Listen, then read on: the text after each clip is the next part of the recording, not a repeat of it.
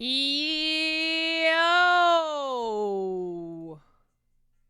How we doing?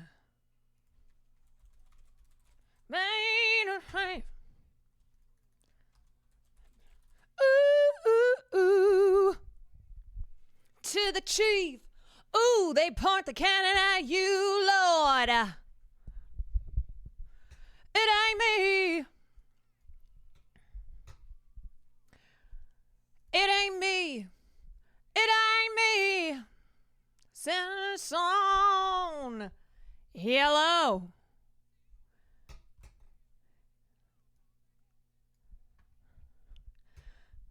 Taxman, come to the door. It ain't me. It ain't me. I ain't no millionaire son, yeah. It ain't me. It ain't me. Hello, hello, hello. I have been I have been revisiting war films, so hence the hence the intro music today. Hey, Lord. Who they only answer more, more, more, more, more. It ain't me. Yeah, this is like every Vietnam War movie. Which ones? Well, not that it's not that I was like watching them. It's that I want to. We're gonna talk about like Alex Garland's new film Warfare, the trailer of it, and then get into talking about like are films that are about war, like in some way or another, still glorifying war, even if they are like, even if the filmmaker's intent is to be anti-war. Like, what does that mean, basically? What does it mean? And war is a genre of film that we here in the United States of America love. So we'll be having a whole discussion on that today. But I was like, damn, I forget how good, like, I forget how good, like, war movie soundtracks are.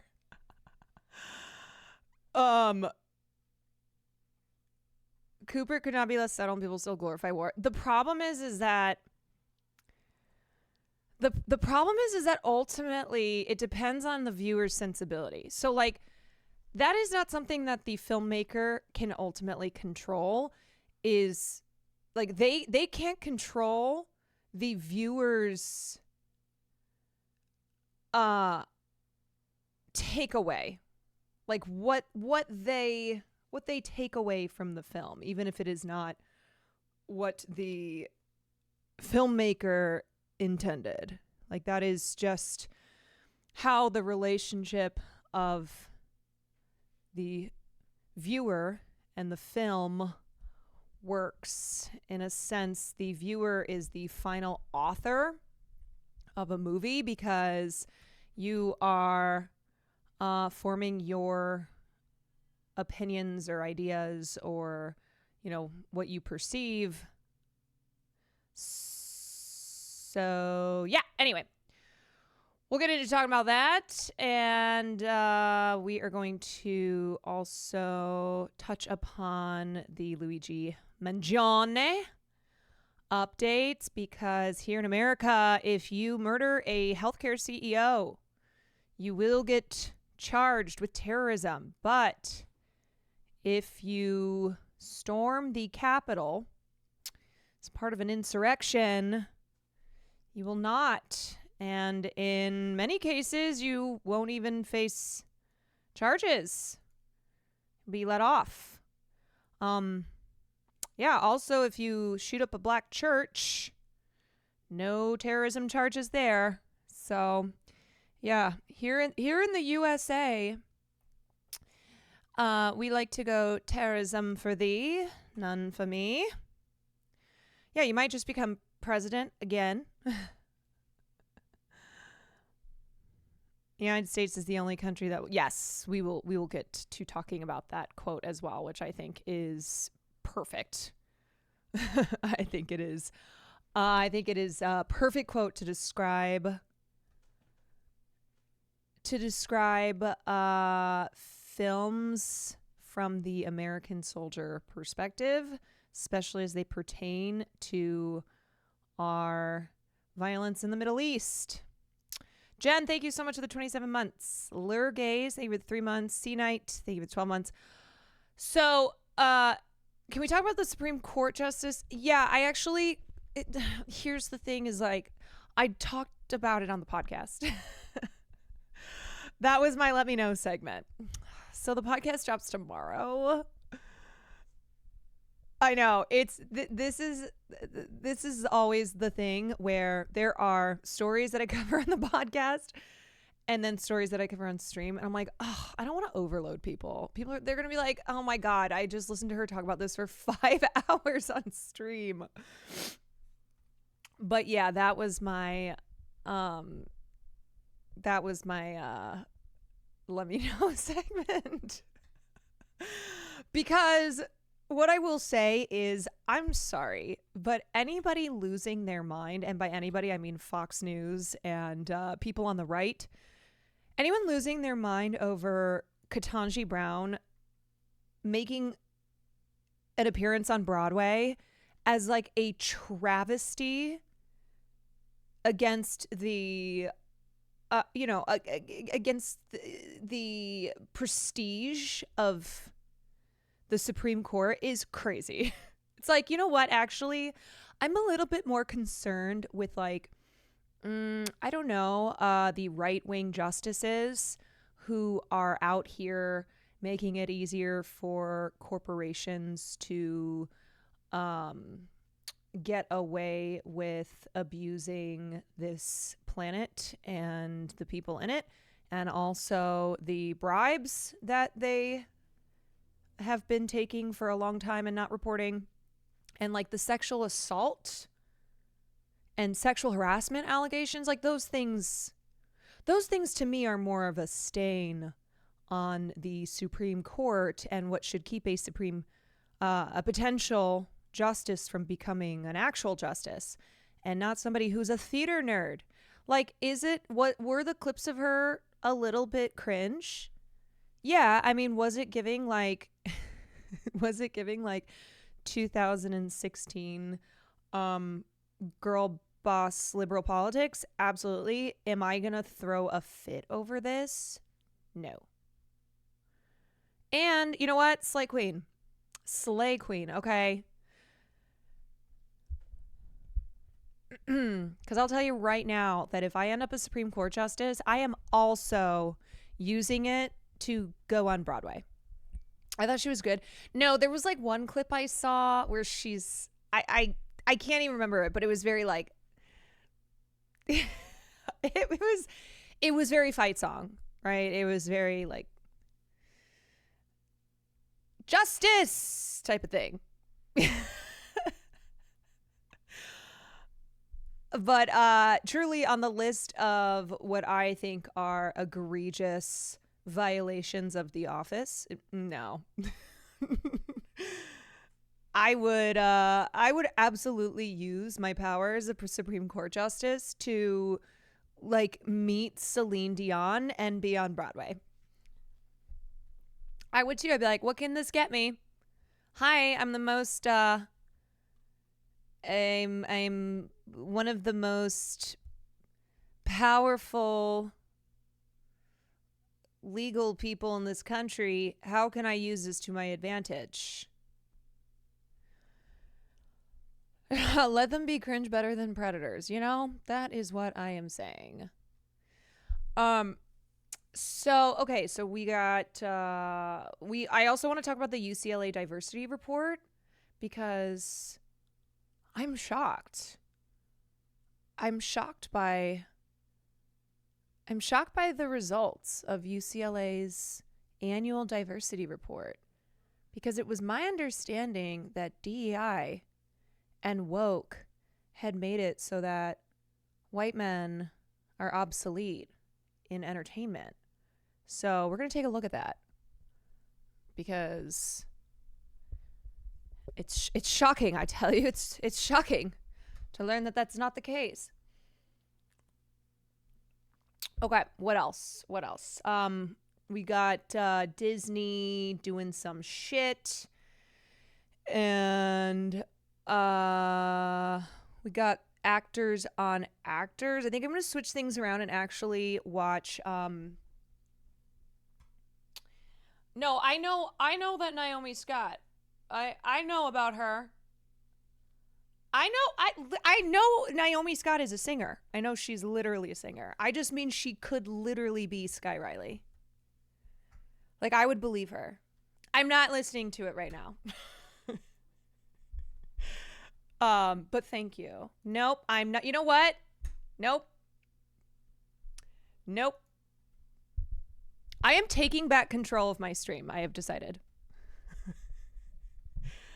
I am taking back control of my stream starting right now.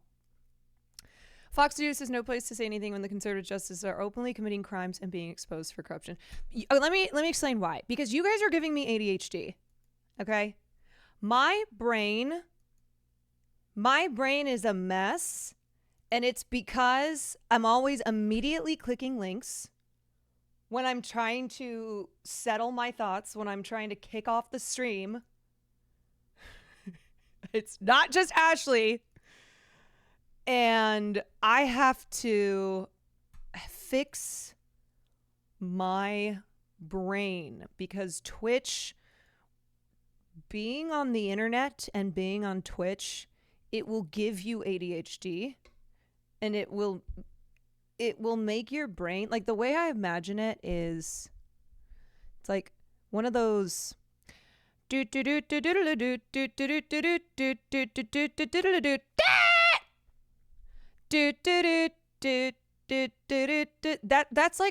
what happens. That is what's happening to my brain. That is what is happening to my brain. You considered you're better now? I'm worse. I am not better now. No.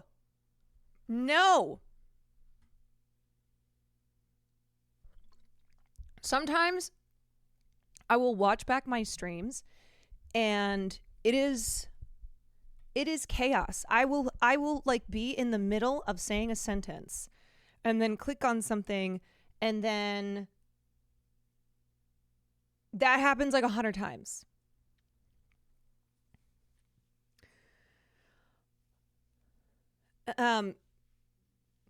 So, see, I already forgot what I was talking about. I already forgot. Okay. So, Warfare trailer, Luigi terrorism charge, Disney, UCLA report. Tomorrow. Oh, thank you. Switching around actors on actors. Yes, I actually want to watch the Kieran Culkin and Coleman Domingo actors on actors tonight. I think that is the one that I want to watch. Okay. Tomorrow, I am doing an ice skating stream at 11:30 with Sam and Cutie, and then I think we're maybe meeting Santa. I don't know. Cutie said she had planned a beautiful day for us. So, that is 11:30. Did I say PM? Nope. 11:30 a.m. So early, very early for me. What are you going to wish for when you sit on Santa's lap? I'm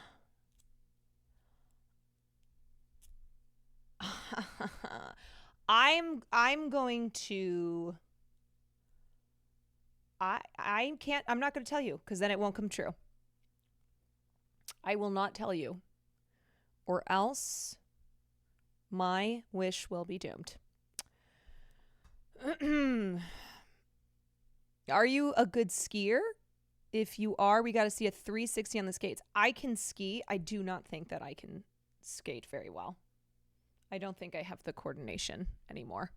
I think once upon a time I could. Brainiac, thank you for the 14 months. got around to watching Sing Sing. It was one of my favorite movies of the year. So glad you talked about it. I'm glad that you got to see it and that you loved it, and I'm very excited to see it. I also I didn't really give my review on Conclave. I enjoyed Conclave in a way that I didn't expect to. Like, it was entertaining. It was like, I think I said yesterday, it was like Gossip Girl, but the Vatican. The ending, the ending was like, okay. So, and the ending did not work for me, but there was a lot about it that I really loved. I fucking love Ralph Fiennes so much. I treasure that man. I don't think he's ever bad. Even if he's not in a great film, Ralph Fiennes is always amazing. Conclave was great though. I really loved it. Just not, the ending did not work for me. But like the vape smoking, like fascist pope. I mean, there were so many. Isabella Rossellini's small but mighty role. I mean, she is an example of how you really leave an impression with such a small role, where she doesn't even speak that much. I mean, she's not in it that much, but even in the moment she's not she's in it and doesn't have dialogue, she just does so much with her face.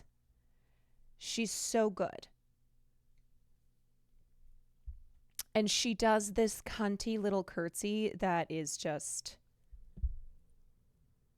it lives up here. It lives up here. The visual, oh my God, the shots in that film were so good.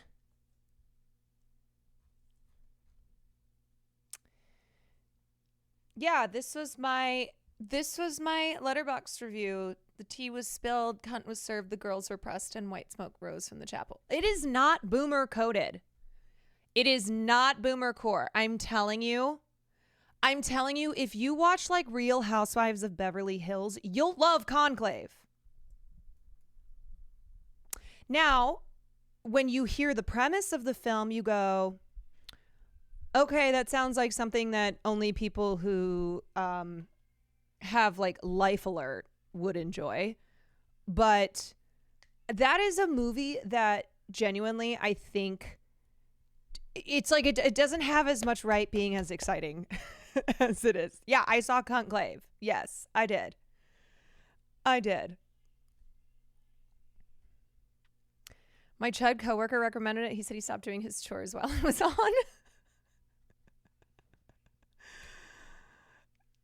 Yeah, I mean, that was a film when like I was looking at the list of films and ones that I go, okay, that one seems like it's for me. That one seems like it's for me. That one seems like it's for me. Conclave, I was like, no, I don't think this is a film that's like my type of film, but I really enjoyed it.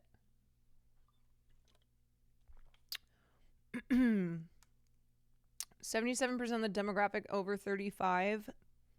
The biggest demographic group being over 55. And okay, right. But there's like there's who the film is aimed at, but then who the film is ultimately appealing to. And I really think it's one that, yes, everybody in the movie is over the age of probably 60, 50. I'll say 50 to be safe. It's a lot of old white guys with glasses, but it's a thriller, baby.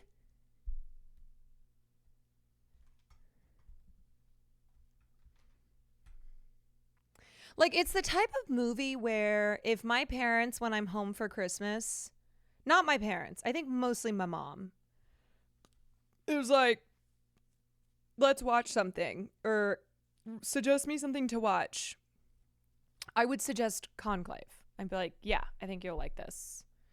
And then she'll probably come back and be like, it was just so ridiculous, which is her criticism of everything that's not like a tragic, gritty British World War II TV show.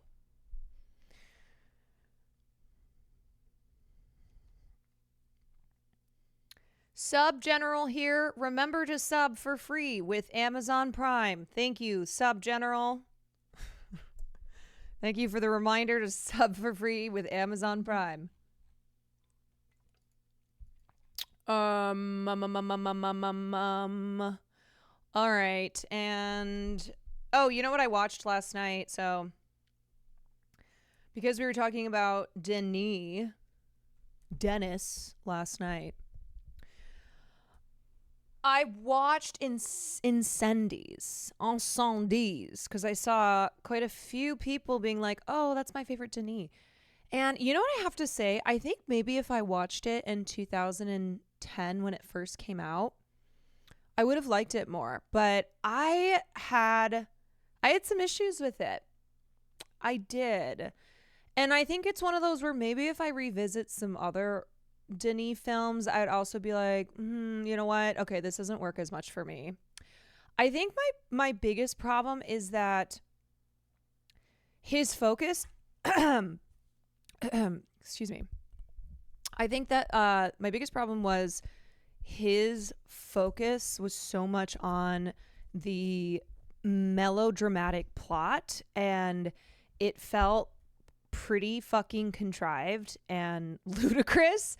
And it felt like, the Civil War setting of the film, which is like a lot of, their mother's past as they are learning, what she went through, because they're on this quest and they have to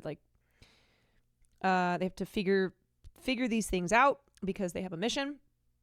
And that just felt like I don't know. It was something that I thought was going to be explored more. And then I remembered, I don't think Denis is actually all that interested in exploring social and political questions. He uses it. It felt just, it was used as a backdrop for the melodrama narrative. And I don't know, it just kind of bothered me how much it felt like he just cared about the twists of the plot, where it was like, ooh, this is really gonna get them. Ooh, yeah, what's the most fucked up thing that I can come up with? And so I don't know, once I kind of figured out where it was going, it just felt like, you know what? This isn't as emotionally compelling for me, and I am not super duper connecting with the film. Now, Denis is an artist, right? He knows how to shoot a shot. He's great at tension. He is like a visually stunning director. Early Denis does seem aimed at provocation. Yeah, and I think what's interesting is to see how, I think story-wise, his films work better when he gets into sci-fi. I thought it was good, but it should have named the true events instead of setting it in a pseudo-Lebanon. Right, because it's like he wanted to be really gritty and realistic, but also had this fictionalized setting, which was so clearly modeled after the Civil War in Lebanon. But again, a lot of the social and political issues were not explored at all, because it was ultimately what the story was about was separate from exploring that. Like, it was just very melodramatic, but in an extremely serious, like taking itself seriously atmosphere.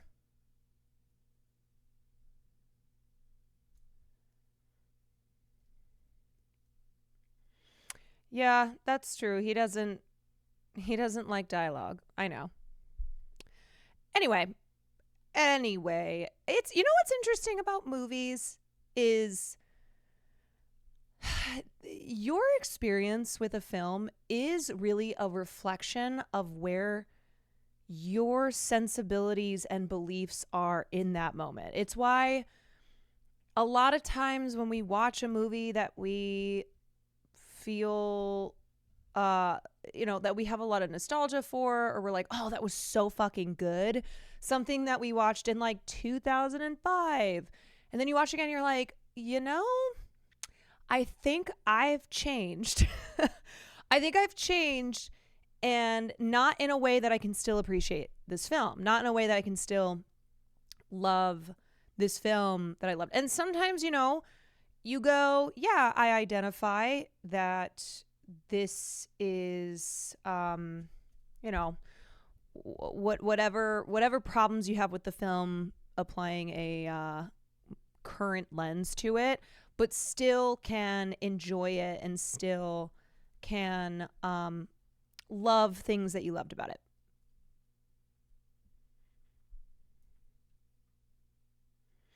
I watched in the 70s when it came out. I was 22. Definitely would think about it differently now.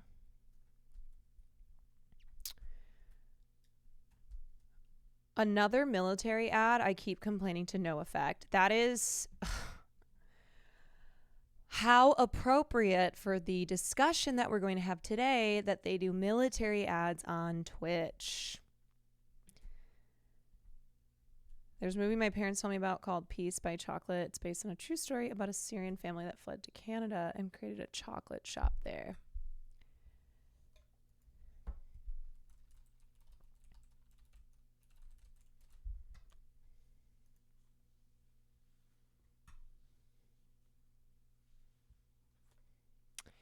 Peace by Chocolate, directed by Jonathan Kaiser.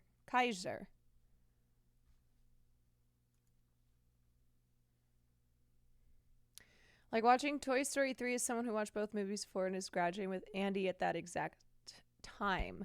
Right, like it's not always you are rewatching a film and applying a critical lens to it, and therefore the film doesn't emotionally resonate with you as much because of how your beliefs have changed, or because of just like,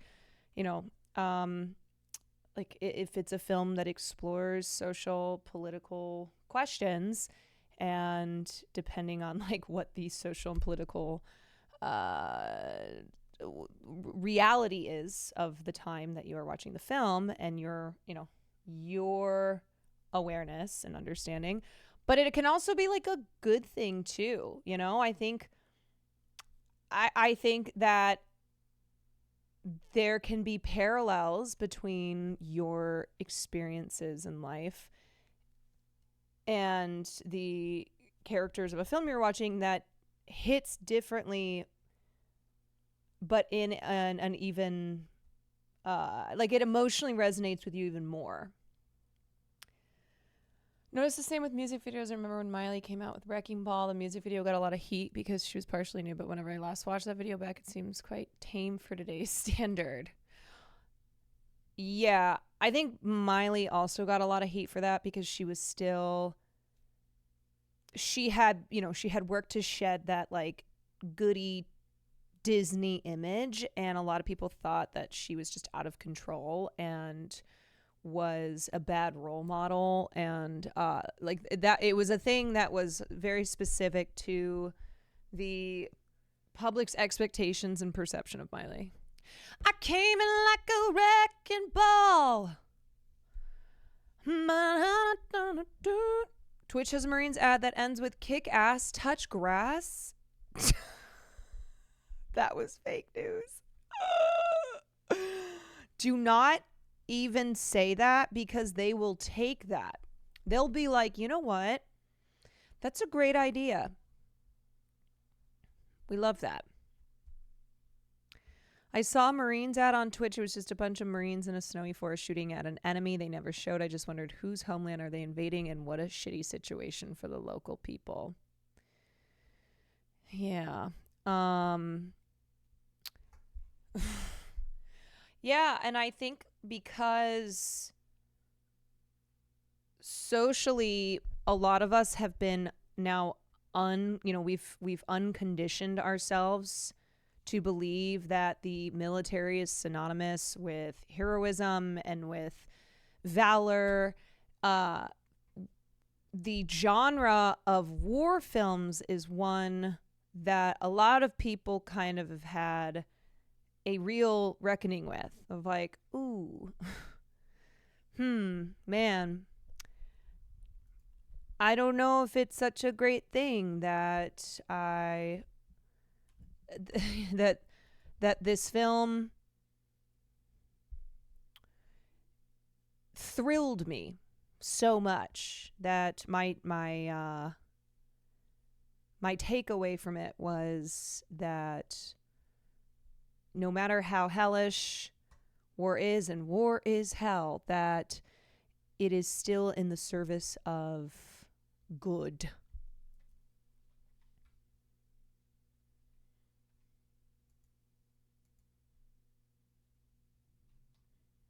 All right. Are we okay? All right. Let's get covering stuff. Let me switch my playlist. Okay, let's start off with the UCLA diversity report. Oh, excuse me. Bye. Okay.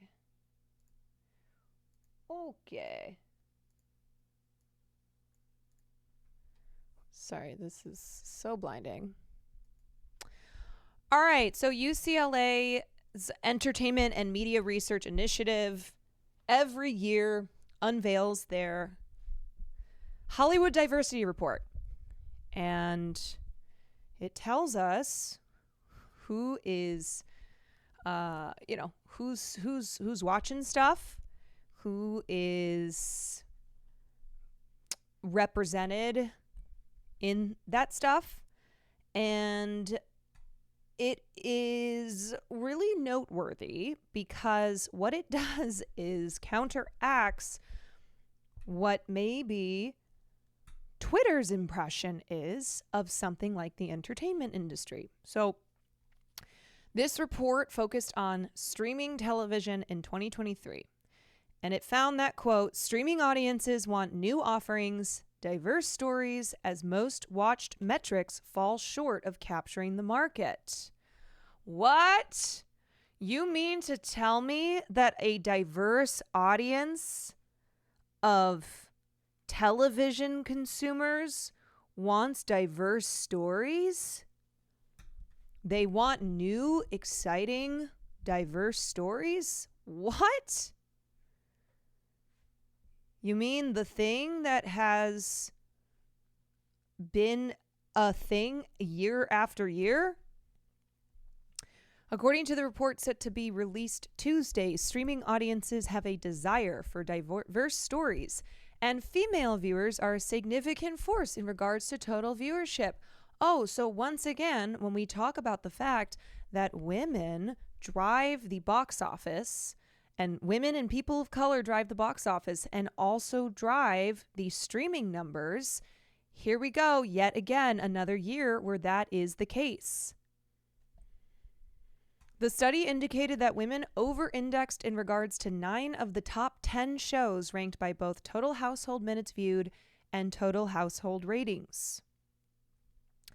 Households of color were found to be overrepresented among viewer demographics for 6 of the top 10 shows based on ratings. Data indicated that women represented the largest audiences, even exceeding their population share for each top 10 streaming series, with the exception of The Last of Us, for which women made up 46.9% of viewers, and Family Guy, for which women made up 46.7% of viewers. Suits was found to top the streaming charts in 2023 during a year in which few new shows aired and many TV series were canceled, partly due to the Hollywood strikes and overall business contraction.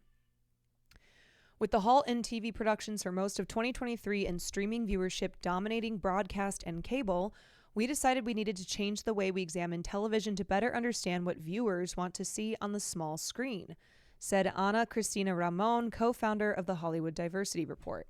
The study also found that among the most popular streaming series of 2023, a majority of content represented currently running series. Other key findings indicated that showrunners, creators, and lead actors across television tend to be predominantly white and male. Well, hold on a minute. You're telling me that the people running the show and starring in the show are still predominantly white men, but I thought that women and people of color had taken all the jobs from them.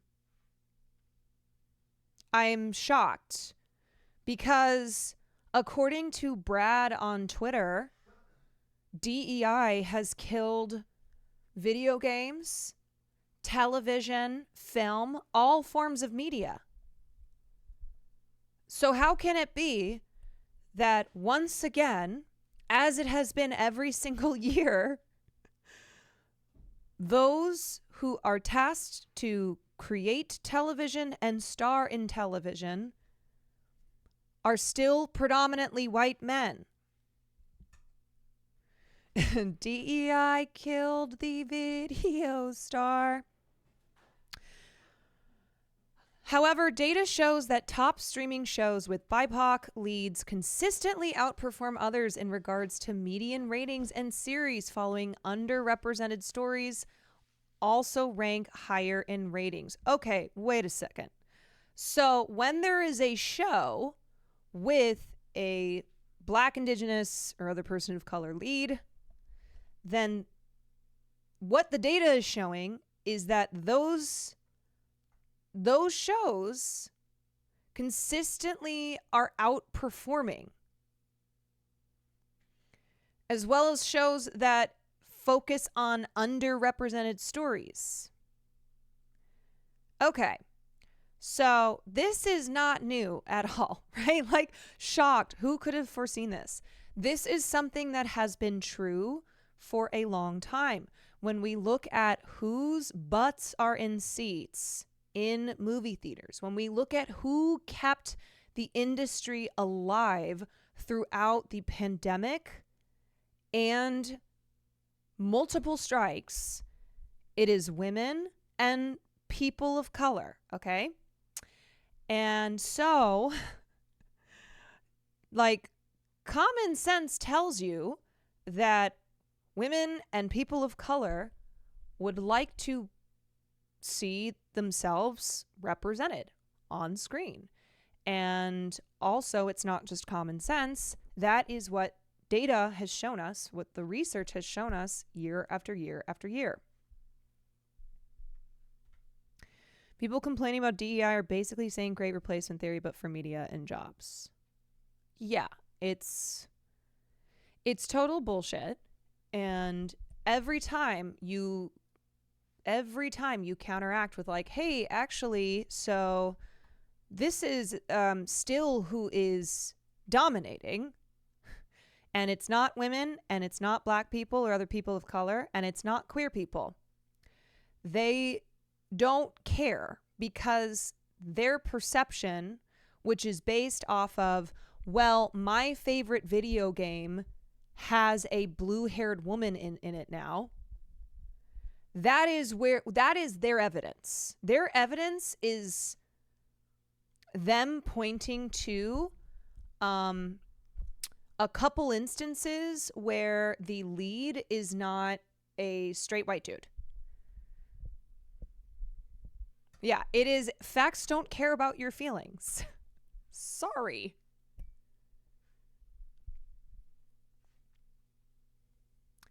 BIPOC households are reported to drive high ratings among the top stream shows, yet have a less substantial impact in regards to total minutes viewed. Focusing on total minutes watched gives an advantage to older shows that have more episodes and seasons on streaming platforms.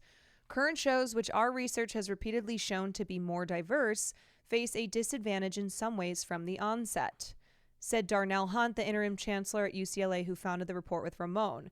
Inevitably, that just feeds into the legacy of inequity that was built into the industry. Hold on.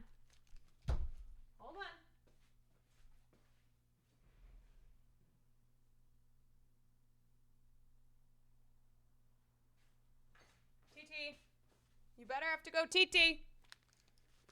This better not be fake TT. Overall, BIPOC groups, particularly Latinx creatives, tend to be underrepresented in 2024 when it comes to television deals. The report criticized streamers for touting minutes viewed as a key metric. Focusing on total minutes watched gives an advantage to older shows that have more episodes. And okay, read that. Here are a few findings from the report. All right. So, share of all show creators by race/ethnicity, top streaming, scripted.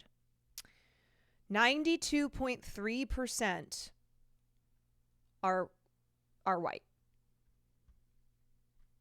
That is who is that is who are being given the opportunities to create shows for television. It's a blizzard out there.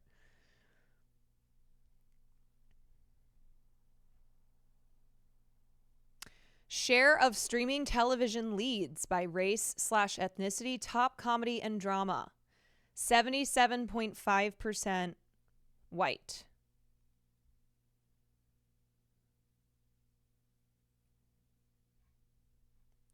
Streaming lead counts by race, ethnicity, and gender, top comedy and drama. 90% of the 77.5% are male.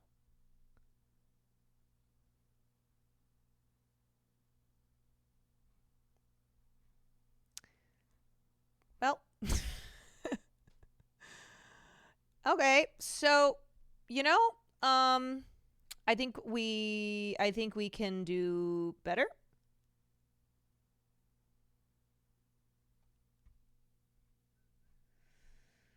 As a Latino, can I just ask if you wanted to feminize the plural of Latino, why not make it Latine? Because that's what would make sense culturally. Why the random X? So this is a good question, and it's one that I know the answer to that changes. I think Latinx and Latine are considered gender neutral terms. I think Latino and Latina are gendered terms. I think Latinx was what was considered to be the appropriate gender neutral term for a while, but then I think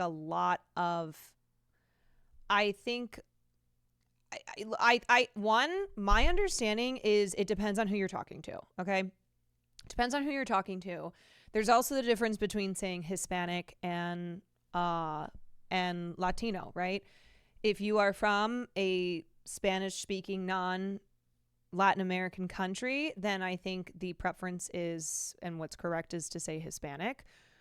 If you are specifically from Latin America, then I think it is the Latino or Latina or Latine. I don't think Latinx is liked. I don't think...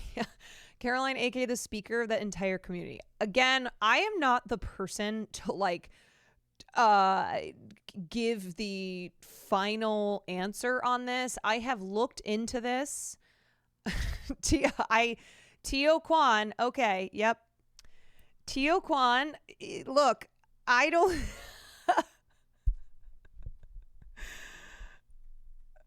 So I've read a lot of people who are from Latin American countries talking about what term they prefer. I think Latine has gained more traction. I agree with that. I think that has been used, in my understanding, to replace Latinx. gets a tan one time. It's also Latinx is what's generally used in academic circles, so it's going to come up in academic writing. Well, yeah, I think it was like supposed to be an inclusive term, and then people were like, no, we hate Latinx. And so then what I had read was that Latine is replaced Latinx as an inclusive gender neutral term. So correct me if I'm wrong. Again, I think this is something where a lot of times it's an individual preference, right?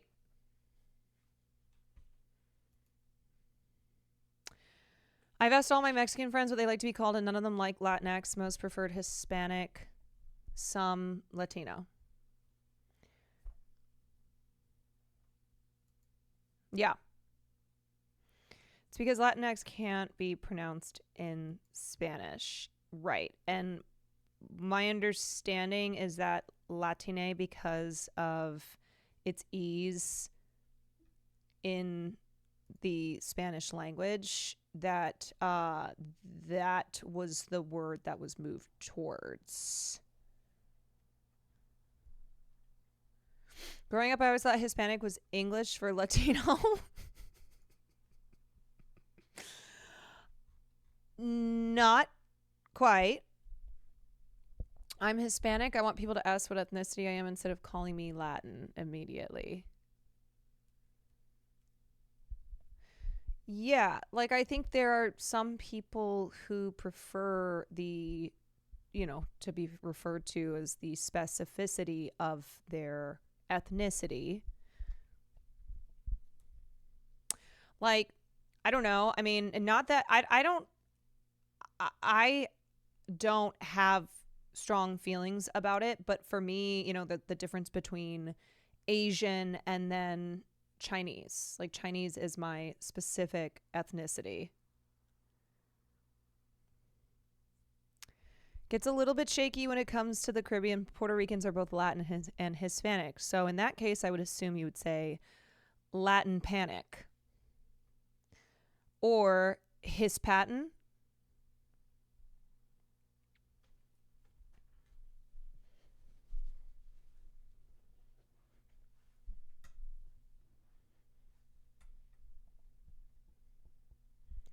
Anywho, I think that it is something where terms change, right? Like what is considered the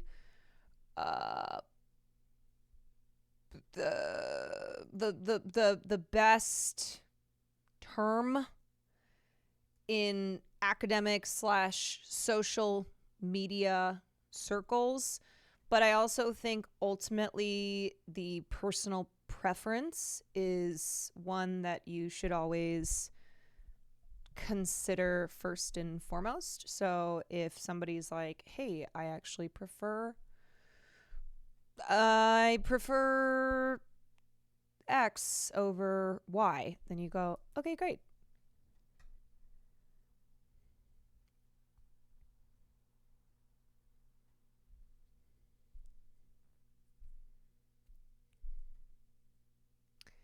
Anyway, alrighty.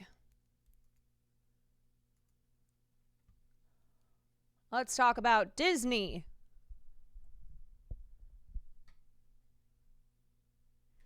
Have you covered the Brian Jordan Alvarez story? I feel increasingly disturbed the more I read about it. No, I have not covered the Brian Jordan Alvarez story yet. I will say my initial thoughts were, man, I doubt that this is going to get much traction because it involves male sexual assault. And unfortunately, we live in a society that already does not take sexual assault seriously, but especially male sexual assault, which is dismissed as just, oh, gay. And one of the people in that story, Brian Alvarez, is a gay man. And I think that has like resulted in resulted in that just not getting much traction. He's also not that famous. Yeah, that's true. Like, he kind of just started to become famous because his show English Teacher, the first season of it, dropped, and I think people are still discovering it. I think with that show, I think people were like, wait, another comedy about teachers? We already have Abbott Elementary. But then word of mouth marketing on that show has made it more successful, and it's been critically praised, and it's made a lot of like best of TV show lists at the end of the year. And now this story, which there were already this was not something that came out of the blue, because the day that English Teacher premiered, the guy who was friends with Brian Alvarez, who accused him of sexual assault, he posted on his Instagram story. So it got like a little bit of attention, but really not much. And then Alex Jung of Vulture covered the details of the allegations. And anyway, so that's why I think it has more traction, because a legitimate publication covered it, and Alex Jung is pretty respected. I think he's great. God damn it, I was rooting for Brian Jordan Alvarez. Yeah. You know, there's a lot in that piece to just go, ooh, ugh, over.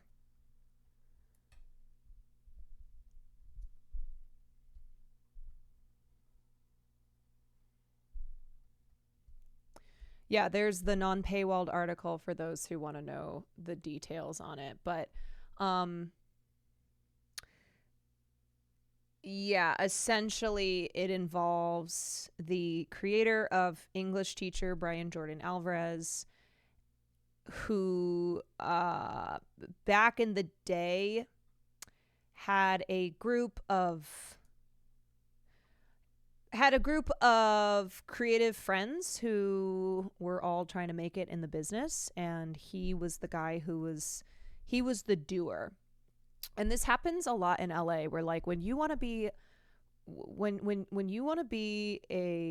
an actor or a filmmaker or whatever, you find a group of people. Usually you'll find each other through acting classes, through improv, comedy classes, and you're all in the same boat of, you're out in LA, you're trying to make your dreams come true, and you need to start making stuff, right? Especially in the like mid 2000s YouTube web series era, where people would form these creative friend groups and be like, okay, let's make a web series. Let's make a YouTube video. And we saw the success of like High Maintenance, of Insecure, of Broad City, where these are just like actors trying to make it, and they find friends and they're like, let's form a little group, and we just make stuff all the time.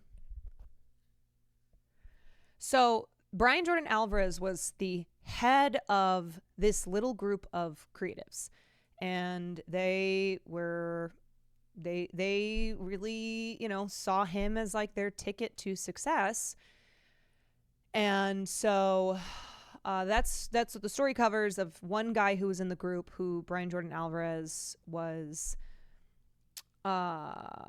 sexually interested in, and then ended up sexually assaulting him. And of course there's like a lot of classic gaslighting and consent not being, the conversation of consent, yada yada.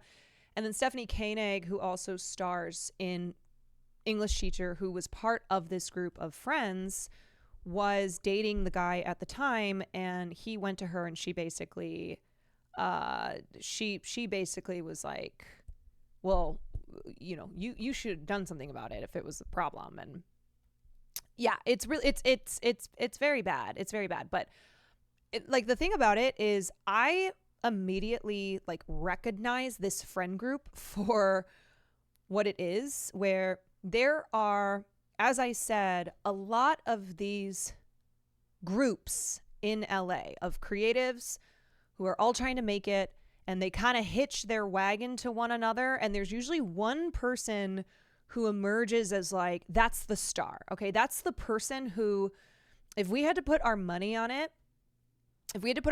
that's who is going to make it and hopefully will be along for the ride. Like, here we are furnishing these creative partnerships and friendships, and then it's the idea of like, okay, if one of us makes it, then we all make it. And that's kind of like the BuzzFeed group of people who I've done stuff with peripherally, because I met them all through Will, but like, that's another group of people who they all met doing BuzzFeed, and they all do stuff together constantly, right? Like, if they're doing a movie, it's going to be the same people in the movie that you see in like a sketch or a web series that they also do. I'm not saying it's a bad thing, by the way. Like, the people in that group are great. I'm not saying that like every group of young creative people in Los Angeles are all terrible and, filled with really toxic, bad people, but just explaining like how this all works. Because the last thing that you want is to be alone in Los Angeles. It is very, very hard. It is very, very hard. And so if you find people who you fuck with and who are creatively in line with you, it is a way to try and have a career in the biz, right? You got to make stuff. It's not enough to just go out and audition for things. That is a very singular experience, right? Like, everybody is going out and auditioning and hopefully booking stuff. But so what happened is that Brian Jordan Alvarez was very adamant that if his show were to sell, if he were to get like a big deal, that the people around him were coming with him. So that meant that there was a power dynamic. That meant that there was an imbalance in power, where Brian Jordan Alvarez, as the star, as the if I make it, you make it too, possessed a power over his friends. It's like the showbiz version of a college study group. Yeah.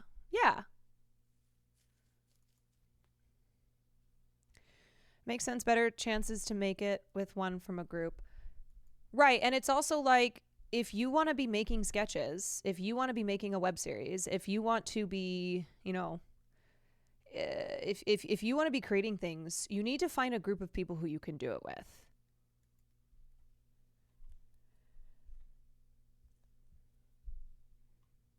Literally, how It's Always Sunny in Philadelphia started was originally Always Sunny in LA. Mm-hmm.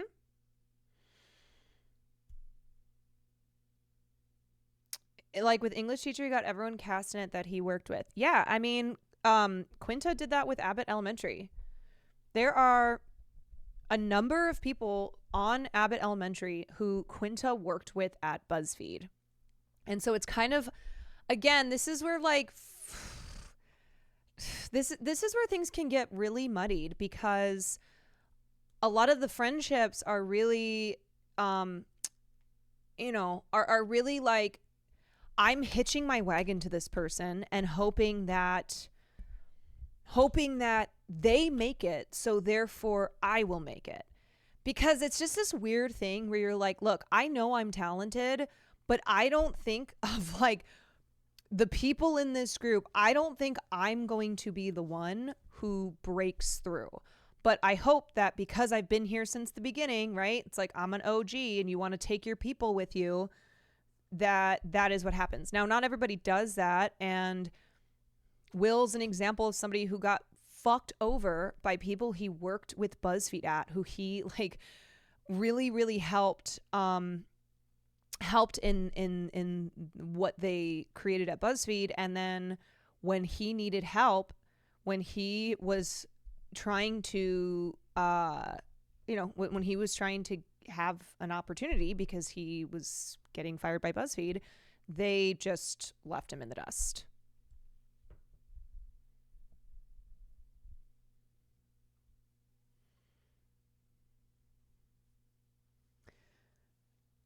Out of curiosity, who's the doer in the BuzzFeed group? Is it Will? I don't think Will's really in the BuzzFeed group. Like, Will's a content creator now. He's been doing that for 5 years. And every so often, he and I will go do things with the BuzzFeed group. Like, we did peak season. I did that episode of Pretzel. We'll do stuff here and there. But I would say, like, my friends Henry and Steve, because they write and direct all of these projects and then have all of their friends perform in them. They are the two who are not actors. They are writers and directors. And so they will write a project and then they will cast their friends in that project. And then, it's like fingers crossed that this goes somewhere.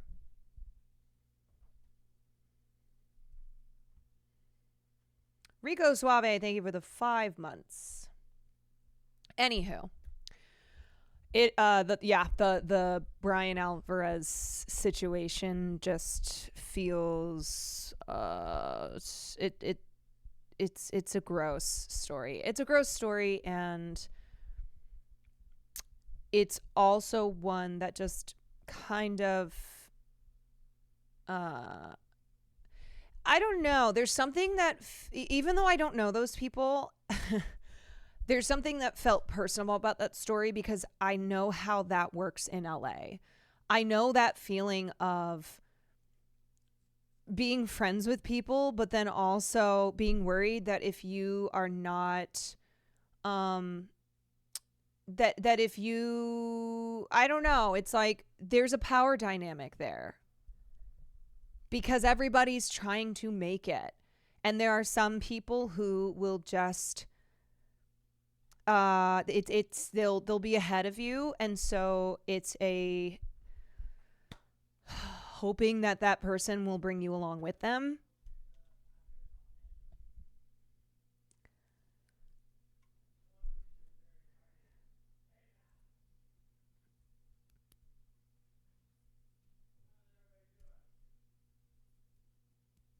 What's up, guys? Welcome in.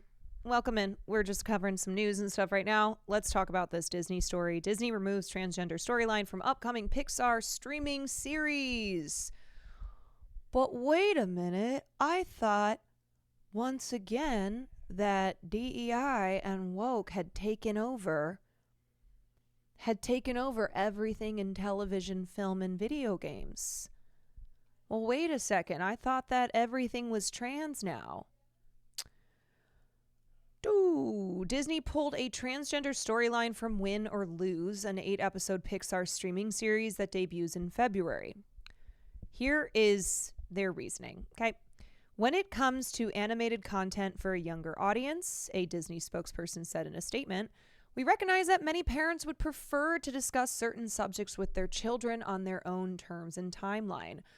Okay, so what about doing that with every cisgender character who is like a young person in a Disney show who's coming of age, who is experiencing an identity crisis, who's like, I don't know, has problems that everybody has from being alive?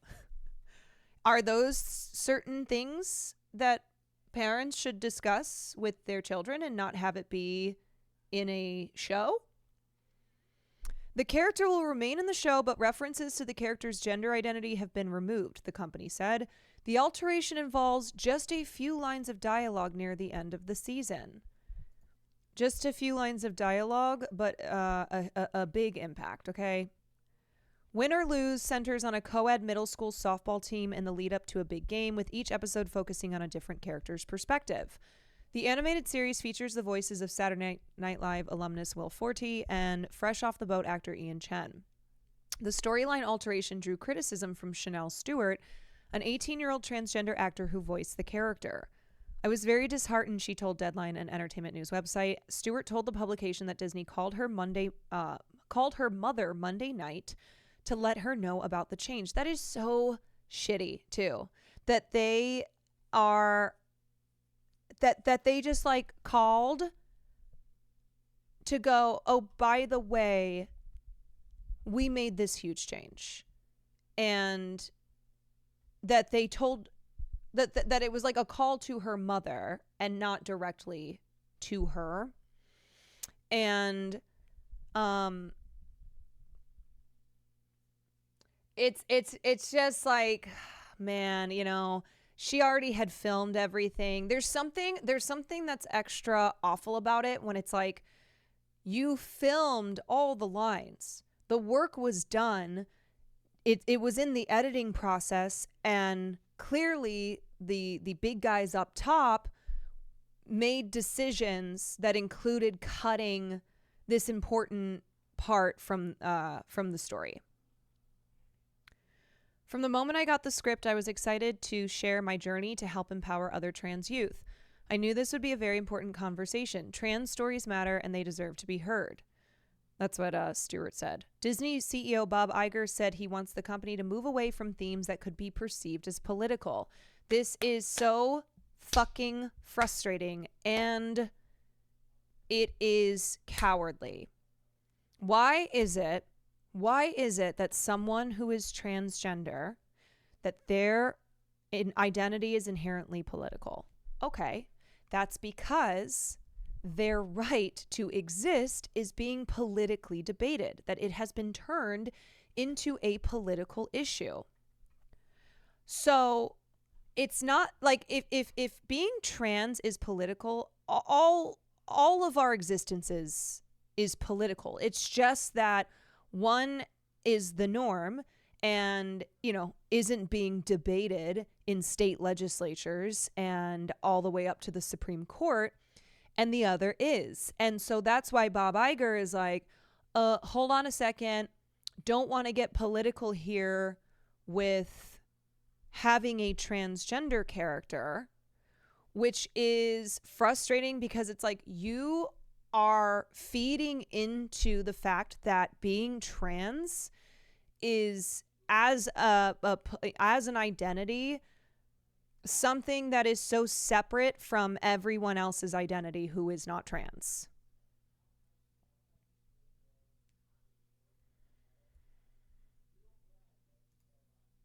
Infusing messaging is not what we're up to. So what is everything else that you do? So all the other themes that you explore in these stories and with these characters, is there no messaging there? Isn't that the fucking point of storytelling? Because we know exactly what you're saying here. Infusing messaging is not what we're up to. No, what you're doing is going, we don't want to be a part of the culture wars. We don't want to piss off our right-wing fans and consumers by having a trans character. So what we're going to instead do is make it seem as if being trans is us making a political statement, or like having a trans character is us making a political statement, and here at Disney we don't do politics.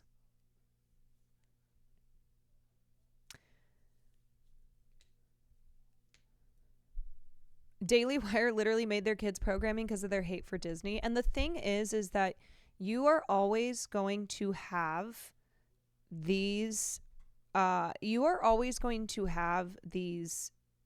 people mad at you if you do anything that diverges from what is the social norm.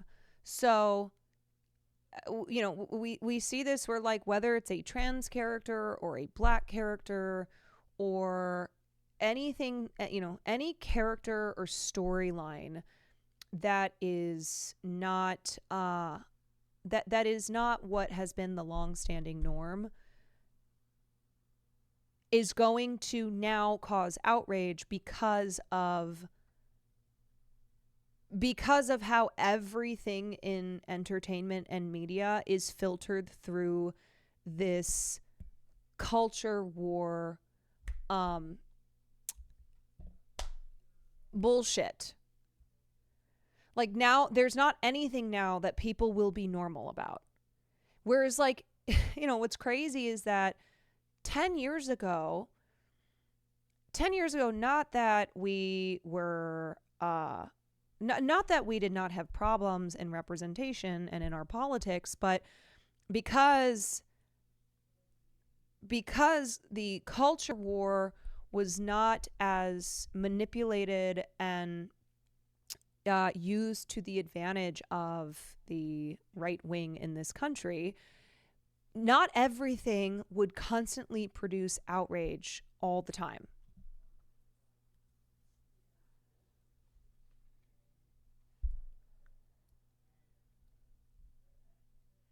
I can remember all the Disney movies that told me to do girl power 20 years ago. This is BS. Disney has always had messaging in their content. Yeah, it's total BS. It's total BS. We need to be entertaining. Dude, it's like no messaging, only entertaining. You're such a Weasley little fucker, Bob Iger. In recent years, Disney has sometimes found itself at the center of wider American culture wars, most notably under the tenure of Iger's short-lived predecessor, Bob Chapek. He was blasted by employees in 2022 after appearing to remain silent on what critics called Florida's Don't Say Gay legislation, limiting classroom discussion of LGBTQ issues, then faulted by conservatives when he ultimately publicly opposed the bill. Yeah, this is just pure cowardice. The same year, conservative activists assailed Disney for including LGBTQ characters in 2 animated family films. Pixar's Lightyear depicted a brief same-sex kiss, and weirdos lost their minds. And Disney's animation's Strange World revolved partly around a gay teenager. God forbid. Disney has continued to feature LGBTQ characters and themes in content made for adults, including the Searchlight Pictures films All of Us Strangers and Fire Island, as well as the FX series Pose, which ended in 2021.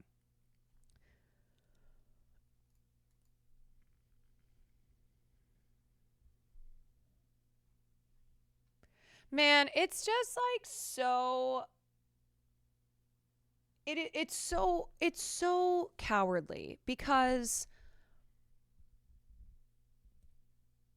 let's not act as if transgender representation in film and television is this real thing, and yet it has been made out to seem as if trans characters, that everybody's trans now, right? That trans has just taken over Hollywood. When the reality is, it's like there's a struggle to even have one transgender storyline in this Pixar series. And to act as if being trans is allocated to just adults is wrong. And I think it's really I think this is something where I imagine being a kid and I see a show that is geared towards kids, geared towards, my age group, and I am a kid who is struggling with my gender identity, and I see a character who is trans in a show that was made for me in the sense that, like, my age group is who this show is geared towards, and just how important that representation is, where it might be the only representation that kid has ever seen.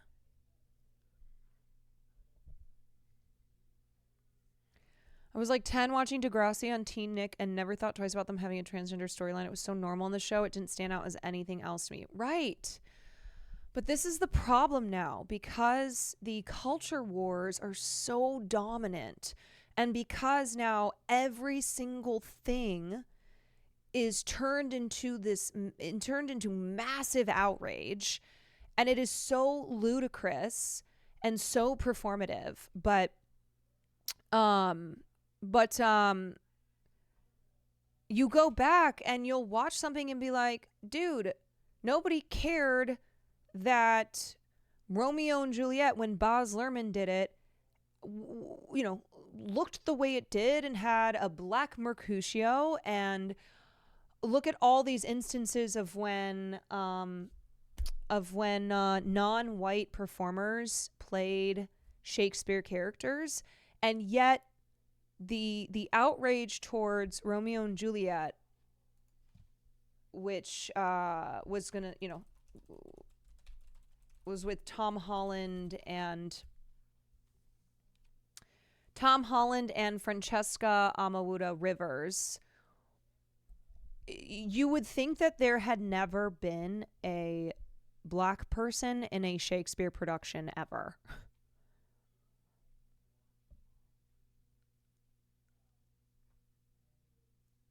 This is kind of a broader question, but do you think Trump being elected president made this culture war boom, or were we heading that way before? We were heading that way, but Trump certainly helped normalize this outrage and took advantage of it. Trump is a symptom, as we say. Trump is a symptom. He's not a cause.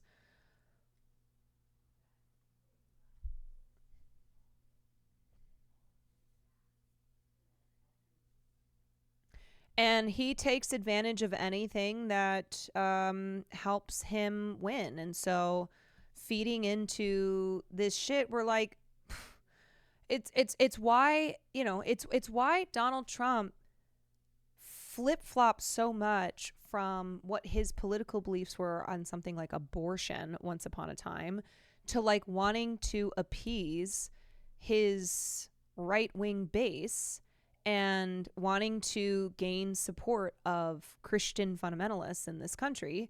So like he will play into whatever it is that his side is outraged about, whatever it is that, like, if you're on the right, you're supposed to make a big deal about. Like, Trump's like, yeah, sure, okay.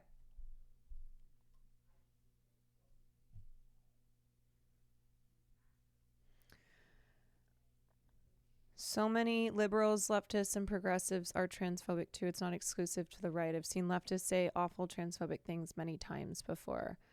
Oh, for sure. I mean, I think I think when it comes to the specific transphobia that we see in the culture wars of, trans people are groomers, everything is trans, like the people who will write an angry Facebook post about there being about there being an announcement of a trans character in a Disney movie, or, celebrate when that trans character is when that is removed. That is certainly specific to the right, and they're very loud in that regard. But absolutely, transphobia is on all sides of the aisle. And I think it's something where when you are a leftist, you assume that you are immune to any forms of bigotry. But I think, what I say all the time is, like, whatever your beliefs are, you have to always be examining how those beliefs are put into action, and if maybe your blind spots have gotten to a point where you're assuming you don't have blind spots because of where you fall on the political spectrum, but that in fact we all do have blind spots, And it's how you are engaging with those blind spots. And it's something where, if you're so willing to drop a group of people because you feel personally incensed. So, for example, Anna Kasparian. Anna Kasparian, you could see a mile away, was like not a true leftist because she in her personal feelings then turned around and turned around and treated the entire trans community as like the enemy.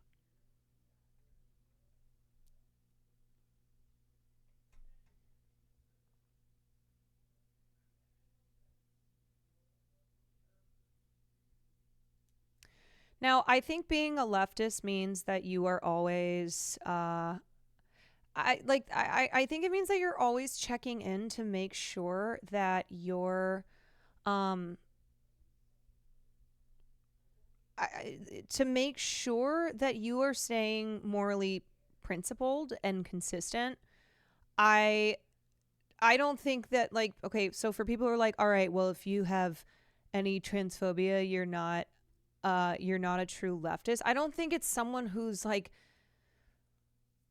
who how do I explain this? Where like I think you can be a leftist and absolutely have blind spots. I think you have to be examining that and seeing like how that is affecting the actions that you take as a progressive, as a leftist, because we're always working to be better.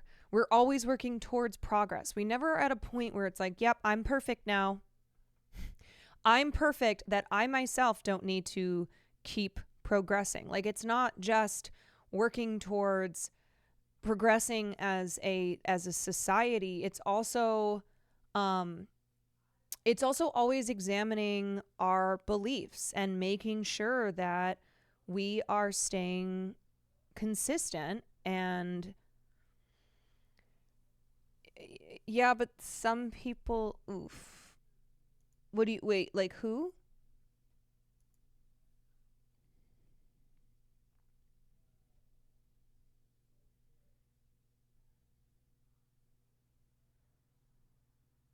Having certain political beliefs doesn't make you immune from being bigoted or biased in certain ways. Right. And I think anybody who, look, this is what I'm trying to say. What I'm trying to say is that you can't just, I don't think it's sensible. I don't think it is sensible to go, if you have blind spots, if you have any biases or unexamined bigotry, then you are not a leftist. Because then what that's meaning is that leftists are perfect and leftists are not perfect. So if the idea is like you're never a leftist until you are perfect, then there are no leftists because nobody is perfect. I think people think being a leftist means you have no blind spots, which is yes, that is what the point that's the point that I am making.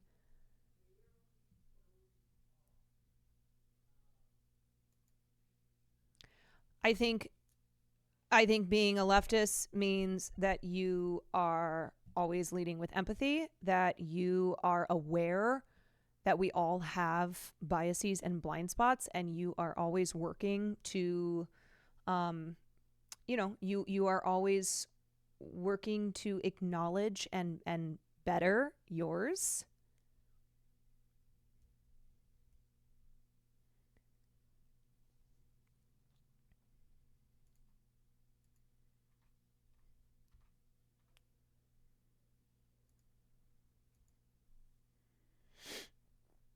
Some people don't. Oh, some people don't do what you mentioned, examining blind spots, and inadvertently walk towards the right. Exactly. Where it's like, if you're called out for having a blind spot, okay, if you are called out for having a take or an opinion that is reactionary, that is, to the right, and your response to that, rather than doing a critical assessment, self-assessment, rather than taking it in and going, okay, so I am, I am, this is something that I need to take a look at. If your reaction to that is to just double and triple down and then really become just full reactionary, then yes, you were not a leftist in the first place. Like, that is quintessential Anna.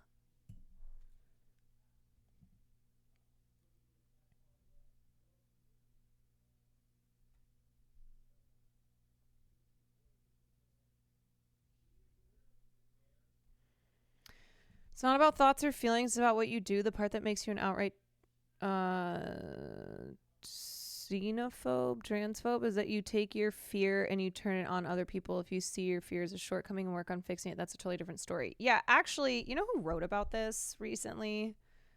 I think it was Lolo. He wrote in his Substack, which you should read. It's really good. He wrote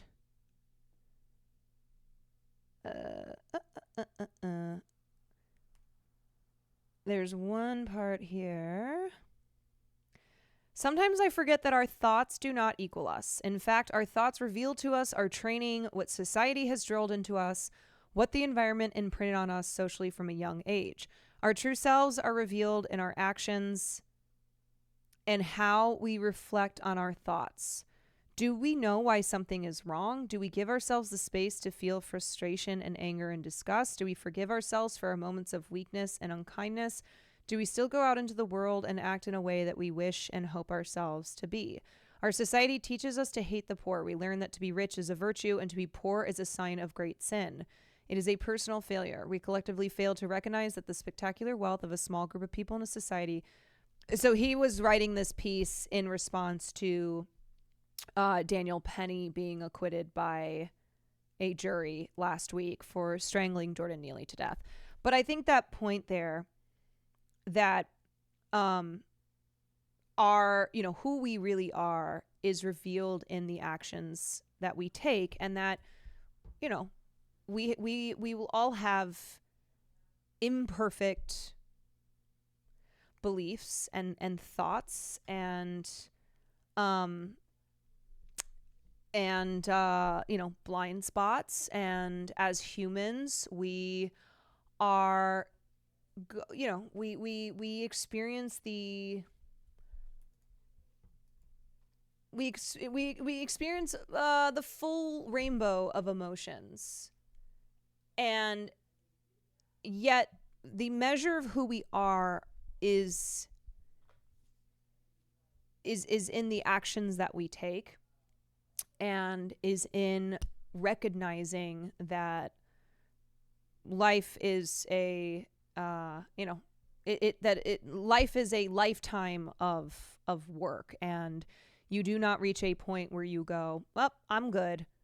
I have learned all that there is to learn. I do not need to I do not need to keep examining myself and my beliefs, and that's it. That's all. Yeah, life is a highway. Yeah, that's what you learn. Krasvox, thank you for the tier 1. Last beta, thank you for the 9 months. You guys, and the thing is, everyone has blind spots because we do not have the same lived experiences, right? I will never know what it is like to be trans. I will never know what it is like to be Black. I will never know what it is like to be lesbian. Whatever. Name something that is not my lived experience. And so because it is not my lived experience, by default, I start off by having a blind spot, and it's a matter of empathizing and listening to the experiences of those who have lived that, and learning from them, and seeing how I can be I can be an ally to them, and where I may be falling short in treating my fellow human beings as my fellow human beings. And that requires me to like constantly be listening and learning and growing and etc.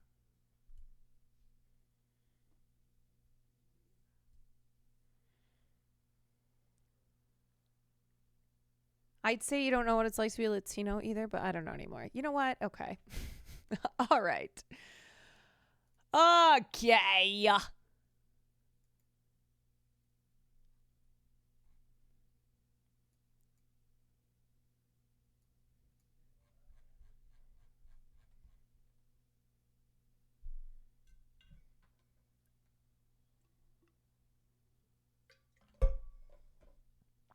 Alrighty.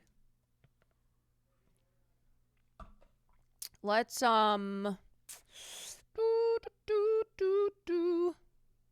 let's talk about, I think I want to talk about Luigi. The New York District Attorney just released an indictment of Luigi Mangione, the man accused of shooting United Healthcare CEO Brian Thompson in Manhattan earlier this month.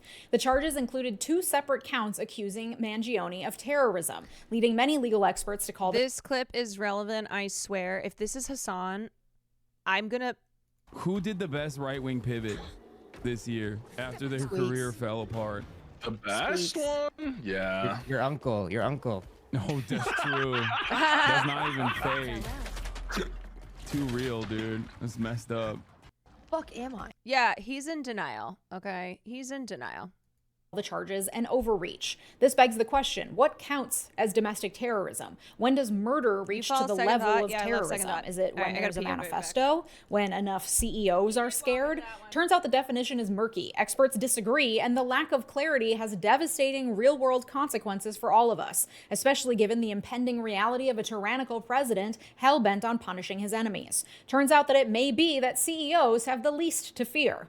Let's get into it. But first, a major palate cleanser. Thank you to Secret Puzzle Society for sponsoring today's video. You may not know this, but I'm actually pretty into computer games, mobile phone games, but the catch is that they have to be really good to reel me in. Secret Puzzle Society is a fun mobile phone game because it's not just your typical match 3 game, it incorporates challenges and escape room style puzzles and unexpected plot twists, so you're actually going through a story with unique and devious characters who are all breaking all sorts of laws. You join Brooke as she uncovers the mystery within a shadowy secret society. You'll help her explore different rooms and unique crime scenes to solve clues and puzzles and uncover the mystery. This is definitely one of those addictive games that frankly I love to unwind with at the end of a long day. Okay, I need to stop playing, otherwise I'm gonna never get any work done. Plus, I love that Secret Puzzle Society is ad-free, so you can really get immersed without distractions. And right now you can participate in a unique guys, I'm really challenge into with the special lotion. limited-time Sorry, I'm in my Christmas lotion escape room. era. Doing puzzles and Random, solving but crime, yeah, that's going to be right I'm up my tired of alley. having dry and now, skin. just for my audience, the first 100 players puts the to lotion download on the using my link in skin? the description or my QR code will receive a special Christmas luxury tree decoration for their own little investigation room. Yeah. So dive in We're- now to catch this we're special Christmas moisturized, escape room and start unbothered. uncovering mysteries and solving crimes today. Clicking the link helps this channel, so thank you so much. Have fun, and thanks to Secret Puzzle Society for partnering with me on today's video. The indictment against Mangione has 11 counts, including 7 weapons Nivea, charges, I 1 think, count of forgery, with 1 shea count of butter. first-degree murder as a Okay, a little bit bothered, yes, but pretending to be unbothered. That's what it's all about, right? You're like, I'm unbothered while you are bothered all the time. crime of terrorism, 1 count of second-degree murder as a crime of terrorism, and 1 count of second-degree murder, not Got my related big to old terrorism. chapstick. The purpose of all these counts is that the DA's office wants to get him on the highest, most egregious count, murder 1, as a crime of terrorism. But if a jury decides he's not guilty of that, they can fall back on murder 2 as a crime of terrorism, and if that also fails, they can fall back on plain old second-degree murder. Yeah, no, I am, my half-white side makes me so dry. I am a dry white person. To understand what this means, we need to understand some definitions. First, we'll start with the New York Penal Code, because that's what he's being charged under, state criminal law in New York. Under New York law, first-degree murder, My or murder my 1 dry is Irish reserved skin. for specific types of murders, of cops, elected officials, judges, or multiple people, but also terrorism. Because of this, they could not get him on murder 1 unless they alleged that his act was an act of terrorism. Under New York law, a person is guilty of second-degree murder when, with intent to cause the death of another person, he causes the death of such person or of a third person. Yeah, you know what would be interesting, though, is like if this terrorism charge is argued in court, they will be arguing the political act of murdering a healthcare CEO, and presumably will be defending the predatory healthcare system. Like, they will have to, like, okay, the thing about the whole Luigi Mangione case is that this has really made healthcare front and center, especially after an election season where it was nowhere to be found. And so they are afraid of how the conversation about the murder of a healthcare CEO has largely been about how many people die or suffer because of the healthcare industry. And so to bring this terrorism charge against Luigi is going to be only furthering the anger and resentment that people have towards the healthcare industry. Like, they are going to they have to prove that it was to cause fear in a population, that being health insurance workers.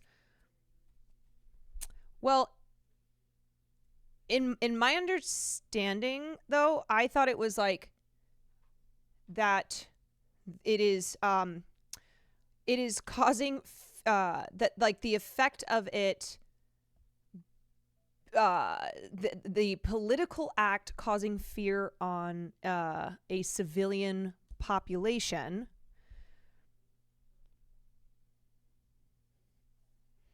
which, you know, is like, are we talking about the handful of CEOs who are the civilians here?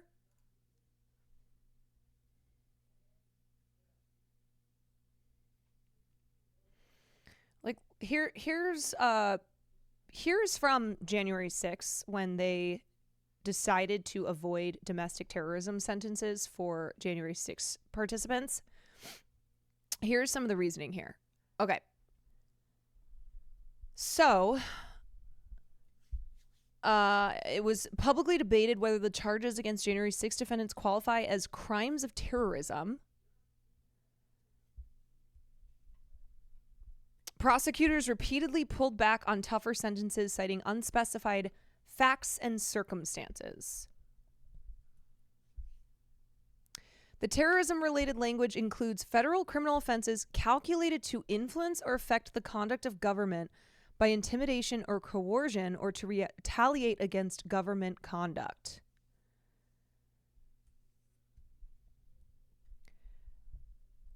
You know, it's just like when you compare the reasoning for why they decided not to bring terrorism charges against those who stormed the Capitol, who participated in an insurrection, and then compare that to the reasoning for why they are bringing the charges against Luigi Mangione, it is so apparently stupid, and highlights how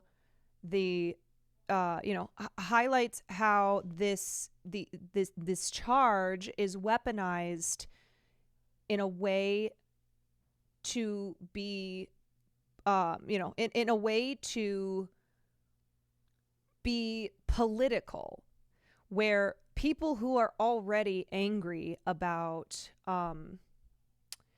who are already angry about how Luigi has been turned into, treated as a villain by the media and by how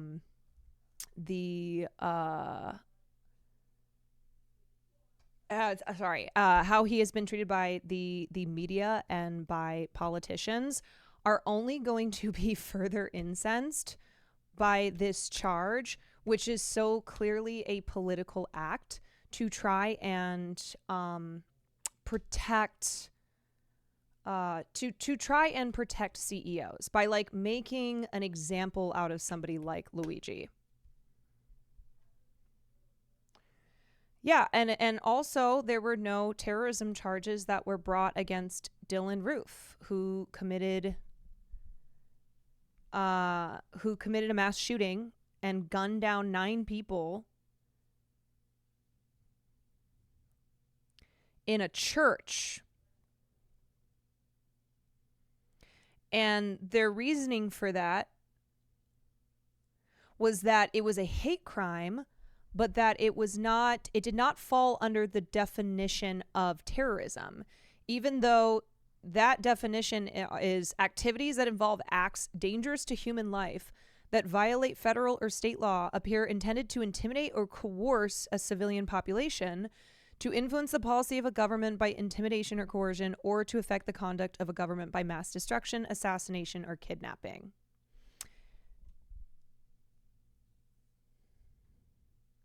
So, like, when you compare what they are using as reasoning for bringing that charge against Luigi, but then on the other hand, like, the reasoning for not bringing the same charge against someone like Dylan Roof or the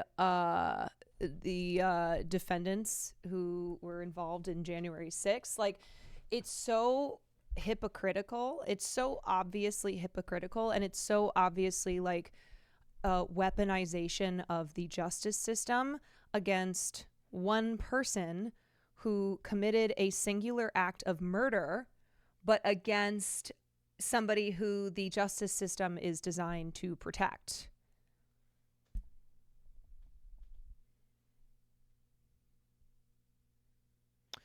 I just don't see how this isn't the wrong way to handle it. If they see people are complaining that this is a class issue, doesn't this handling make it more apparent? Right, that's what I'm saying, where they are further shooting themselves in the foot by trying to get him on this charge. Because the reason that they're doing this is because if he's convicted, then it's likely he would face life in prison.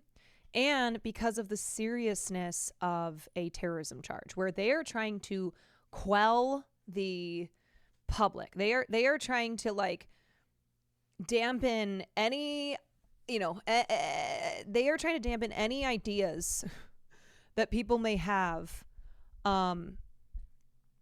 about upending the healthcare system as it currently stands.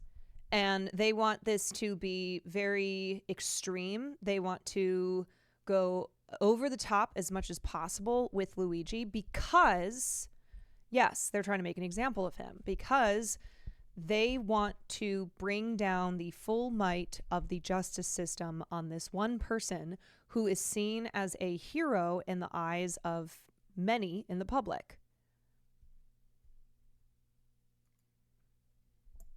It's actually, funny enough, it's trying to incite fear in a civilian population. That's what's going on here.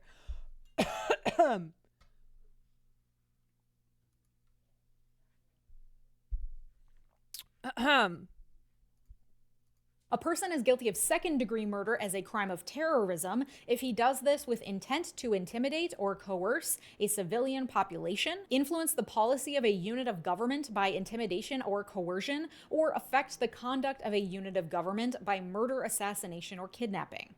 So that's what the government has to prove. Not only did he, Luigi Mangione, beyond a reasonable doubt, kill Brian Thompson intentionally, he also did so with intent to intimidate a civilian population or, let's say, allegedly murdered Brian Thompson. The government. If they can do so, the maximum penalty when the terrorism element is present is life without parole. And the New York State definition of terrorism, the meaning that they're trying to say here, CEOs commit terrorism every day when they deny coverage. Yeah. It's just so obvious that they will weaponize something like a terrorism charge in order to preserve and protect the ruling class. And they very much so want to scare the public that has sided with Luigi Mangione. They want to scare the public by bringing down the full hammer on this individual. Terrorism mirrors the federal government's definition of domestic terrorism, which is activities that involve acts dangerous to human life that are a violation of the criminal laws of the United States or of any state, appear to be intended to intimidate or coerce a civilian population, to influence the policy of a government by intimidation or coercion, or to affect the conduct of a government by mass destruction, assassination, or kidnapping.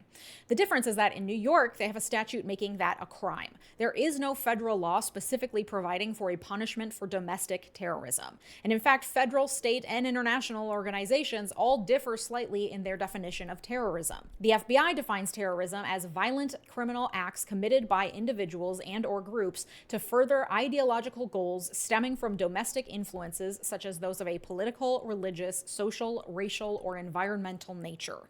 The Southern Poverty Law Center defines it as violent acts inspired primarily by extremist beliefs and intended as political or ideological statements. In some cases, perpetrators target individuals or institutions. This is funny. We have a code red. We have a what? A code red. They're gaining class consciousness. No, shh. I don't think Don't even say it. How did this happen? Well, someone took out a huge healthcare CEO, and we kind of thought everyone would be like, oh, that's so sad. Yeah, right. Did we tell them violence is never the answer? They're not buying it this time. What do you mean? That's the go-to line. Yeah, a lot of them seem to be realizing that when a health insurance company denies care, that's killing too. But it's legal. Of course it's legal. We all have to follow the rule of law, you know. They're realizing that none of them benefit from private health insurance. That's not true. What about the middle class? We destroyed the middle class, remember? Fuck! And it's partially because of this. I mean, the top cause of bankruptcy in the US is healthcare-related debt. All right, shut up. I need to think. We need a diversion. Oh, can we blame immigrants? I don't think that's gonna work this time. Oh, let's release the Assassin's Manifesto to show how weird and creepy he is. Unfortunately, he's extremely sexy. God damn it! People are like agreeing with the manifesto. Whatever we do, we have to convince them that the other side is the enemy and not the ruling class. What are you doing? Sorry, there was a Luigi fan at it. Yeah, that's that is what they're scared of. They're very scared. And that's why, you know, that one woman in Florida, they went insane and arrested her and charged her when she said deny to pose, you are next. Like, they are trying to stop this before it becomes something bigger.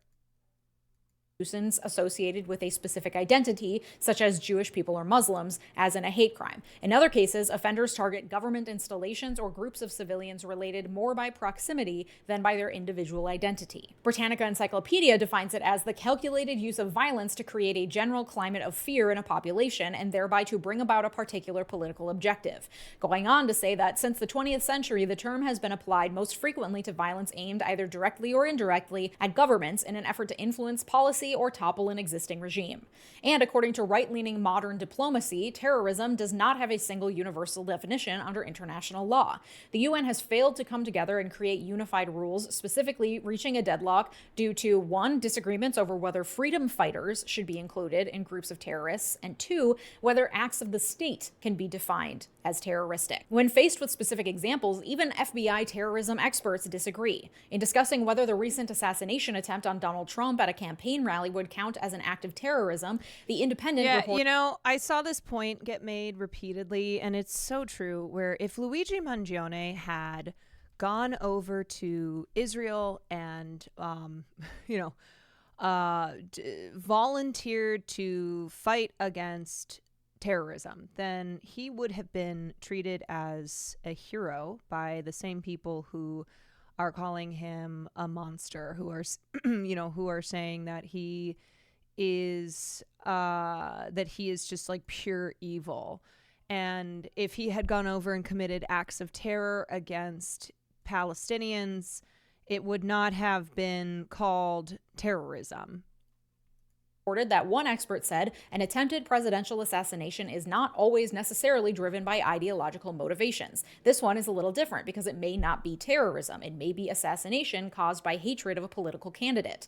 Another expert interviewed by The Independent disagreed, saying the assassination attempt fell squarely within the definition of terrorism. Thank you for 4 months. If it's a political figure, yes, it's domestic terrorism. Even leaders of civic organizations or civil rights groups and stuff like that, he says, it all depends on the person that was killed. What was their potential position and what do they represent? Ultimately, Mangione will be tried based on the New York State Penal Code's definition of terrorism. But I go into these details because these charges and his potential conviction under them in relation to his alleged actions represent larger questions about which actions, groups, and people are considered terrorists, and who's allowed to make that call, and how the state, especially under Donald Trump, may wield the terrorist label unequally, and how that balances with freedom of expression and political dissent. And this isn't just conjecture and fear-mongering to say that this could be weaponized. According to reporting from Lawfare Media, quote, during the Trump administration, law enforcement agencies were specifically directed to focus on left-wing extremism over threats from the far right, even though FBI and Homeland Security officials repeatedly identified far-right extremists as the primary threat.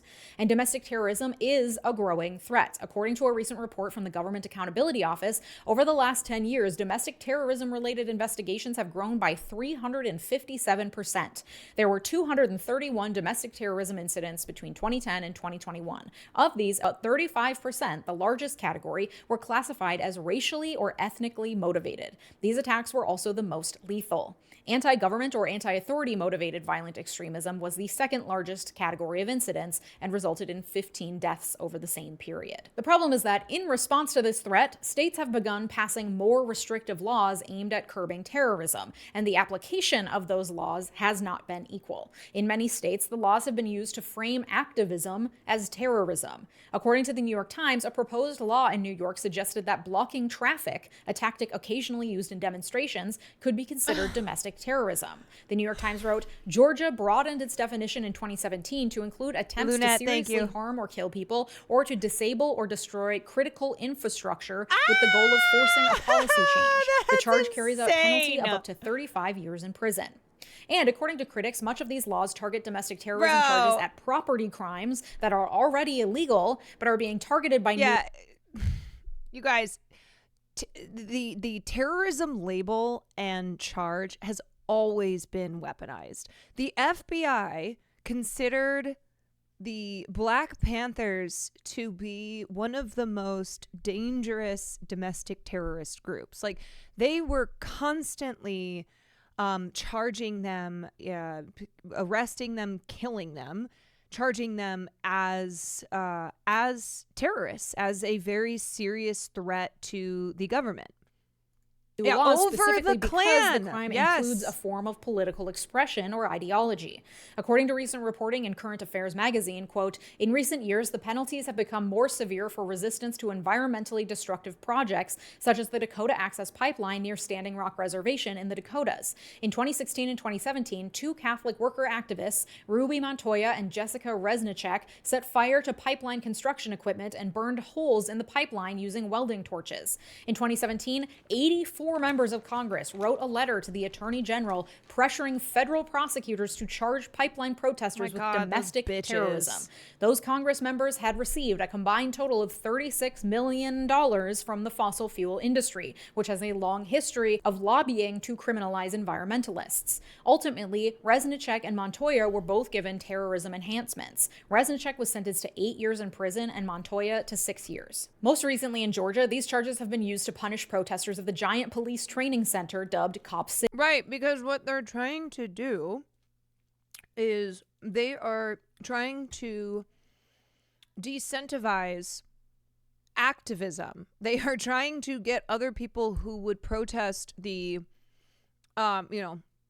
the environmental issues that the government is responsible for from taking part in that. That's what it is. It's intimidation.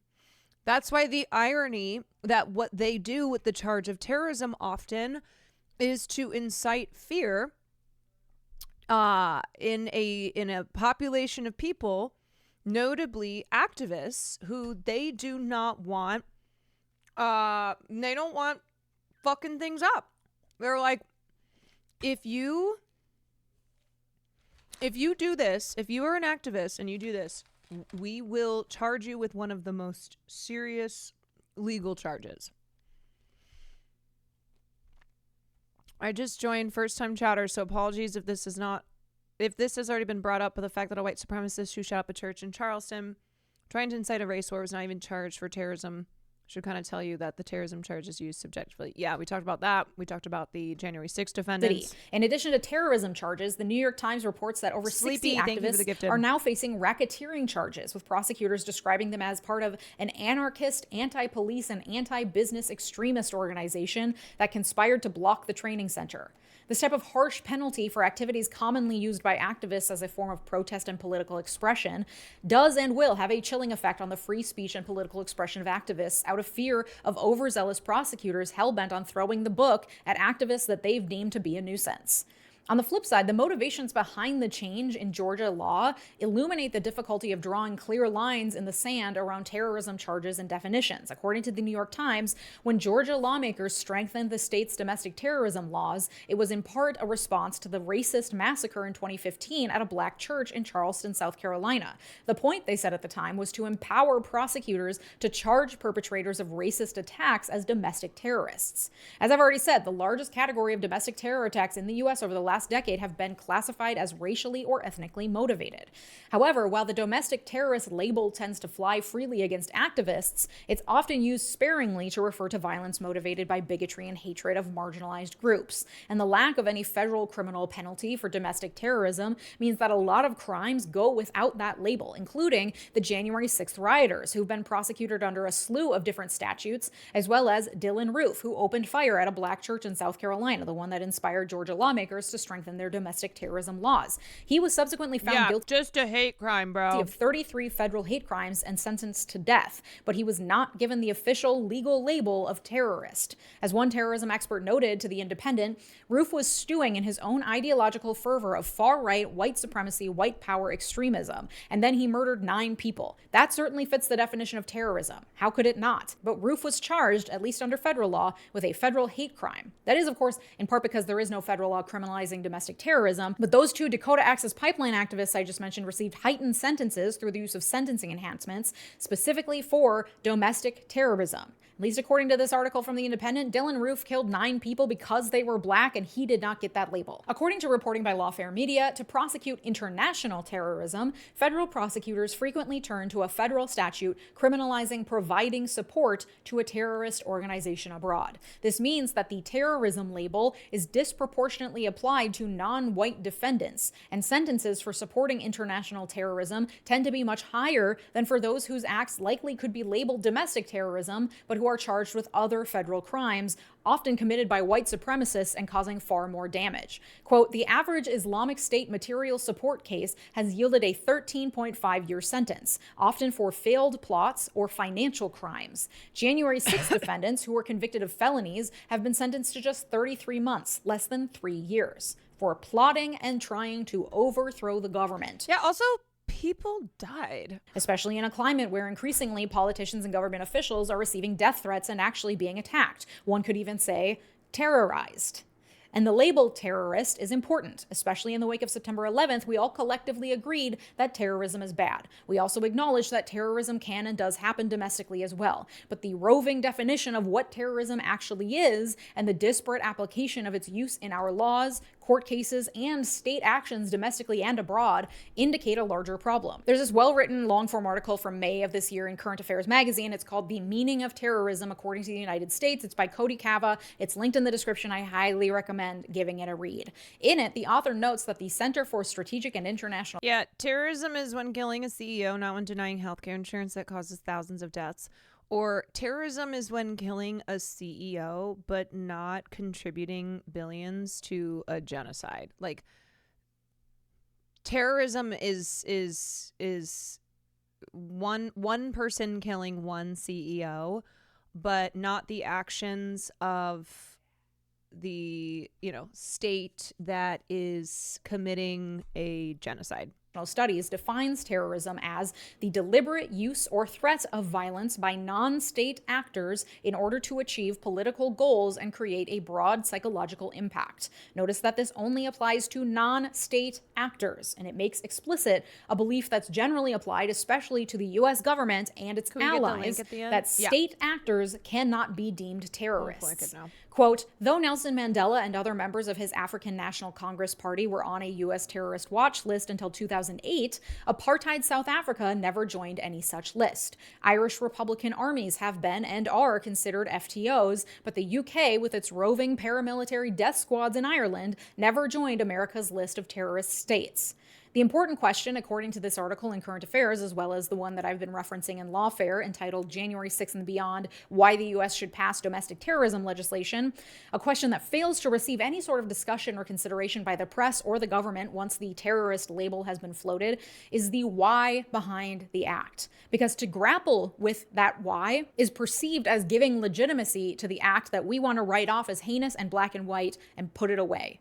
And to apply the blanket label of terrorist through a law and subsequent prosecutions without any interrogation of the motivations behind the act not only creates a one-size-fits-all label for all number of acts, which vary greatly in heinousness, but it also fails to capture the nuance of the acts we deem terrorist. As quoted by Current Affairs, Noam Chomsky has written, "One often hears that we must not consider these matters because that would be justification for terrorism, a position so foolish and destructive as scarcely to merit comment, but unfortunately common." The article goes on to quote the words of famous terrorists. Oklahoma City bomber Timothy McVeigh, whose acts were motivated in part by the violent federal actions in the famous Waco siege in which 25 children and 51 adults were killed and the police drove a literal tank through a building with children inside. McVeigh wrote, "Borrowing a page from U.S. foreign policy, I decided to send a message to a government that was becoming increasingly hostile by bombing a government building and the government employees within that building who represent." Yeah, analysis is not justification. Why is it that we can understand this when it comes to somebody like Adolf Hitler, right? How many fucking books and think pieces and movies and pieces of media cover Hitler's reasoning for the Holocaust, right? Like why Hitler came to be, how Hitler came to be. And it's always been understood that in understanding, in talking about what Hitler's motives were, that was not justifying the violence that he carried out. And yet, when it's Palestine, when it's any of the actions that the United States of America takes and, you know, the reaction to America's actions, then it is justifying the, it's justifying that violence, which is a reaction to American violence. This happens with fucking 9/11.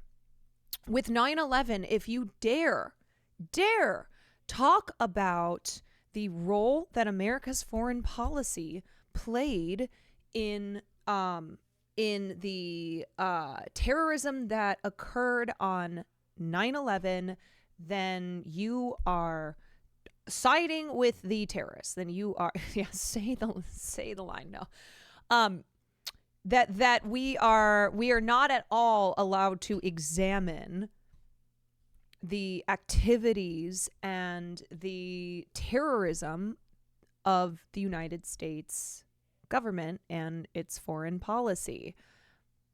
Just can't do it, or else you get called a terrorist or a terrorist sympathizer. That government. Bombing the Murrah federal building was morally and strategically equivalent to the U.S. hitting a government building in Serbia, Iraq, or other nations. Based on observations of the policies of my own government, I viewed this action as an acceptable option. From this perspective, what occurred in Oklahoma City was no different than what Americans rain on the heads of others all the time. Now, let me be clear. I am in no way promoting terrorist acts, nor am I interested in turning Timothy McVeigh into some hero. What he did was horrific. And he killed Hold on, I think you're a terrorist. Innocent people, which I think is abhorrent. And the fact that I have to make that very clear disclaimer, and I'm nervous about even sharing his words, indicates to you how very seriously we condemn terrorism in this country without giving any space for understanding why this happens or interrogating how the U.S. responds in kind under the pretext of anti-terrorism. The Current Affairs article goes on to quote from bin Laden, who said, "History will not forget the war crimes that you committed against the Muslims and the rest of the world. Those you have killed in Japan, Afghanistan, Somalia, Lebanon, and Iraq will remain a shame that you will never be able to escape." And then the article compares that to the words of James Baldwin, who said, "And the West quite fails to see the unforgivable enormity of Hiroshima. Repeat, unforgivable. Nor, since it believes in a history that is entirely its invention, does it have any sense of the dreadful tenacity of human memory." I'll note, James Baldwin was subject to FBI surveillance and lists, and his file with the agency was over 1,700 pages long. There are probably many people in the government at the time that would have called him a terrorist as well.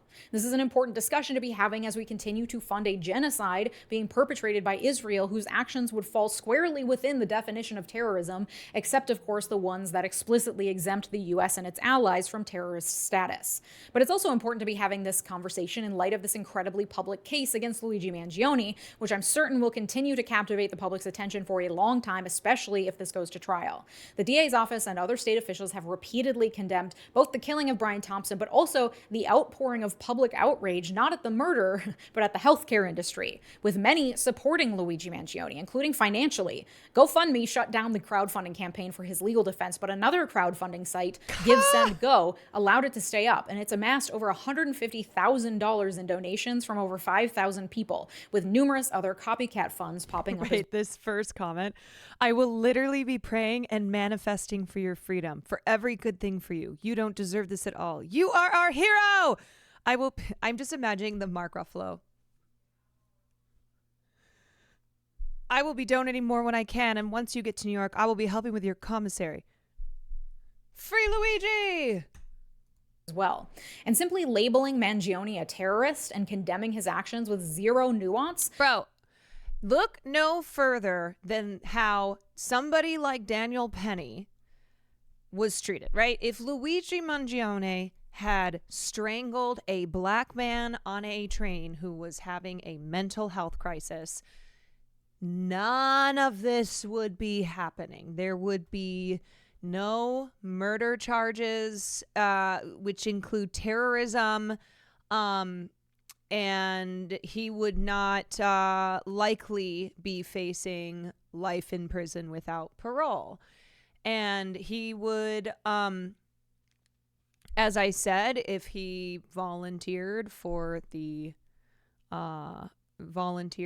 IDF and went over there, nope, he wouldn't be called a terrorist. He wouldn't be he would not be treated this way in the media.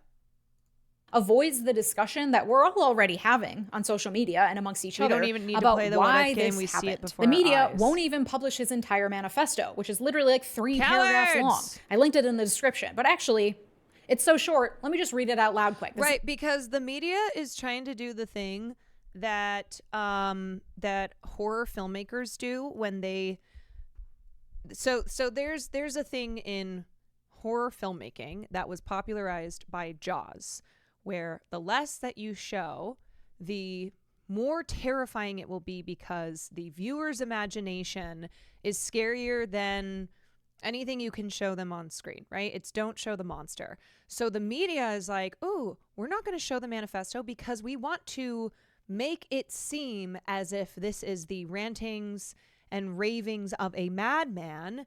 And as long as we don't publish the manifesto, then people can't see it for themselves. But thank God for people like Kenny Clips, who went, oh, I'm going to publish the manifesto. Here you go. But yes, it is absolutely a form of manipulation. It is a way to make the thoughts and motivations of Luigi Mangione seem like that of an absolute monster. This is what is believed to be Luigi Mangione's manifesto as it was published on journalist Ken Klippenstein's Substack. Kenny Clips! To the feds, I'll keep this short because I do respect what you do for our country. To save you a lengthy investigation, I state plainly that I wasn't working with anyone. This was fairly trivial. Some elementary, social engineering, basic CAD, a lot of patience. The spiral notebook, if present, has some straggling notes and to-do lists that illuminate the gist of it. My tech is pretty locked down because I work in engineering, so so probably not much info there. I do apologize for any strife or traumas, but it had to be done. Frankly, these parasites simply had it coming. A reminder, the US has the #1 most expensive healthcare system in the world, yet we rank roughly number 42 in life expectancy. United is the indecipherable largest company in the US by market cap, behind only Apple, Google, Walmart. It has grown and grown, but as our life expectancy, no, the reality is these indecipherable have simply gotten too powerful, and they continue to abuse our country for immense profit because the American public has allowed them to get away with it. Obviously, the problem is more complex, but I do not have space, and frankly, I do not pretend to be the most qualified person to lay out the full argument. But many have illuminated the corruption and greed, e.g. Rosenthal, Moore, decades ago, and the problems simply remain. It is not an issue of awareness at this point, but clearly power games at play. Evidently, I am the first to face it with such brutal honesty. The mainstream media's delay in publishing the manifesto is similar to the tendency to cover up the words of people deemed heinous terrorists, like Bin Laden and McVeigh. Were they heinous terrorists? Yes, I do not promote or condone terrorism or violence. What's up, but in Speed? failing to Keeks, discuss the motivations to even be willing to look at their words, to acknowledge that violence begets more violence, to identify the violent acts that precipitated these violent acts, often perpetrated by the state, by the US government, we are failing to understand the bigger picture and to begin to interrogate. No, Luigi has not confessed. As far as my understanding goes, his legal team has filed they have pled not guilty. Interrogate our role in it. It's our tax dollars funding those bombs or those governmental overthrows. Sleepy, it's our thank you for the politicians gifted. who we keep electing who accept money from billionaires and then push for the prosecution of the activists getting in the way of those billionaires' bottom lines. United Health Group alone has spent $100 million on lobbying since 1998, according to Open Secrets. America's health insurance plans, a special interest group representing the interests of a National Association of Health Insurance. Fun fact, Luigi and Diddy's lawyers happen to be married to each other. Yeah, I read that. Man, what a small world. Providers spent over $13 million last year alone lobbying the federal government and had over 50 lobbyists crawling around Capitol Hill talking in our politicians. My favorite genre of Luigi, subgenre of Luigi Mangione tweets are people who are photoshopping him into something and being like, hey, Luigi, it was so fun hanging out with you on December, like whatever time it was that the CEO was murdered. They're like, had such a great time hanging out with you and chatting about like blah, blah, blah, and then posting a sloppy Photoshop.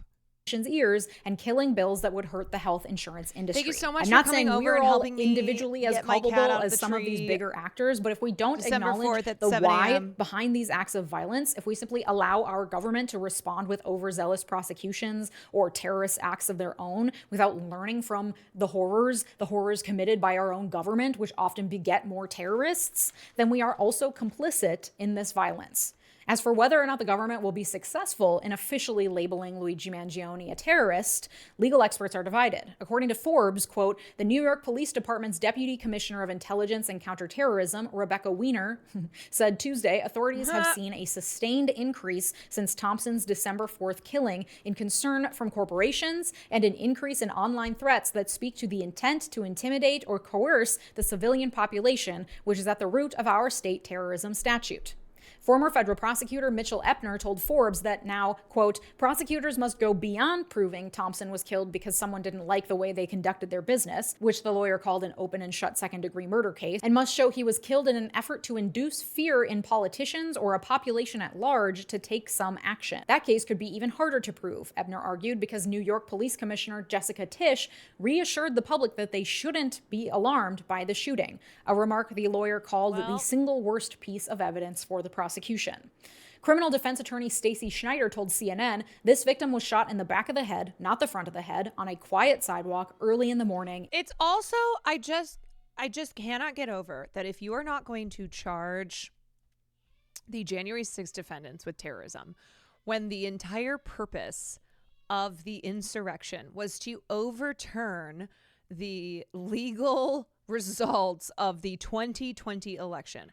It was to cause harm, possibly death, to elected officials like Nancy Pelosi and Mike Pence, and it was to overturn the election results. Yeah, it is a fucking joke. It is a fucking joke, man. The public is not alarmed. Don't worry, Jessica. Yeah. I don't think there was anybody besides the other healthcare CEOs and similar members of the ruling class who were scared by what had happened.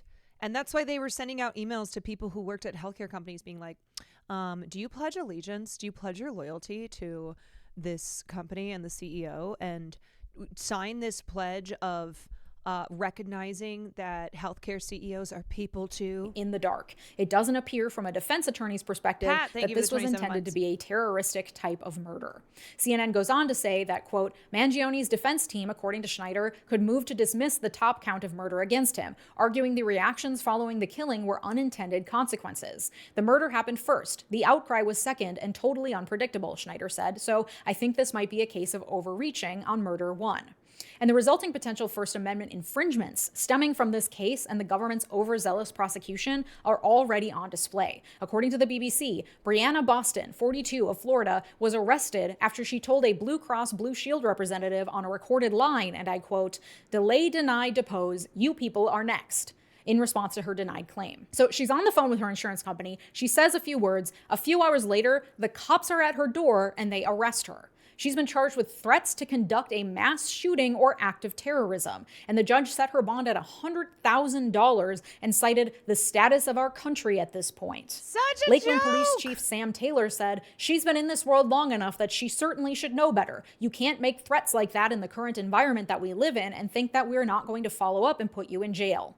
The problem is that yes, you can. Whether or not her words amount to true threats is arguable. Lawyers could easily argue both sides. She did not know better. The First Amendment protects your freedom to say what you want, but there is an exception in the case of true threats. Local publication, the Tallahassee Democrat, noted that in order for her words to be a true threat, it would have to be proven that she consciously disregarded a major risk that her words would make a reasonable person genuinely fear that she would physically harm them. However, hyperbole and heated rhetoric don't count. Whether or not a reasonable person would genuinely be afraid of physical harm is a debatable question. I certainly wouldn't be afraid. I'm not a health insurance CEO. The person she was speaking to on the phone certainly was not a health insurance CEO. We all know the CEOs aren't answering phone calls. I've worked in a call center. The person on the other end probably wants the CEO of Blue Cross Blue Shield dead too, frankly. But the government's quick leap to make an example out of Whoa, can't say that because you might get in trouble. Boston by explicitly charging her with threatening a mass shooting or act of terrorism is indicative of the dangers that come when we blanket condemn something as terroristic without interrogating why. And of course, who is at the other end of those terroristic acts is also important. Is it a CEO or is it a child in Gaza? These are deep conversations we need to be having alongside the discussions of class consciousness and how to eat the rich to understand the full picture of what's going on and to complicate the narrative around who is and is not a terrorist, especially considering we're about to have a president hell-bent on pardoning some arguable terrorists, January 6th insurrectionists, while going after his enemies. There's nothing quite like labeling someone or a group of people a terrorist to really take them down. The more we're able to interrogate the definition of what counts as terrorism and the underlying causes of these acts, the better equipped we'll be to question the actions of an overreaching government or leader. If you're interested in working with me directly, learning more about eating the rich and building solidarity, I invite you to join me over on Patreon, where I'm launching the Why America Co-Learning Lab on January 1st. Get self-paced syllabi curated by me, plus guided discussions and tangible action items for building solidarity and taking political action in this new Gilded Age. Plus, you get ad-free and uncensored versions of these videos as well. Go to patreon.com/Legia Miller to join. Thank you to my multi-platinum patrons, Con Coniger, Art, Dave. That was great. Thought that was a good Legia Miller vid. And yeah, I think it really just demonstrates how this is a term of propaganda. It is a term of that the Justice Department can weaponize in an effort to control the masses who they do not exist to protect, but instead that they are, that they are in place to protect the people in power, which include CEOs And so I don't know, it just is like so obviously it's so apparent how they are, like what their motivation is and how they are weaponizing this charge. You know, it's like, got to keep the working class in line. And so this is one way to do it, is we're going to make an example out of this guy. We're going to try to make an example out of this guy.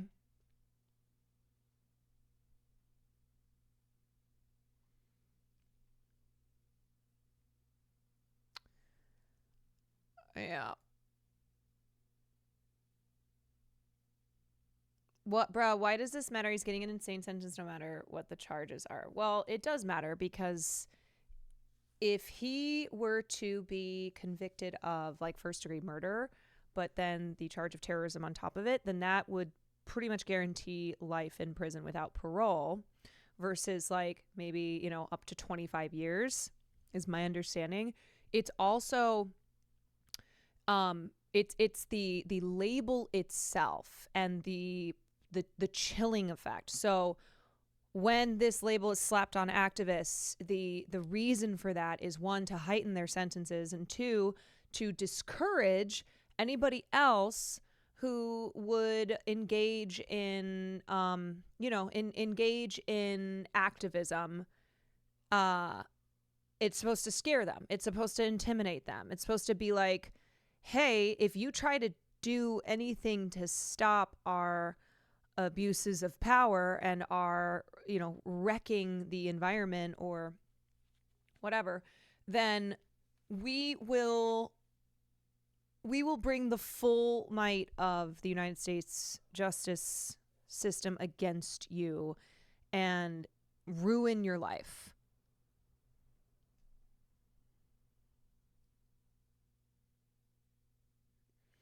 Also, yeah, also could set a precedent, right? Like, hey, if anybody has any ideas about taking out a member of the ruling class, you will be charged with terrorism. The media will run with the narrative that he's a terrorist and shut down any type of conversation about healthcare. Yeah, that's what they're also trying to do. They're trying to turn the conversation from, hey, this is actually an enormous, enormous problem in this country, and this is something that we should, whether or not you agree with pulling the literally pulling the trigger against a CEO, it's not about that individual act of murder. It's about this entire system that is specifically designed to keep people sick, to deny them care, even when they pay into having insurance. And that is the conversation that they want to not have people be having. And so they want to, you know, turn this into this big scary thing of terrorism.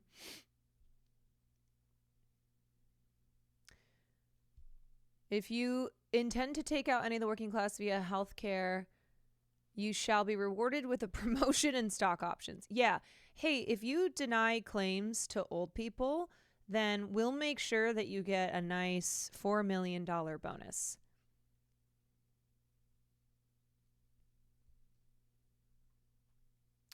Just showed up. Are the two different pictures of Brian Thompson and Black Kid having to make legal comparison, how one case was handled and how they will have the prosecution of Mangione?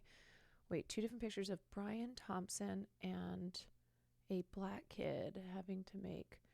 We were comparing the cases of Luigi Mangione to like a Dylan Roof, or to the January 6th defendants, or, you know, talking about when the Justice Department decides to bring the label of domestic terrorism and when they decide not to.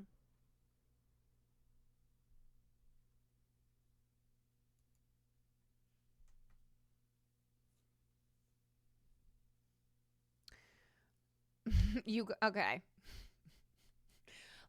So I know how in the video Leisha Miller said, like, hey, by the way, if you say something like defend, oppose, deny, it's hard to prove, it would be hard for the prosecution to prove that you were actually physically threatening, because the First Amendment protects your right to, the First Amendment protects your right to say something like that. Just understand that that is not Twitch. So you have no First Amendment rights in Twitch chat.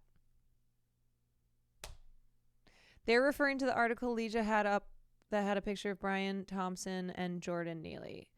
Oh yeah. So, right. We were, that was another case that was brought up in comparison where, the media who is treating, and the justice system that is treating Jordan Neely, Daniel Penny as, noble and good for strangling Jordan Neely, a black man who was experiencing a mental health crisis, a homeless black man who was mentally ill, versus how they have treated Luigi Mangione, who shot and killed the CEO of the largest healthcare system, who has been personally responsible for denying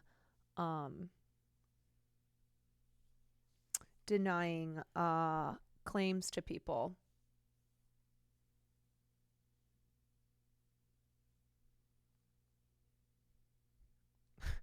Huge Janus, huge anus. I know that you must think you're a very clever person, huge anus.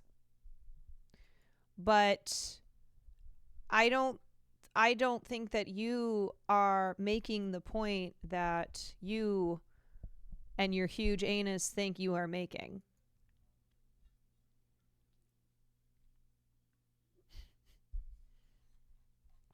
Some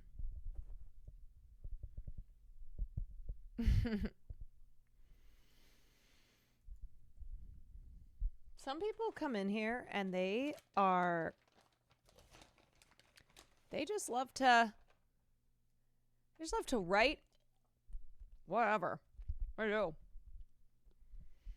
But if it's prolapse, please seek medical attention. Please.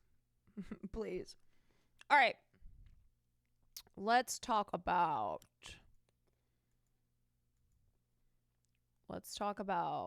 warfare. A24's upcoming film, directed by Alex Garland. How did you know Luigi didn't speak out against that? All that yapping, not even relevant. They don't care because they are writing fiction. There's some people where I'm like, you know what? You do you, but please away from everyone else.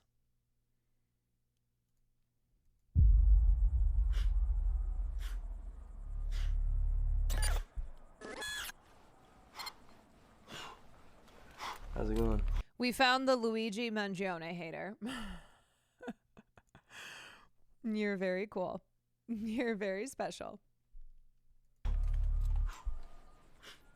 Going well. Okay. That's that new guy energy.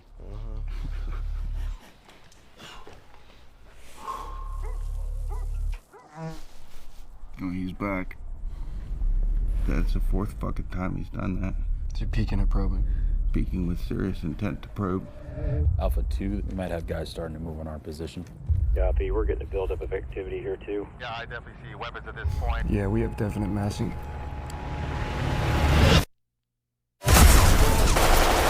Pretty sure this guy here is wearing a keffiyeh. Kind of seems like it.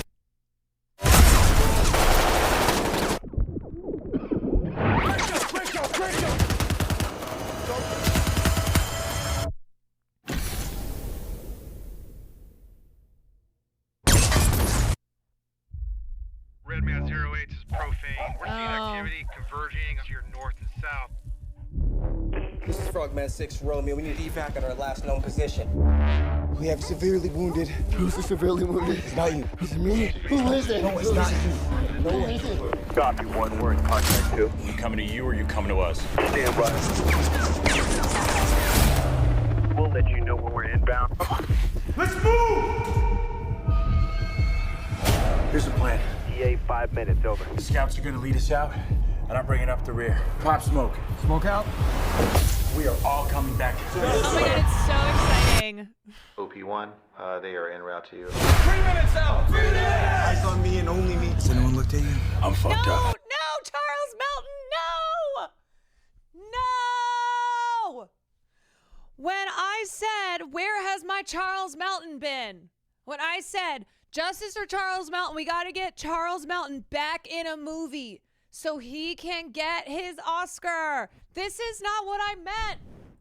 Charles, no, no, no. 2 minutes out! 2 minutes! Where are you guys? Look for the blood and the smoke. Multiple bad guys trying to get to our position. Inbound! I'm sorry. I cannot wait to dive into all of this. I cannot wait to have this whole conversation, but multiple bad guys en route to our position. That, I think, tells you what this film is. I mean, like, you already know what this is going to be based on the trailer, unless for some reason they just totally pull the rug out from under our feet and the movie is not at all the vibe that it's giving, which currently is war is bad, war is hell, sad face. But, you know, ultimately we are the good guys who had to be here to preserve American freedom. Now! Find cover! 1 minute out! We have enemy on our building and all surrounding buildings. Roger that. Stand by. Going hot. You gotta get ready, man. This is gonna hurt. On my count. 1, 2, 3.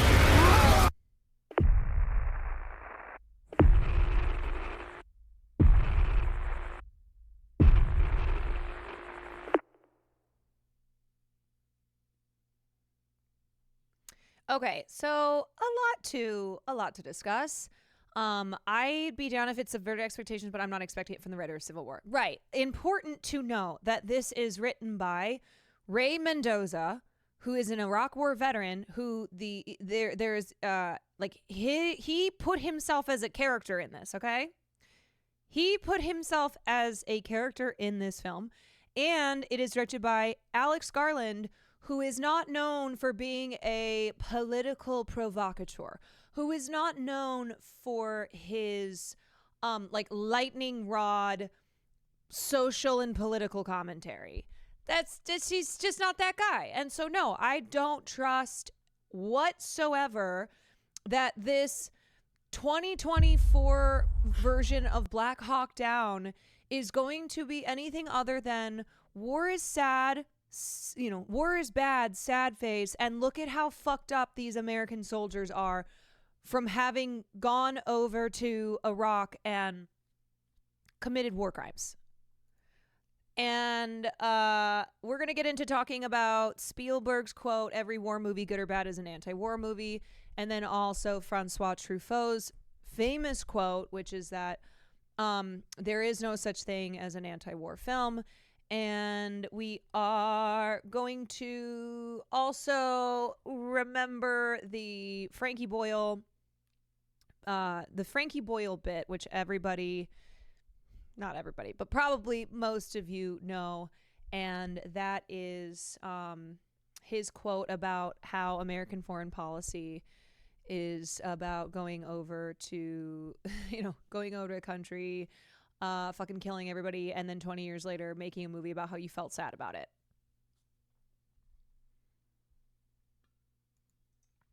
Okay. So let's where was that?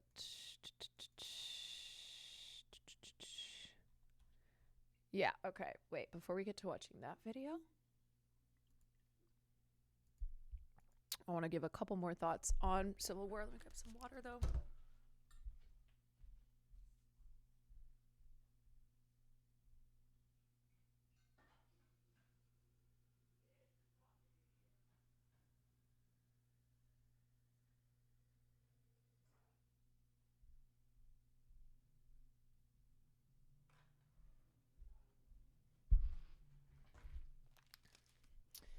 Okay, so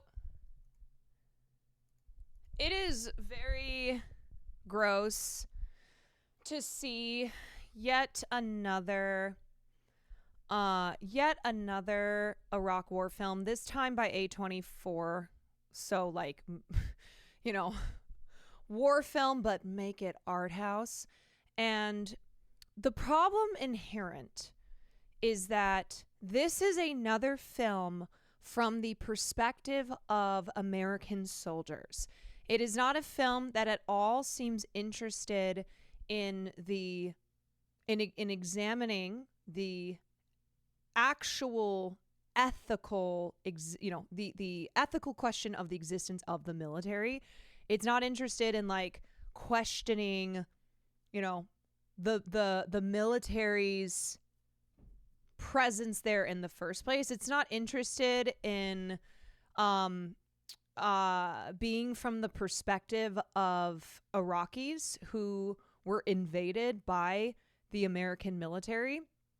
No, this is another film that just takes a bunch of hot A-list male actors, throws them in a gritty, brutalistic COD style war film, with ultimately the message being, man, war is fucked up. Right? But like, war is fucked up, but from the perspective of the prosecutors of said war and the effect that it had on them. And it's just like, why are we still doing this? Okay, why are we still doing this? Well, the answer is because war movies are very profitable. The war genre is a very popular genre of film. And two, because of the relationship between the United States military and the entertainment industry, which I have talked about at length. The Department of Defense's influence and long-standing relationship with the entertainment industry, and how they have their fingers, they have a very deep stronghold in the entertainment industry, going all the way back to World War II, because the government realized how film and entertainment is a very effective form of propaganda. So military propaganda is a huge thing. And once you realize it, you notice it all over the place. You see it, you see everywhere. You see military propaganda everywhere.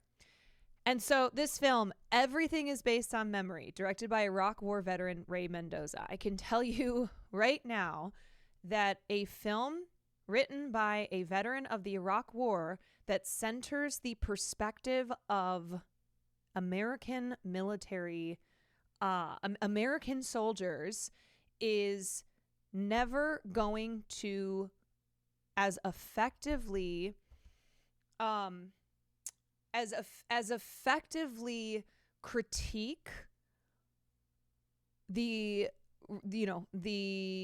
Iraq War and American foreign policy in a way where if you had somebody who was if it's a film that is not from the perspective of the soldiers who went over there. What was that really popular movie where the guy was actually doing serious war crimes? It's another Iraq one. Chris Kyle, American Sniper. Yeah, American Sniper, which got so much fucking critical acclaim and Oscars love, and holy shit, Chris Kyle was a fucking psycho. Now, luckily, that film did not hold up. That was not a film that it even took 10 years for people to be like, you know what? This guy's actually a fucking psychopath. And this film is trash. It was in my remembering, it was kind of like not that long after. Like at the time, there was a lot of criticism of American Sniper, and it was not long after that film had its big year that people were like, oh, wait, Chris Kyle is a horrible person.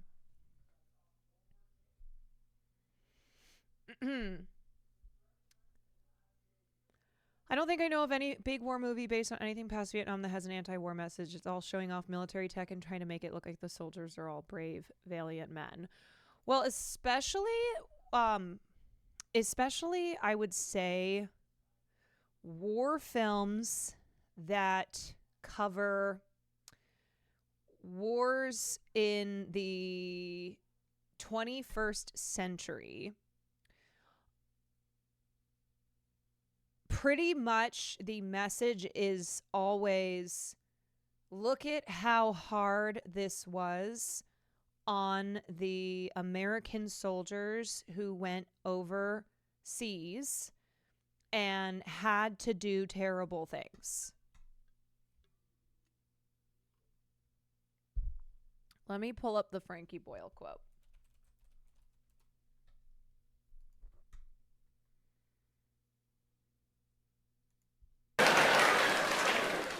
And I think that would be a good thing about independence. Scotland would no longer have to invade places like Afghanistan for American interests. We'd invade them for heroin. Because I don't support America's wars. I don't even think they are wars. They're one-way traffic, mass murder. There's never been a time when a shepherd has beaten a helicopter. You never switch on the news to see a shock result in Afghanistan today when a missile was destroyed by a wedding. Because not only will America go to your country and kill all your people, but what's worse, I think, is they'll come back 20 years later and make a movie about how killing your people made their soldiers feel sad. Oh, boo-hoo. Americans making a movie about what Vietnam did to their soldiers is like a serial killer telling you what stopping suddenly for hitchhikers did to his clutch.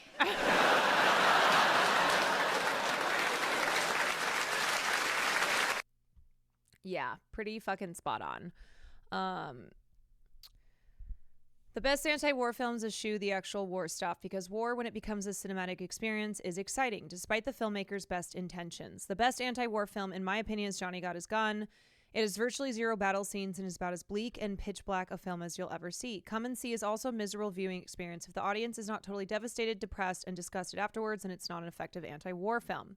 So I agree with this. I do think that there are many films that try to be anti-war films. And Spielberg is a guy who believes that because war depicted on screen is so brutal, that every war movie is inherently an anti-war movie, because people will see that violence and go, man, that is so terrible.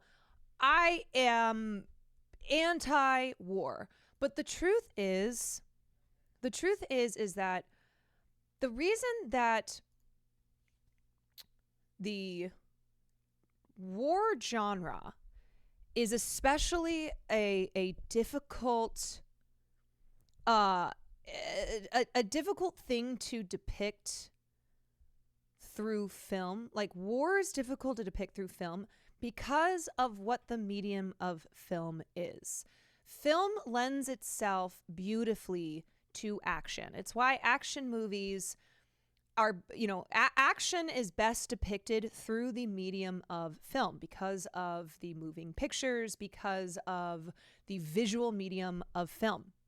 And so in films about war, because of that, because of the way that action lends itself to film and is very effective, and because at the end of the day, most filmmakers are concerned with the narrative, with the cinematic experience of the film, and also with like having a commercially successful film that they will always run into the problem of glorifying conflict, even if they do not mean to.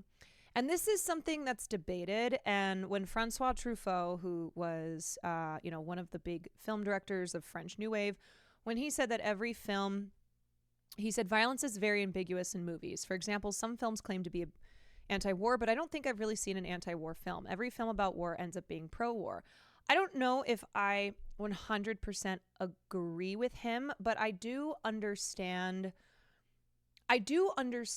what he was trying to say with that, where even if a film is like the meaning of the filmmaker, the intention of the filmmaker is to show that war is bad, is to have a like moral reckoning with a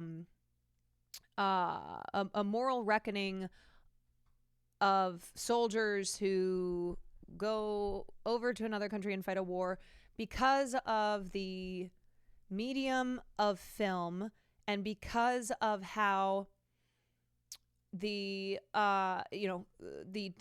scenes of war, like bombs blowing up, like these battle scenes, these really cinematic moments in film will unfortunately undo the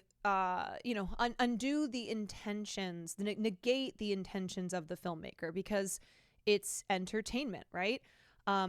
You watch, like, I love Saving Private Ryan. I love Saving Private Ryan. And I think that opening scene in Saving Private Ryan is incredible. But there's something kind of fucked up about it, that it's like commonly on a list of like greatest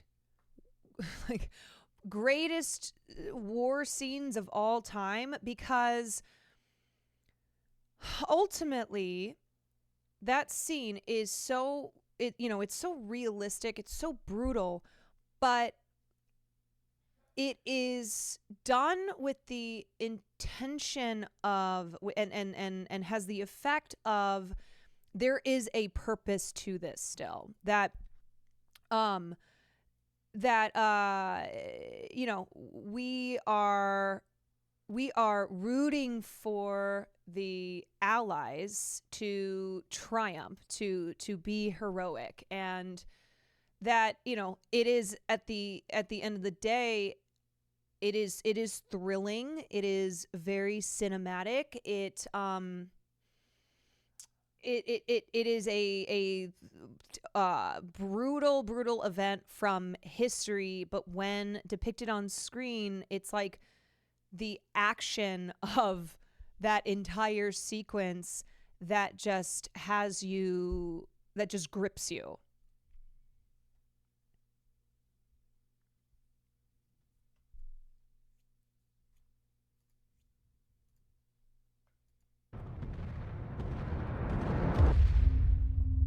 There's no such thing as an anti-war film. These are the words of Francois Truffaut, and there are different ways to interpret this remark, but it's widely agreed that Truffaut was suggesting that movies will inevitably glorify combat when they portray the adventure and thrill of conflict. When Truffaut made this comment, he was referring to Stanley Kubrick's 1957 film, Paths of Glory, which is considered by many as the greatest anti-war film ever made. But in the same interview, Truffaut continues this remark. I find that violence is very ambiguous in movies. For example, some films claim to be anti-war, but I don't think I've really seen an anti-war film. Every film about war ends up being pro-war. I love a lot of the films that Truffaut is talking about. But the strange thing is, I don't entirely disagree with what Truffaut is saying. If you look at the science behind war movies and the effect they have on our brain, Truffaut is actually right in a lot of ways. Regardless of genre or subject matter, at their core, all films are created as a form of entertainment, and our minds are consciously aware of that, but it still reacts. In a study conducted at Washington University regarding the psychology of movies, Professor Jeff Zach states, "You know there is nothing up there on the screen that can touch you or hurt you or pull you out of your chair, but we react as if they can." This is where neurocinematics comes into the equation. Neurocinematics is an area of research that explores the impact of film on the human brain, combining insights from neuroscience, psychology, and film studies. A leader in this field of research is Yuri Hassan, whose work utilizes MRI scans to measure the brain activity of a subject whilst they view a movie. Hassan's studies reveal that certain films can exert considerable control over brain activity, with the degree of influence varying based on the film's content, editing, and directing style, meaning that directors can literally influence how our brain is working through their filmmaking choices. Filmmaking is an art form that literally lives and dies through its choices. It's controlled entirely by the intent of the filmmakers. Everything that's put on screen is put there intentionally, and it's done so with the intent of creating an emotional response. Right now you may be freely looking around your room, out the window, or at your coffee cup on your desk, but in cinema you can't do this. Everything we see is curated by a director. Every gunshot, every explosion, every drop of blood, and every tear is there because it was put there intentionally to elicit a response. And this is where we begin to enter a paradox. Because in the case of most anti-war films, the emotion that our brains respond with is adrenaline. The paradoxical effect anti-war films have on the human brain, particularly through the elicitation of adrenaline, underscores a complex psychological phenomenon. It's a strange thing, because even though these films aim to depict the horrors and futility of war, their intense and often graphic portrayals can inadvertently trigger the body's adrenaline response. This response, characterized by heightened physical and mental alertness, is not inherently negative. The rush of adrenaline, therefore, transforms a viewing experience into one of excitement and heightened engagement, regardless of a film's heavy subject matter.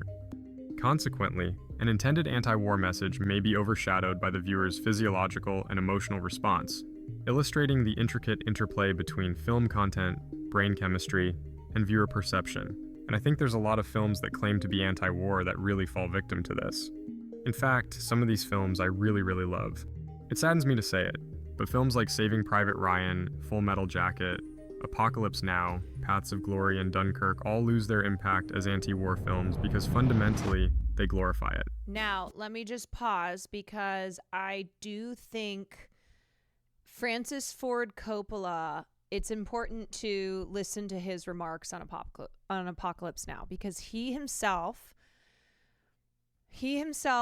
has now said that Apocalypse Now is not an anti-war film. So here's what he said. Coppola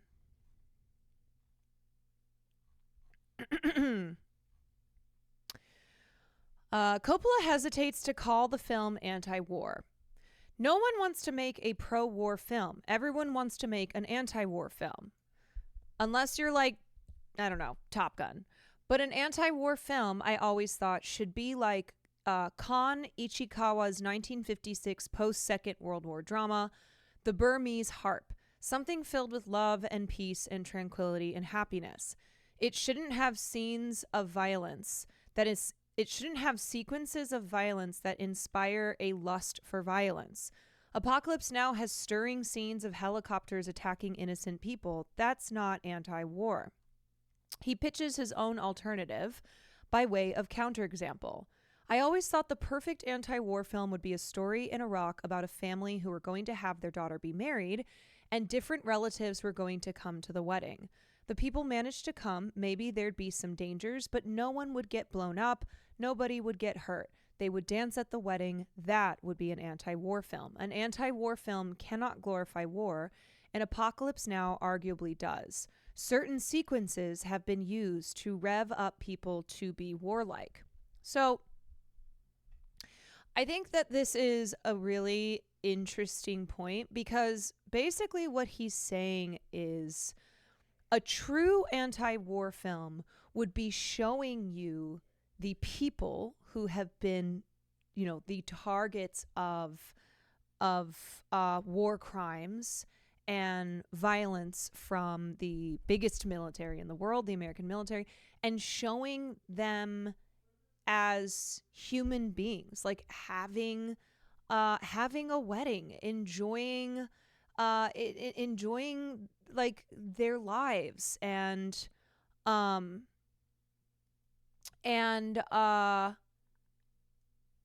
showing this beautiful, peaceful existence of, these are human beings who are, who are not deserving of being blown up and massacred. So I think that's an interesting point there. And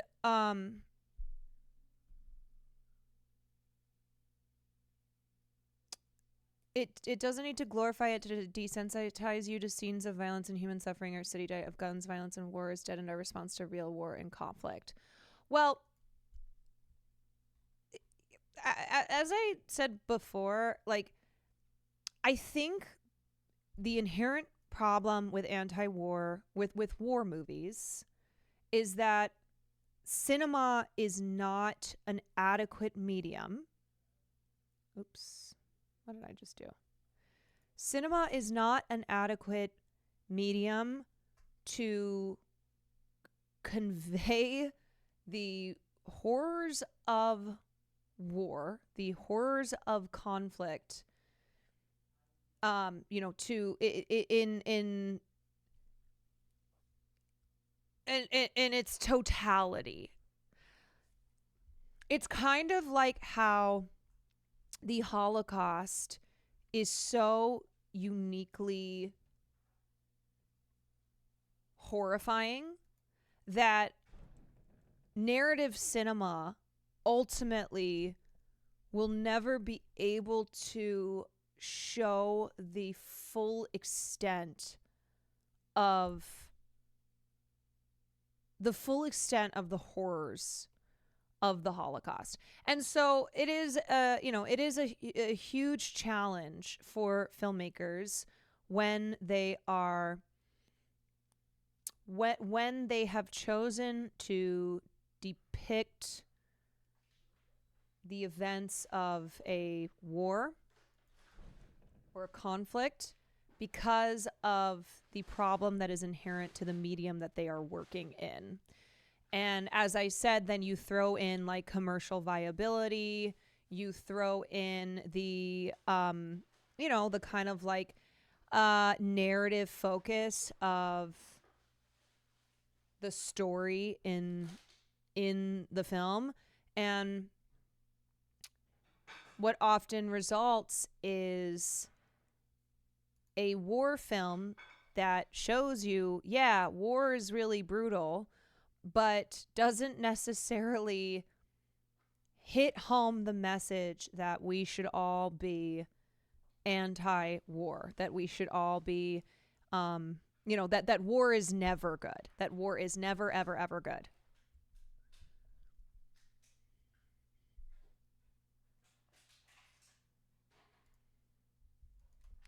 Where would a movie like Starship Troopers fall into this? I've actually not ever seen Starship Troopers, so I can't answer that, because without the context, for most people at the surface level, it would be a movie that glamorizes war when it's not actually the intention. Yeah, and to be clear, this is not about like this is not about like guilt tripping us. And whenever we examine the role of film and its effects on its effects on our society and on our world, and what our role is as a consumer of films. Oh, thanks so much. Little steak salad, Oh, Jimmy Church. that looks amazing. Thank you very much. I think what this is about is just like always questioning what the intentions are, right? Always looking at the effects that a film has, whether intentional or not. And I said before, but the viewer is the last author of the film.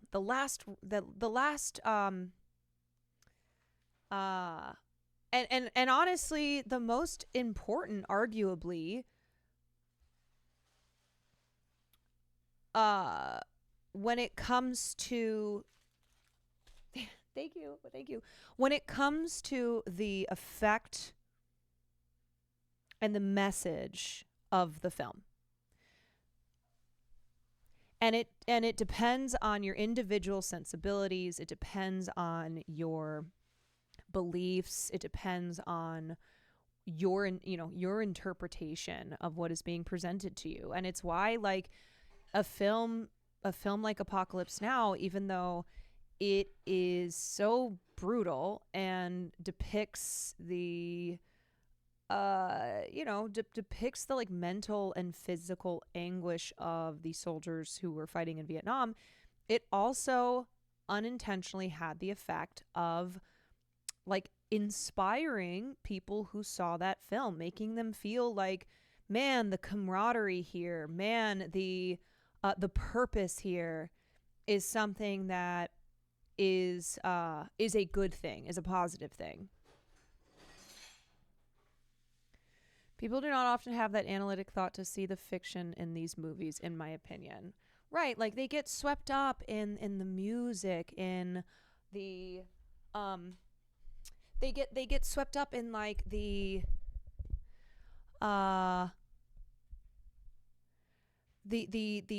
cinematic effects of the film, and so yeah, you might understand like, oh man, this is really violent and this is really brutal, and yet you still ultimately do not have this reckoning with the idea of war in the first place, for it truly to have the effect of being an anti-war film. Like, let me just, for example,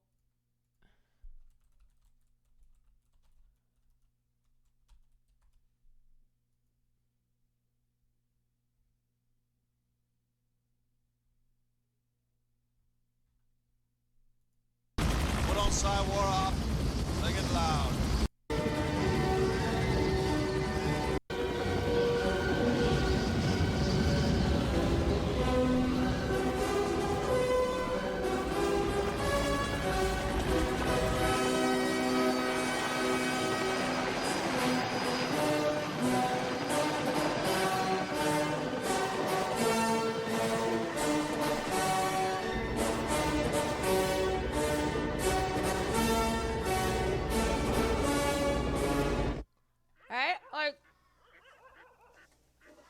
or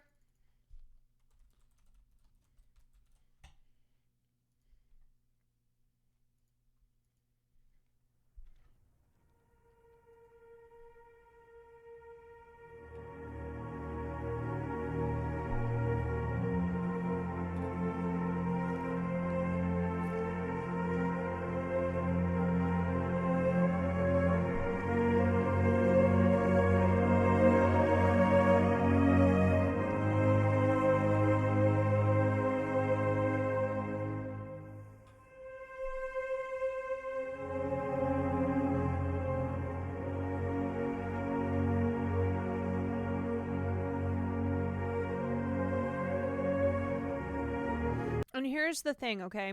So whoever the protagonist of the film is, that's whose perspective that we get. And we are naturally inclined to empathize with whoever's perspective we are receiving. And when war films are so often from the perspective of American soldiers, then that is who we are ultimately empathizing with. That's who's like, that's who we are seeing as the, you know, the good guys, even if it's not a good guys,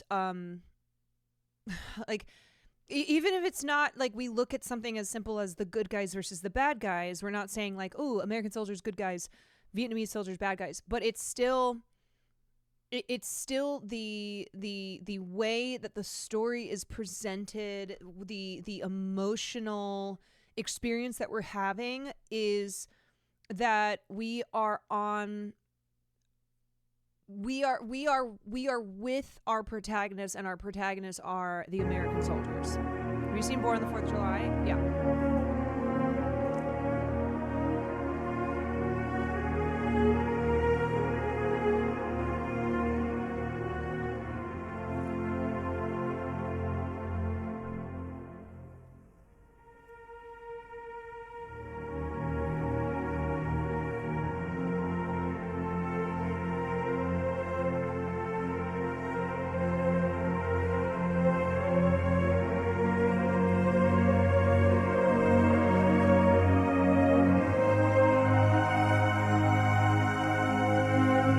Right? And like the sweeping shots, and yeah, it's fucking violent and it's sad, but it's still so cinematic, right?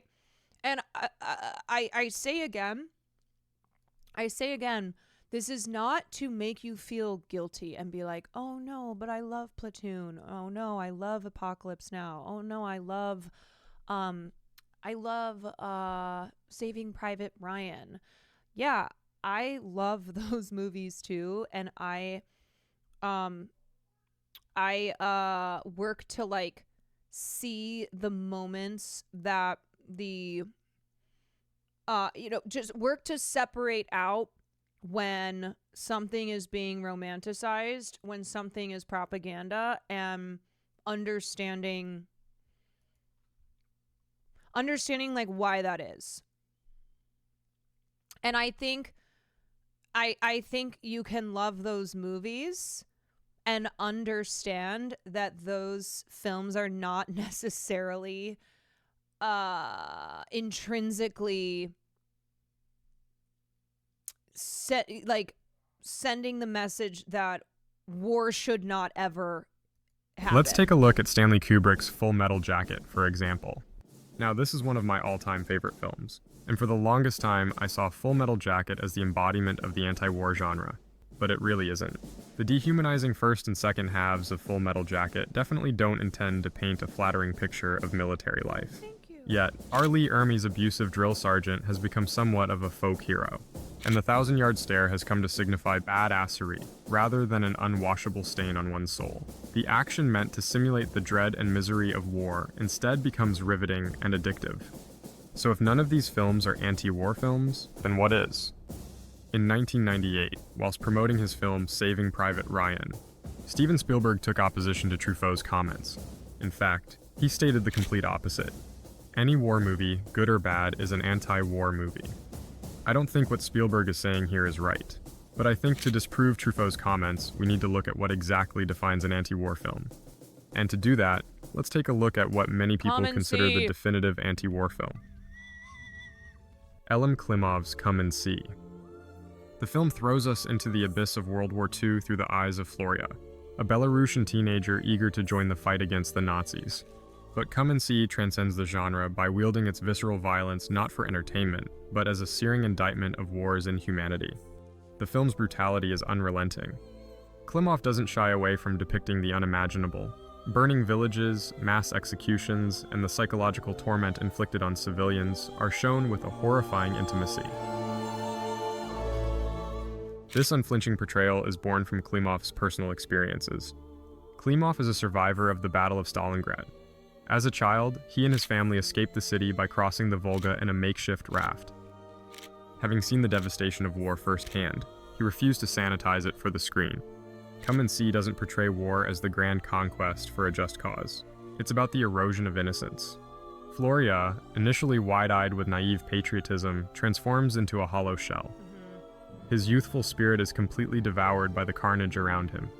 This is where Come and See's anti-war message transcends other films. Like this film takes a lot of care to avoid any sensationalizing, and to do so, it does not depict any scenes of battle, but instead shows you the aftermath, shows you the effect that violence has on the characters in the film. And there is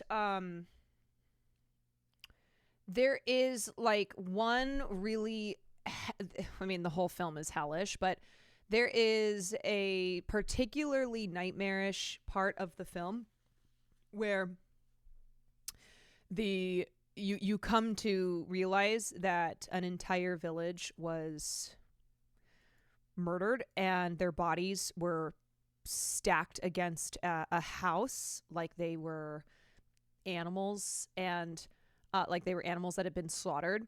And the shot only lasts very briefly, okay? And that is intentional. It is a brief shot because it doesn't want to linger on that violence. It doesn't want to sensationalize it at all, because the purpose is the effect that it has on the characters rather than the act itself. And so the audience imagining, you know, the details of that massacre and you know, by only briefly showing the dead bodies, like that is again more terrifying than anything the filmmaker could depict on screen. It kind of goes back to the whole like don't show the monster type thing. It doesn't offer catharsis through victory or the comfort of clear heroes and villains. Here, everyone is a victim caught in a maelstrom of violence. The film forces us to confront the true cost of war, not just in the lives that have been lost, but in the fracturing of humanity itself. This is why I think Come and See serves as a perfect benchmark for creating a criteria that defines whether a film is truly anti-war. So here's my criteria. Number 1, the film should avoid portraying war as a noble or heroic endeavor. Instead, it should focus on the senselessness and moral ambiguity of conflict. Number 2, the film must depict the widespread devastation caused by war, including the impact on civilians, soldiers, and the environment. Number 3, the film should be informed. And I think in particular films about World War II, because of the evil of Hitler, this is in particular the first criteria of not glorifying war as a conquest of good over evil. It is very difficult because even those of us who understand how like so many of the wars that America is involved in have been nothing but our own greed and own brutal foreign policy, right? Like we are able to, it's very good. Yes, thank you. We are able to apply a critical lens to Vietnam, to Korea, to Iraq and Afghanistan. But with World War II, it's, well, Hitler was so evil and he had murdered, you know, he had committed a genocide against Jewish people and he was going to take over the world. And so the good guys had to fight the bad guys. And what that does is, are you okay? Yeah, you left a lot of water out here. No, I didn't leave any water. What happened? I slipped. Oh no. Wait, I didn't put any water down. Where the? It's okay. No, where is that from? I don't know. Oh, you know what? It's probably from the fucking dishwasher. I slipped and hurt my ribs. Are you okay? Yeah, I think I'm alright. Babe, I promise I did not put water on the ground. It's okay.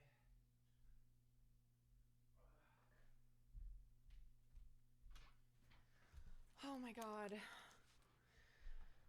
Jesus. Yeah, he goes, yeah, you put water on the ground and I fell. I said, I did not put water on the ground. Why would I put water on the ground? He's been doing boxing, so his whole body hurts. And I guess he slipped in the kitchen. And I was like, okay, I'm so sorry you're hurt, but I did not put water on the ground. Why would I do that? Why would I put water on the ground? Yeah, maybe he didn't see the entrance to the wine cellar. Maybe that's what it was. Okay, anyway.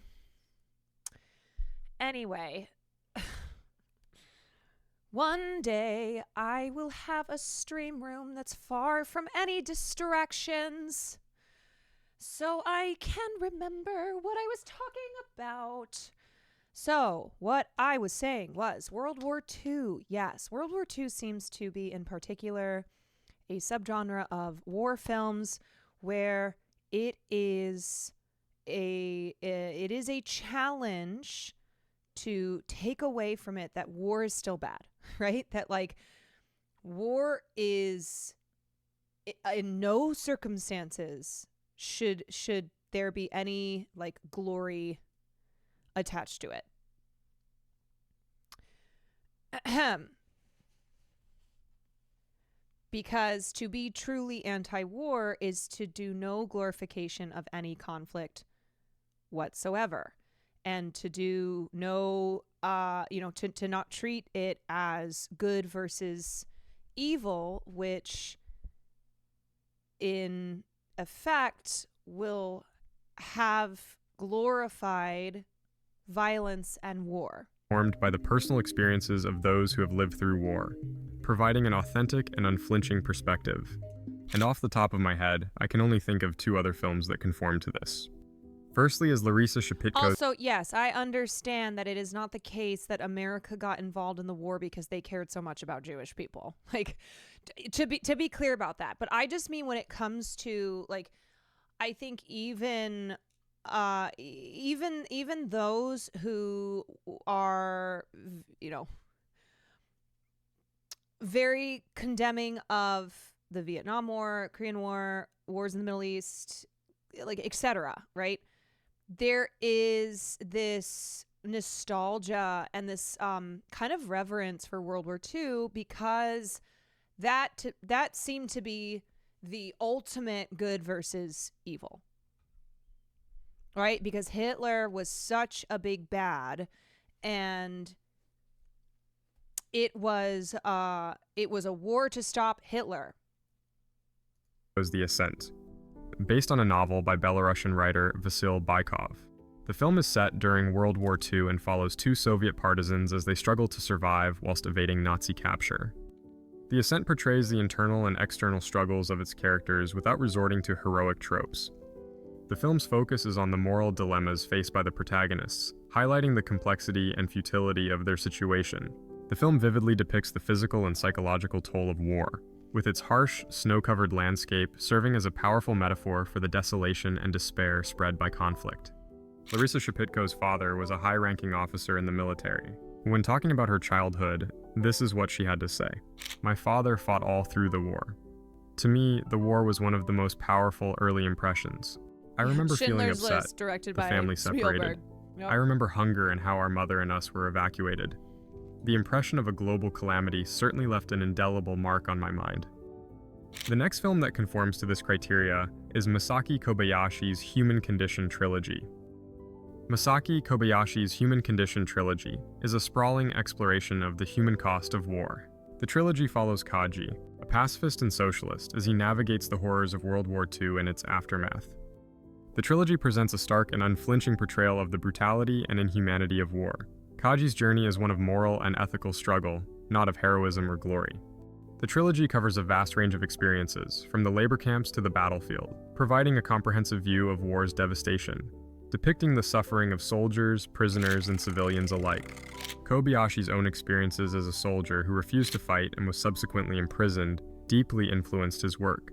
His personal commitment to pacifism and his first-hand knowledge of war's horrors are glaringly evident throughout the trilogy. While Truffaut's assertion that there's no such thing as an anti-war film holds weight in many cases, films like Come and See, The Ascent, and the Human Condition trilogy completely challenge this notion. They demonstrate that it is possible to create a cinematic experience that truly conveys the horrors of war without succumbing to the allure of spectacle. However, these films are extremely rare and require a delicate balance to avoid the pitfalls that Truffaut was warning against. Ultimately, the power of these films lies in their ability to make us pause and reflect more deeply on war's horrific nature and the senselessness And the thing is like those films tend to be less commercial, right? For the people who are watching or have seen Come and See or the other ones that he mentioned, their sensibilities are probably already in line with what the intention of the filmmaker is. And, Come and See, like, there is no There is no reprieve there. But it's also not like sensationalist suffering. It's not like, we're just going to show you these cinematic scenes of brutality. It's very it's very pared down, and it's just incredibly bleak, and it's very I don't know, the focus very much so is on not depicting the action sequences, the violent action sequences, but the toll that it has on the characters in the film. It's not a coincidence all the directors of those anti-war films experience war firsthand. Yeah, I think that's interesting. Of it all, and how dangerous it actually is to glorify it. Thanks for watching the video. I would not say Dunkirk is an anti-war film. So the point that I've been trying to make is that, of course, any war film is going to show you how brutal war is, right? But it's not a matter of like, are you seeing how violent war is? It's about, is any of this conflict, is any of this soldier camaraderie, is any of this film inherently glorifying the conflict, even if that's not what like the filmmaker's trying to do? Ixkillabeast, thank you for the Prime.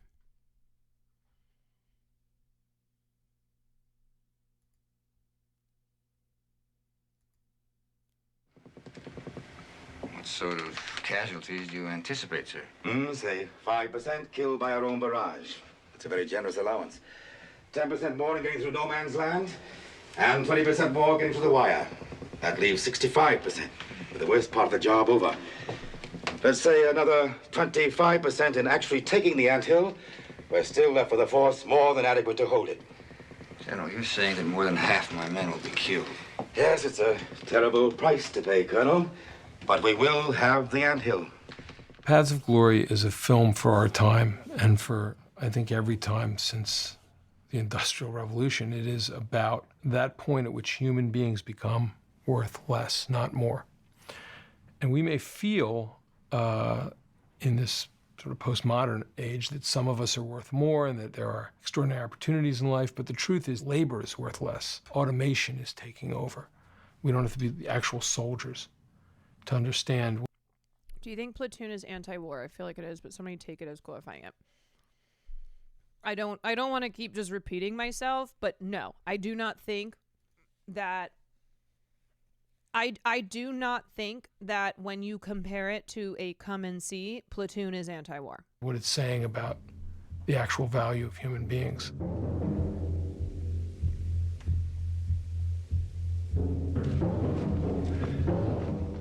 It's a film about war, and it'll be true for war, but it's also a film about peace and about politics and about how money and power route themselves or fail to in our society.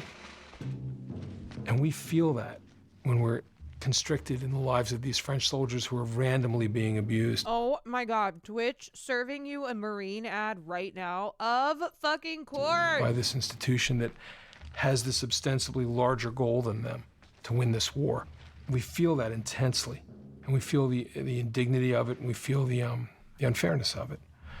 And thank you, Anon. Kubrick made a film that gets to the heart of that.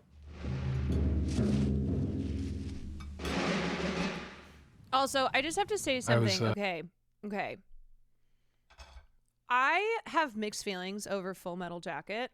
One main reason being that Me So Horny, Me Love You Long Time, that it took me a long time to know where that fucking came from, because people would say that to me all the time because I'm Asian. They would literally just be like, me love you long time, me so horny, are you horny?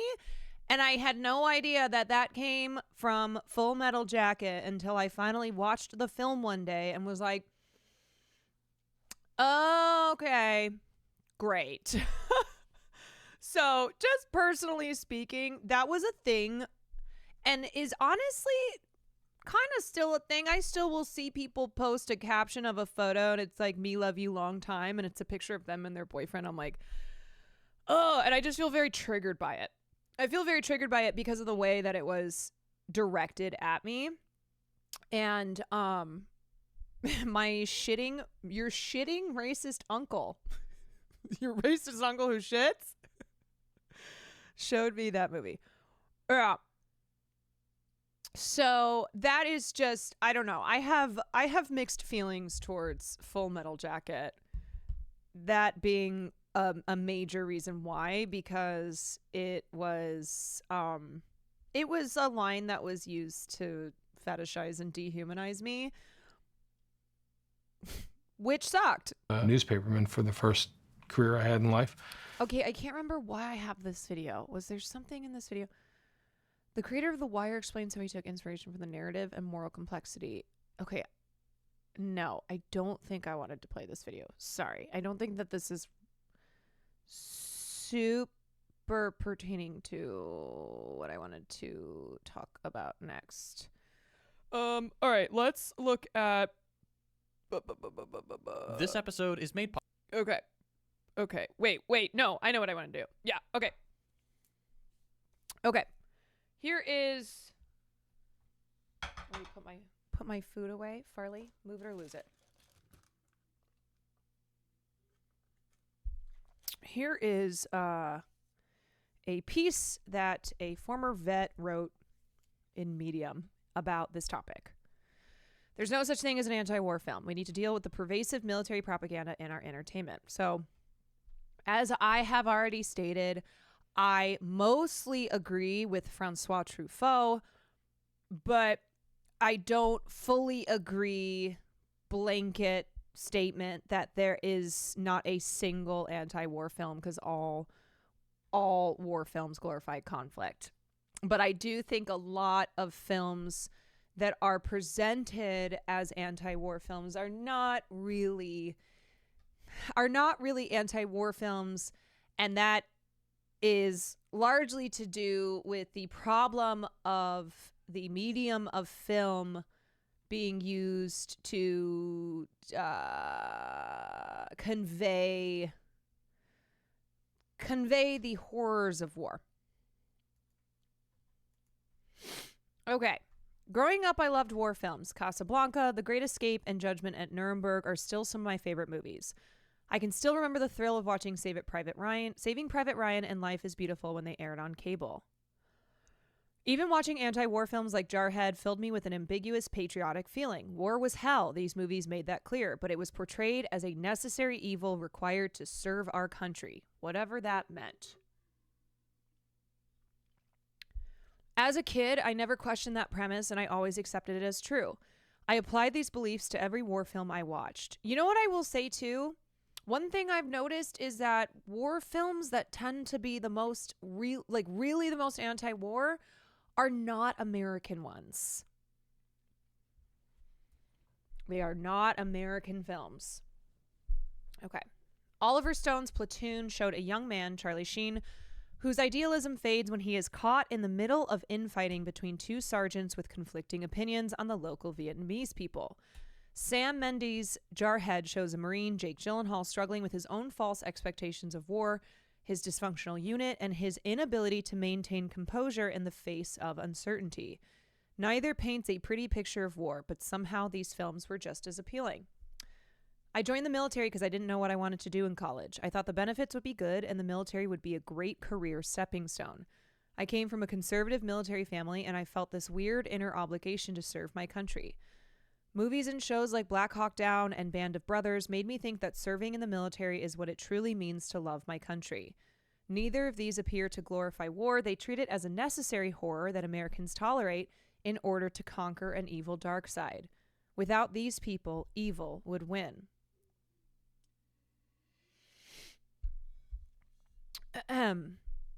How could movies like Full Metal Jacket be so appealing to me despite being anti-war films? Because they aren't. French director and film critic Francois Truffaut claimed, There's no such thing as an anti-war film. The reasoning is due to these movies' appealing displays, the thrill of combat, and the on-screen camaraderie. Even the war movies with plenty of tragedy and heartbreak still manage to make violence and killing seem cool. And they rarely portray their own country's military actions in an accurate manner. My personal experience is not far off from Truffaut's claim. Though I was never deployed or experienced combat in the Army, there was a lot of emphasis and appreciation towards belonging to a brotherhood. There was some sort of innate pride generated from wearing the uniform and being around those wearing the same. I felt a sense of belonging, though I couldn't describe why. This sense of belonging made me ignore things around me that I would otherwise speak out against. While I was in the Army, I heard the word savages a lot. I always thought it was being used interchangeably with terrorists. But slowly over time, I started to notice that officers and other soldiers using the word as an umbrella term for anybody and everything in the Middle East. They would deny any wrongdoing by the U.S. military, partly because criticism while in uniform was forbidden, and claimed that all actions were justified regardless of nuance or context. They would deny America's foreign policy playing a large part in the attacks on 9/11. I'm sorry, fuck it, I'm saying it. Just kidding. They would deny 7,500 civilian deaths from American-led airstrikes. I was fed the lie that everyone in the Middle East hates Americans because their cultural differences didn't like that we were free. I was told our presence over there was to protect freedom, defend democracy, and end terrorism. And I am ashamed to say that I believed it. I remember how my platoon sat in the classroom listening to a story about one of our drill sergeants from one of his deployments. He told us how in the gunner seat of his Humvee, he witnessed an angry-looking man driving really fast at him. He told us how he fired a warning shot, but the angry Haji didn't stop. And when the man got too close, he painted the back seat red. He concluded his story by telling us that he soon found out the guy's car had brake failure, that he couldn't stop. A very ugly silence immediately filled the room. But the next moment he said, "But man, that 50 cal felt great." This was met with laughter. A few days later, we were back in the classroom where a different drill sergeant complained about the new rules of engagement and how during his first deployment, it was us versus them. He talked about killing as if it was the most dangerous game. He said that they were training us not to ask questions, to save who needed to be saved and kill who needed to be killed. The ambiguity of that statement seemed intentional. No one ever elaborated on why we were in the Middle East. They never elaborated on whether the Iraq War was a legitimate war. They kept it as vague as possible and said it wasn't our position to ask questions. Drill sergeants would talk about how great young recruits fresh out of high school were because our brains were easily molded to become the best soldier possible, and they could change the way that we think and act. I would often write home and mention how well I was doing and how great of a soldier I was becoming. After hearing remarks from the mouths of superiors such as sending the Towlees to meet their virgins and Allah, I found myself looking around at my platoon and noticing all of us silently nodding in approval. The same day, I was halfway through writing a letter before I stopped and reread what I was writing. I wrote that I couldn't wait to protect my country from savage terrorists. I threw the letter away. Many years later, I was at an NHL game, and the arena had a small ceremony for active duty military members due to retire. The place was roaring with cheers and applause, but I stood still with my arms at my sides. How could I know that these military members weren't the types to call everyone in the Middle East savages? How would I know that they weren't the type who denied or tried to justify the lies about WMDs, the CIA's use of torture, or the U.S.'s many coups for personal gain around the world? How could I know if they were a good person? Military propaganda isn't exclusive to film. It's bled into multiple forms of entertainment.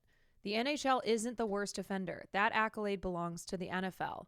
Between 2012 and 2015, the NFL was paid $53 million of taxpayer money. We're paying for this to advertise the military for recruitment. This is known as paid patriotism. During the Star-Spangled Banner, players were required to line up and face the flag with their hand over their hearts. David Meghesi disobeyed this order, which resulted in his benching at the end of the 1968 season. And after the 1969 season, he was out of the league despite playing at an all-pro level.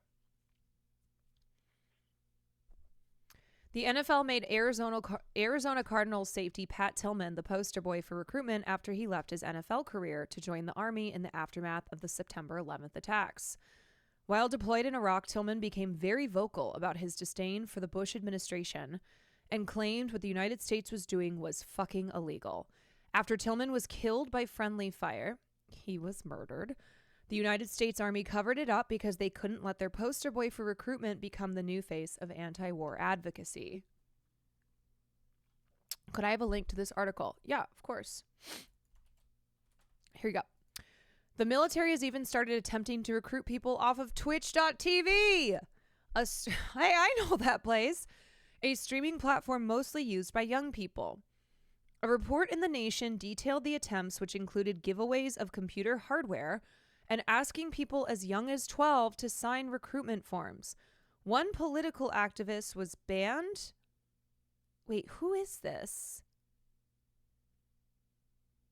Yes, thank you for giving me an even worse. By the way, I think... Wait, this is Slasher. Just having a good time with the U.S. Army Esports Twitch stream. This is from 2020. Every post that I do from now on is going to say ooh in it, just to flex. I like it. Bro, this is insane. This is a guy playing Warzone on the U.S. Army Esports channel.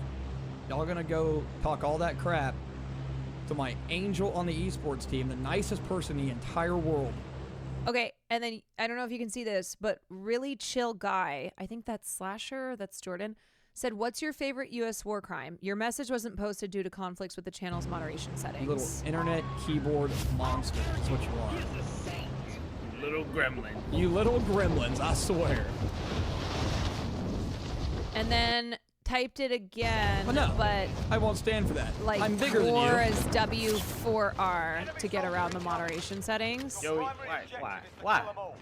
Get out of my business. Someone just ran into the room. And then linked the Wikipedia United States war crimes. Oh, yes. Thank you for giving me an even worse gun. Thank you. Dared for sale. What's up, man? Oh, cool. And now has been banned. Really chill guy. Have a nice time getting banned, my dude. Which, by the way... Whoa, okay. That's wild. That is wild. Okay, so that happened in 2020. The words "war crime" were prohibited by the channel's moderation settings, and the channel has since been taken down after criticisms of censorship and First Amendment violations. Representative Alexandria Ocasio-Cortez introduced an amendment to vote to prohibit the military from recruiting off the platform, but the amendment was rejected. Representative Peter Visklosky didn't vote in favor, claiming because of the low qualification percentage of young Americans. We ought to cast a very broad net to encourage young Americans to serve in their country. This isn't the military's first attempt at trying to hide or shift blame for war crimes. Sledgehammer Games collaborated with the Pentagon for their recently released game Call of Duty Modern Warfare. The game has a mission in the fictionalized Middle Eastern country of Urkistan. During the mission, the player is told there's only one road if there's an attempt to escape to the mountains. Tariq al-Mawat, or the Highway of Death. The game tells us that the Russians bombed it during the invasion. The Highway of Death actually happened, except it was bombed by the United States, not the Russians. This 6-lane highway, officially known as Highway 80, was subject to bombings that caused hundreds of deaths to fleeing Iraqi forces, civilian refugees, and Kuwaiti hostages that were complying with the UN resolution of 660. Oh, you mean that there were civilians and other people who were told that, hey, this is a safe route for you to evacuate. You must evacuate. And then when they did, they were bombed to death. Yeah, it's crazy they didn't pick a war crime Russia has surely committed. It's like, bro, Russia has committed hella war crimes. Instead, you chose to rewrite the history on an American war crime. Despite knowing all these war crimes, attempted cover-ups, and shifting of blame, I felt guilty. Guilty that I was failing my country, my family, and my friends. Values that were given to me from a young age without elaboration that I just blindly contributed to military service. I felt stupid because I let movies, television, and entertainment shape my expectations of what the military would be like.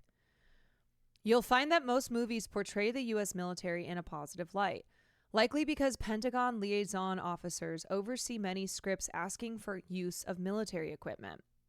This very thing happened in Top Gun. During its theatrical run, the U.S. Navy set up recruitment tables outside of theaters. That is so fucked up. Overall confidence in the military increased, and the Navy saw an uptick in military enlistments. Did you guys see that today? The Navy gave Tom Cruise honored with the U.S. Navy's highest civilian award due to outstanding contributions with Top Gun and other movies. He's being recognized for his on-screen representation of the military branch. I'm telling you, this does not happen to an actor or film that is separate from the DoD, okay?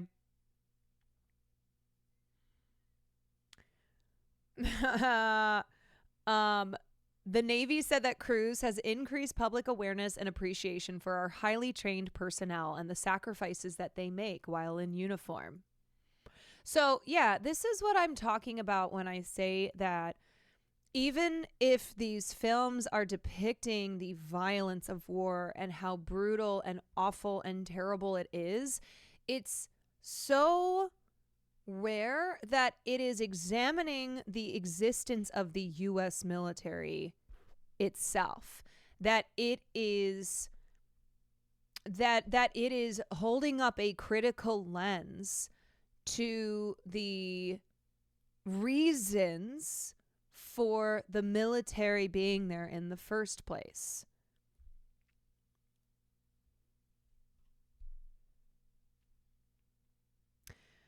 As an AZ native, when I would go to Cardinal Stadium with my family to watch football, I would pass by Pat's statue. I remember the legal battles his family went through against the U.S. military, or when and the fact that they will still try to make Pat their poster boy, and it's like, you guys fucking murdered him, okay?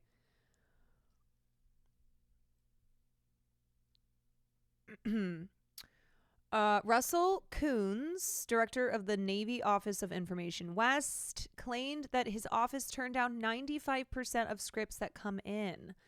Coons claimed because in most cases it doesn't represent... yeah, I'm sorry. Russell, who? It doesn't represent our core values. We're not going to support a program that disgraces a uniform or presents us in a compromising way.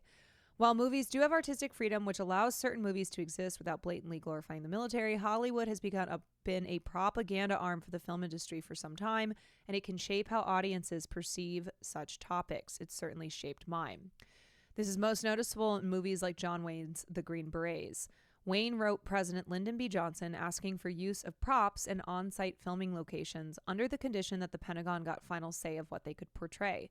The film also attributed war atrocities such as rapings and kidnappings to the Vietnamese, even though those specific atrocities were committed by U.S. troops. In Clint Eastwood's American Sniper, legendary sniper Chris Kyle is portrayed as a good old Christian Southern boy who joined the military after 9/11 and saved many American soldiers' lives due to his precision aim. In Kyle's book, which the movie is very loosely based on, Kyle claims he found killing fun and referred to Iraqis as savages.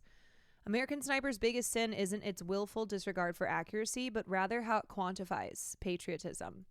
Throughout the film, the audience is constantly reminded of the exact number of confirmed kills that Kyle has, 160. The film never questions the act of killing, but rather celebrates it. Friends, family, and fellow soldiers are constantly applauding Kyle for his confirmed kills against the savages and animals, as the movie calls the people of Iraq. Oh, you mean like these savages? Get your hands up and come outside. Come outside. Everybody in the like house, when come I outside. was watching the Keep your trailer hands up. for Warfare, I just kept thinking, oh, is the house that they're in like a house like this where they held the family at gunpoint and kicked them out of their home? Is that how they ended up in that house?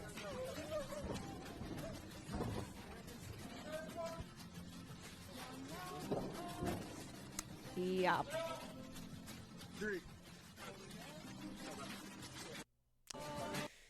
Anyway, even when films question the act of killing, soldiers are always painted as the victims. Exactly.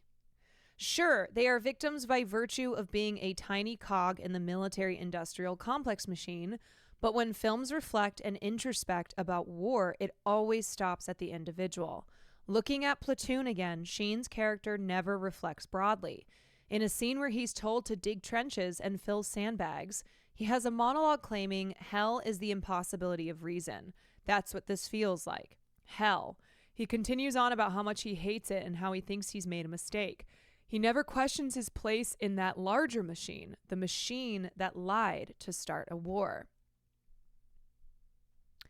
Zero Dark 30 is the best example of blatant U.S. military propaganda being perpetuated by Hollywood. Its script was heavily influenced by input from the CIA. The film shows a detainee that is continuously brutally tortured, and that it's this detainee that finally gives up a name that the entire movie hinges on to find information about Osama bin Laden. In reality, our war crimes of torture didn't cause useful intelligence to be obtained.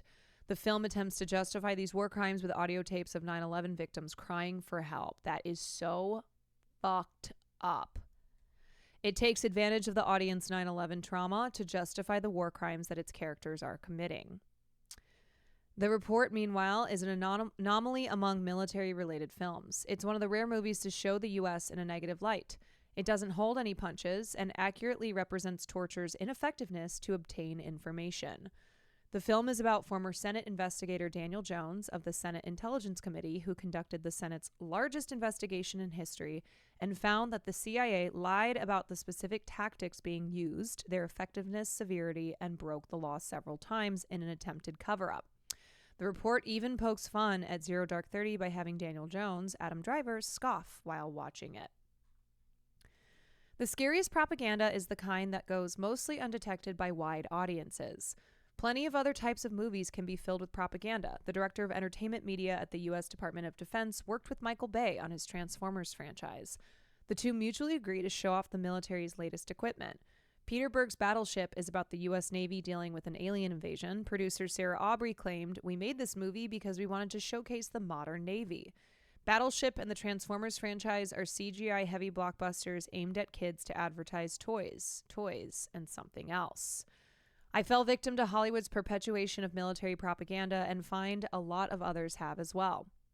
It wasn't solely responsible for my enlistment, but it played a larger role than I'd like to admit. I find myself getting frustrated with many war movies now because I picture someone else falling into the same trap I did.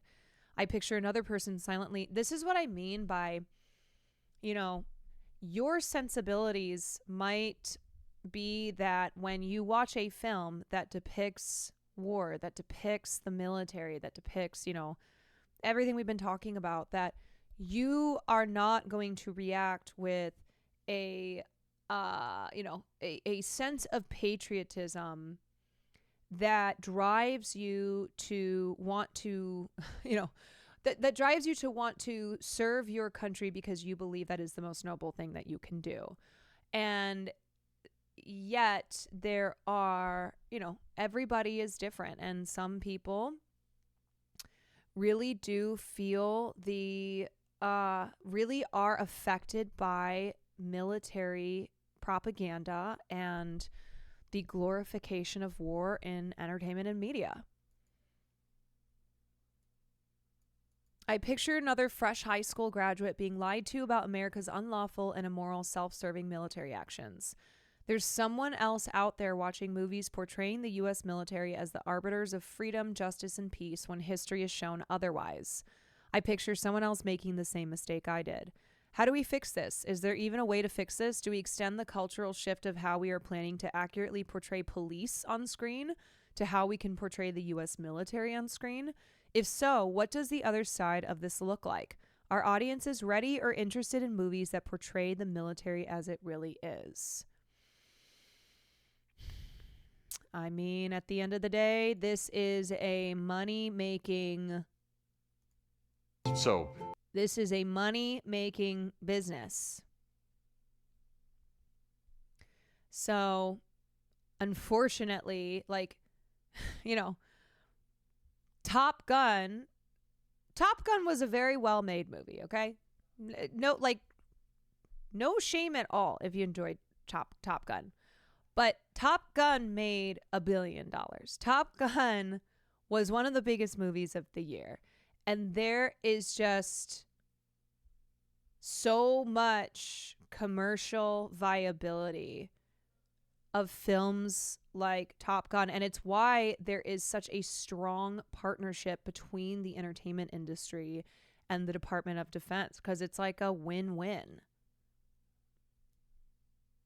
Once again, it's David Levinson reminding you and anybody else that's listening, Detective. Don't mess with Earth. Military recruitment and Hollywood.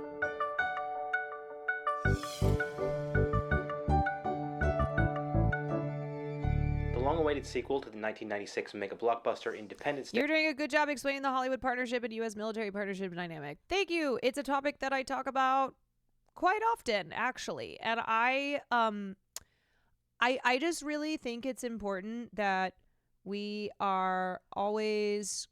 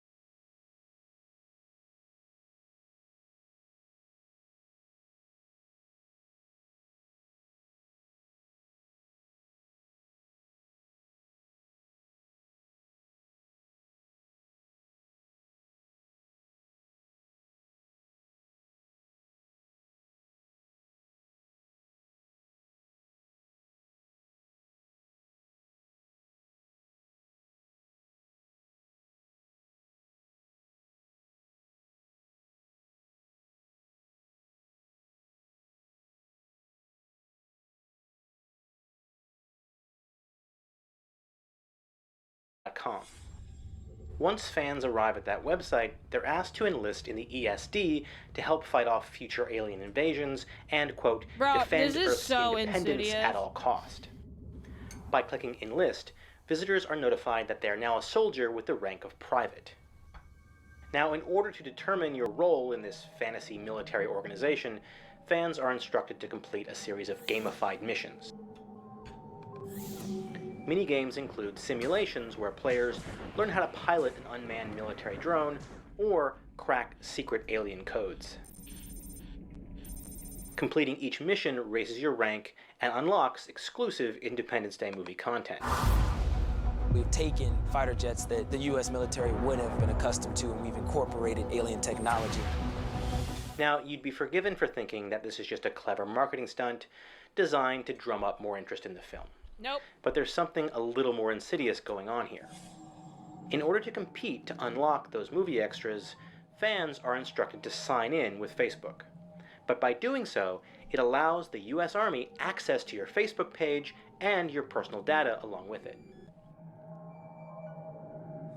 That's because this whole Earth space defense campaign is actually a surreptitious recruiting tool for the US Army. Isn't that so fucking insidious?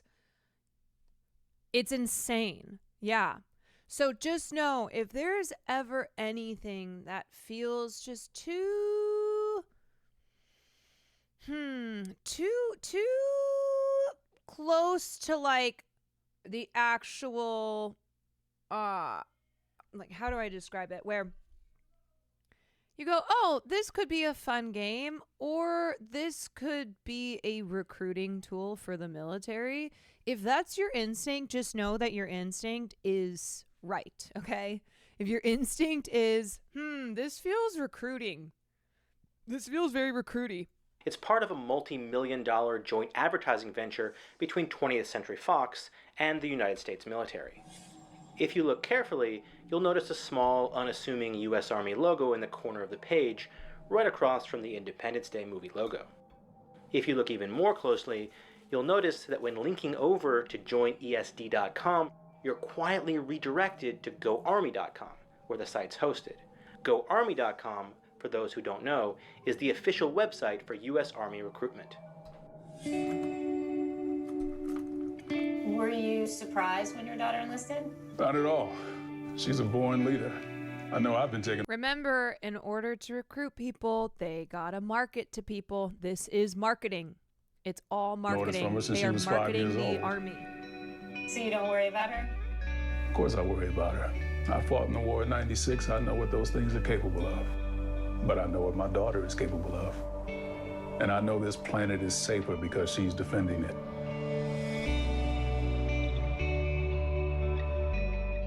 Now that trailer is almost indistinguishable from real US Army television commercials, at least up until the point where the kindly father figure in the US Army cap starts reminiscing about the War of 1996. You remember, that's the fictional one that didn't actually happen, where the US military defeated the extraterrestrial invasion with the help of Will Smith. Welcome to Earth. Welcome to Earth. Yeah, that line rules. Cross-branded promotions are now ubiquitous in Hollywood. You've probably seen commercials for Audi or Doritos or Coke that double as trailers for superhero films. These movie tie-ins are meant to trigger an emotional connection in viewers and increase what's referred to as positive brand association by connecting a product with something that people already like. Okay.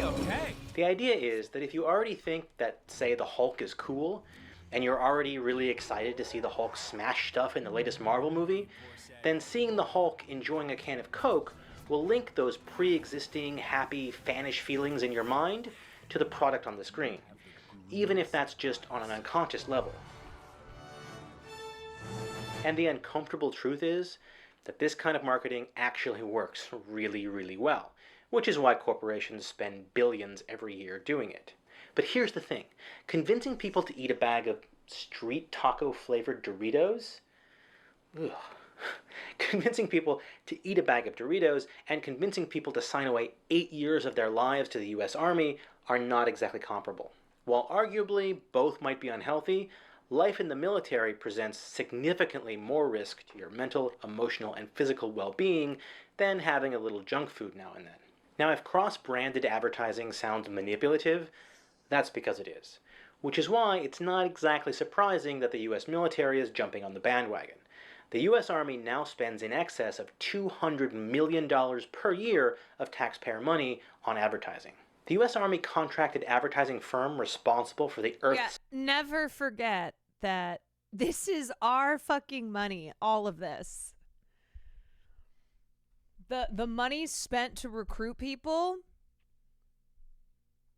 Space defense campaign is upfront about what they're doing, saying, quote, "It allows us to tell the U.S. Army recruitment story in a very new and very relevant way." The thing is, that recruitment story they're selling is pure fantasy. Now, to be clear, many people do initially want to join the military for altruistic reasons. Unfortunately, U.S. Army recruiters are notorious for extremely deceptive tactics. All right, go through the door. Go. All right, to the left. You look like you're really into this. You guys want a real challenge? As a soldier in the United States Army, you'll find out what you're really made of and how far you can go. Explore over 150 careers, help pay for college, and learn if you qualify for an enlistment bonus. Call 1-888-395-ARMY now for a free copy of the America's Army game and this new interactive DVD. Promises of large cash bonuses and money for college are commonly used to entice poor students into enlistment. But the fine print on those contracts makes it so only about 15% of recruits end up getting a college degree out of the deal, and 65% receive no money for college at all.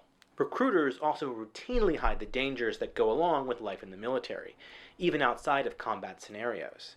Potential soldiers are not told that the levels of sexual assault and sexual harassment in the military are alarmingly high. Recruiters don't mention that 1 in 4 women and about 1 in 14 men face severe and persistent sexual harassment and discrimination while serving. They don't mention the fact that suicide rates among veterans are extremely high compared to civilians, and they certainly don't tell you that 1/3 of all homeless men in the United States are military veterans. For the record, that's over 200,000 people. Right, because they're selling a dream. They're selling a dream, and the dream is a dream of heroism, right? Of valor, of doing the greatest thing that you can do for the country that has given you so much. And that is to serve your country. That is the dream, right? The dream of purpose. Let's be frank. If you enlist in the Army, there's a darn good chance you're going to have a bad time. And the military knows it. This reality presents something of a PR nightmare, which is why the military has... Oh, do we have someone in chat who's infallible to propaganda?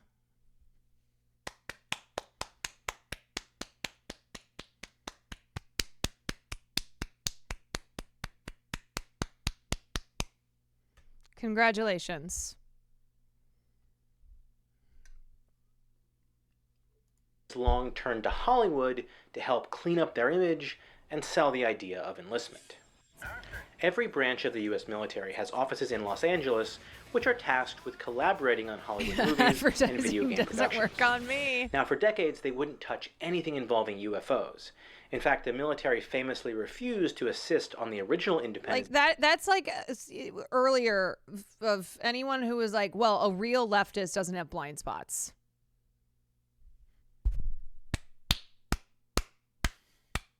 Wow. You're perfect. The rest of us are it's an individual failure on the rest of us, and not you. You are infallible. Day because the script referenced Area 51. But that's no longer... I've talked about it in here a lot, but I was legitimately convinced I was doing the right thing and going to liberate a country, Iraq, from bad guys. Boy, was I wrong. Yeah, I mean, look, are there certainly people who join the military because they are deranged, because they want to, they just want to kill people and they are just sicko wackos? Yeah. But a lot of people are fed this propaganda that to serve your country is the most moral thing that you can do.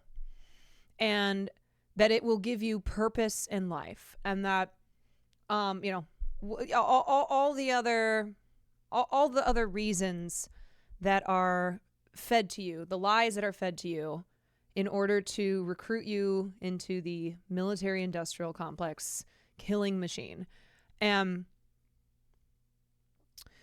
think what matters is how, if you served in the military, I think having the understanding and reflection on what the military was actually all about and the brutality of American foreign policy and how soldiers are used to carry out that foreign policy, not in service of freedom and morality, but for maintaining the power of the United States, for their for their interests that have nothing to do with anything moral. No longer the case.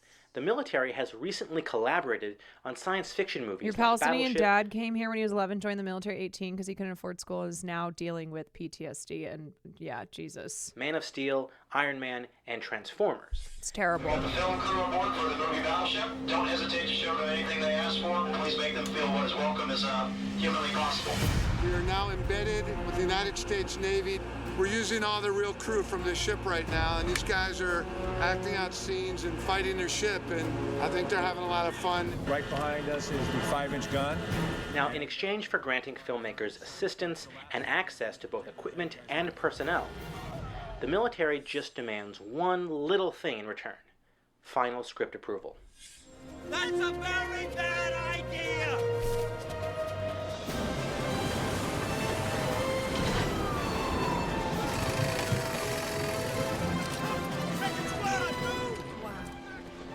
You have to thank her now.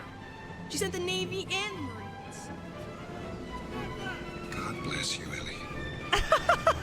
This arrangement... And the thing is I remember seeing Jurassic Park 3 for the first time and feeling such reverence for the Navy and the military and being like, oh, thank God, the good guys are here. They are here to save the day. Ensures that Hollywood depictions of the military are always positive and uncritical, even when the story involves dinosaurs or killer robots or aliens from outer space. This cozy relationship is sometimes referred to as militainment because it produces media that glorifies military institutions. Yeah, I combat, was a young gal. So there's a long history of military involvement in Hollywood. Still, I'd argue that this Independence Day movie collaboration is especially insidious. Now, beyond the covert collection of personal data via Facebook, which is bad enough, what's so unsettling about it is that the U.S. Army is leaning heavily on the fantasy of alien invasions as a way to convince young people to become soldiers in real life. When the soldiers in the movie rise up, when they adapt to a new threat facing the world, when they find a way to win no matter what, remember where Hollywood gets that from. The U.S. Army has been defending American independence for more than 241 years. Go to goarmy.com/independence to learn how you can join their ranks. Bro, that is so fucking insidious. Insidious is the word of the day. Really, it is the word of the day because that is what it is, right? These fuckers in the Middle East, they are aliens. They are not like you and I, okay? They are dangerous from the moment that they are born. They don't want the things that we want. And that's why we got to go over there and blow them to hell, okay? Just like they did in Independence Day. Remember how amazing that was in the movie when they finally blew up the mothership? You too can be a part of that if you go over there and kill a bunch of brown people. Thanks. Independence Day Resurgence in theaters June 24th. The problem is, where Hollywood gets that from is from fiction, or at least a heavily sanitized version of the U.S. military. Now, this cross-branded Earth Space Defense campaign does fit very neatly with the U.S. Army's PR tagline, Defending America's Independence. There's just one small problem with that. It's not exactly true anymore. The majority of modern U.S. military operations look a whole lot more like intervention than independence. And those operations are certainly not designed to beat back any invasion of the heartland, either from foreign or extraterrestrial origin. The long and short of it is, the U.S. government has been in a near constant state of war for over a century, In fact, it's overthrown or invaded over 50 countries just since the end of World War II. We love war. In an incredibly strange coincidence, most of those military interventions have somehow ended up benefiting... You know what? I'm not even going to use the word war because that's what it is, a military intervention. We love military interventions. Or protecting... Yeah, you elected someone who's going to take unlimited rights away from our megacorps. Time for regime change. Yeah, you guys did something in another country that we don't approve of, that we don't like. We're going to invade and install who we want into the, into the head position of power, but they will obviously be a puppet because we will be the ones pulling the strings.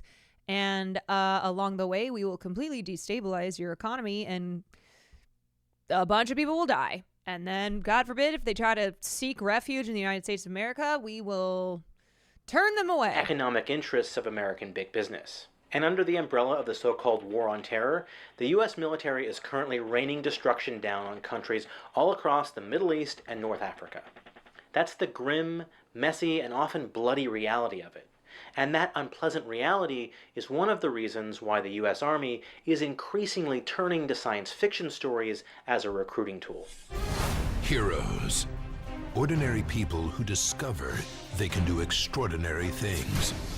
With unique talents and strengths, they stand together as an elite class. It's more than a uniform. It's a chance to be part of something bigger than you ever imagined. Try it on at facebook.com/GoArmy and see exclusive content for X-Men First Class. Only in theaters June 3rd. There's Strong, and then there's Army Strong. Science fiction can provide a simple good versus evil narrative, one that appeals to patriotism and a desire to save the world without any association with those real-life military operations and atrocities. In addition to leaning on science-fictional conflicts, the U.S. Army is also leveraging science-fictional technology and science-fictional weaponry as an exciting pop culture lore to hook young people into enlistment. Come on, come on! Oh, break left! Fighting imagined enemies avoids the uncomfortable associations with U.S. foreign policy. So killer robots or zombies or alien invasions, these are all dehumanized conflicts without any messy moral questions attached. There are no real human beings with feelings or families or grievances with U.S. imperialism. Give me that thing. Invading space aliens are easy to kill. There's no guilt or remorse or critical thinking that's required. It's also like Unlike black and white, where good killing versus other evil. people, no matter how vile they may be, is never something you should feel particularly good about. Independence Day Resurgence didn't do so well at the box office, so we probably won't be subjected to another movie in this series. Unfortunately, we'll definitely be seeing the U.S. military using this type of advertising tactic again. That's because both the U.S. military and the advertising industry understand something that many people still want to deny, and that is that fiction can be a very powerful and very effective way to influence people's actions and attitudes. The military has a long tradition of intentionally blurring the lines between fiction and reality, but this latest movie tie-in represents a shift to a more insidious form of product placement. And we have a word for when the government does this kind of thing, and that word is propaganda. I hope you found this video useful. Yeah. If you'd like to see more long-form video essays that focus on the intersections of Luckily though, that one chatter is completely immune to propaganda, so they don't even need to watch this video at all. They're good. This episode is made possible by Fabulous. Start building healthy habits and support this channel by checking out Fabulous at the link below. On this week's episode of Now That You're on the Left, You're Not Allowed to Enjoy Any Media, Hey, Stop It Right Now, presented by Second Thought, we're going to look at Hollywood's crucial role in the military. That's so funny. Because that's how I feel like sometimes I come across, where I'm like, yeah, sorry, you can't enjoy these things. But I'm like, no, I'm not saying you can't enjoy this stuff. And like, I enjoy this stuff. I just think that, recognizing propaganda, recognizing military propaganda, understanding the relationship with the, between the DoD and the entertainment industry, understanding like how capitalism is at play in filmmaking, and how this is a business, and it's a big business. it's same goes for like whatever entertainment you enjoy, video games, etc. Yeah, leftism is when no fun. Leftism is when no fun. Industrial complex. From Marxist analysis of superstructures to FOIA documents and the propaganda of the American Office of War Information, we're going to examine how it is that the American disease of perpetual war gains public support from our film industry. Come on, it's gonna be fun. We're doing a Marxist analysis of Shrek, but for all of Hollywood. So where do we start? Well, a good place to begin talking about all of this is with the Department of Defense's direct involvement in Hollywood movies' depiction of the United States and its armed forces. To be clear, if you go to the DoD's Look, dude, we just watched Die Hard for film night, and I fucking love Die Hard, okay? They are very upfront about the fact that they are involved in Hollywood productions and in the way scripts for major blockbusters are Officer written. John McClane. What you might not expect is the, let's say, interesting way they like to phrase that involvement. Here's what the website reads. The Defense Department has a long-standing relationship with Hollywood. In fact, it's been working with filmmakers for nearly 100 years. Production agreements require the DoD to be able to review a rough cut of the film, so officials can decide if there are areas that need to be addressed before a film is released. While Hollywood is paid to tell a compelling story that will make money, the DoD is looking to tell an accurate story. Sure. We'll get to that last part in a second. But first, we should get an idea of the actual scale of DoD involvement. In a series of publicly accessible documents, you can get a list of all the movies and TV shows that the DoD admits publicly to have contributed to or denied assistance. The list goes back decades, and what's great about it is that there are little notes about what the DoD changed in each of these movies or the reasons they were refused assistance. For a good number of these movies, it's very clear that in return for access to military equipment and locations, which would otherwise be incredibly costly to reproduce for even big-budget studios, certain storylines and dialogues were altered or removed entirely. I've already talked on this channel about the media wing of the US military, specifically its influence on Twitch and in animated shorts targeting Gen Z in this video. Now that's a nice video. Boy, I love that video. You better watch that video after you're done with this video, I'll tell you right now. You won't forget, right? But that episode is focused on recruiting. While that is a major goal of the military's propaganda campaigns, and it's meant to make war institutions look wholesome and good, it's really just one part of a much bigger project. And I completely missed this era because I was not on Twitch, but this is crazy that that there was like a push to recruit people on Twitch. That is so, as I said, the word of the day, insidious. It's also much more obvious what's going on.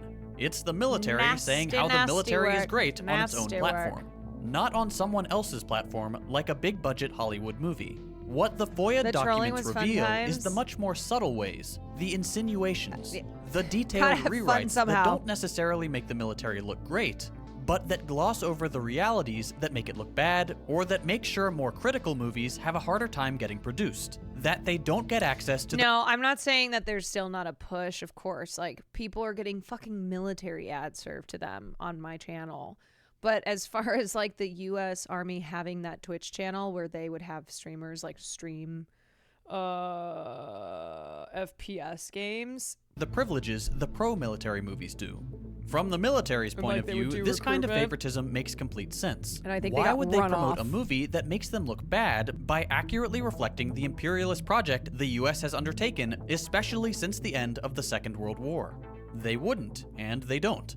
The result of this favoritism is that the films that do get DoD support paint a pretty uniform image of the US military as heroic and exemplary in most cases, and only accidentally ineffective, but ultimately well-meaning at the very most critical end of the spectrum. And because these pro-military movies end up saving so much on production cost and get access to military equipment and facilities for shoots, they are far more likely to get produced and to become blockbusters. This is what I mean by commercially viable, right? That war is, pro-military, just the war genre in general is a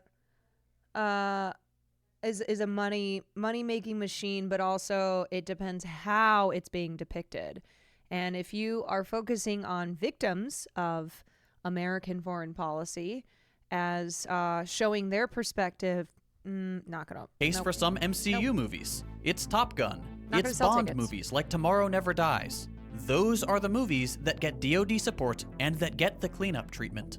Now, to be clear, movies that portray the military apparatus more accurately, with less of a rose-tinted hue, are still going to be made. But without State Department support, they might not reach the same blockbuster status as often or to such a degree as their more profitable box office neighbors. Surprisingly, the DoD's goal is incredibly transparent. Philip Strubb, Director of Entertainment Media at the US Department of Defense, said it pretty plainly. Our desire is that the military are portrayed as good people trying to do the right thing the right way. That's probably our single most important imperative. And to make sure that it does happen that way, military organizations are willing to leverage the billions they have at their disposal in the form of military equipment and shoot locations to keep the movies on that line of "the military can do no wrong." Here's another quote, this time from Robert Anderson, the Navy's Hollywood relations person.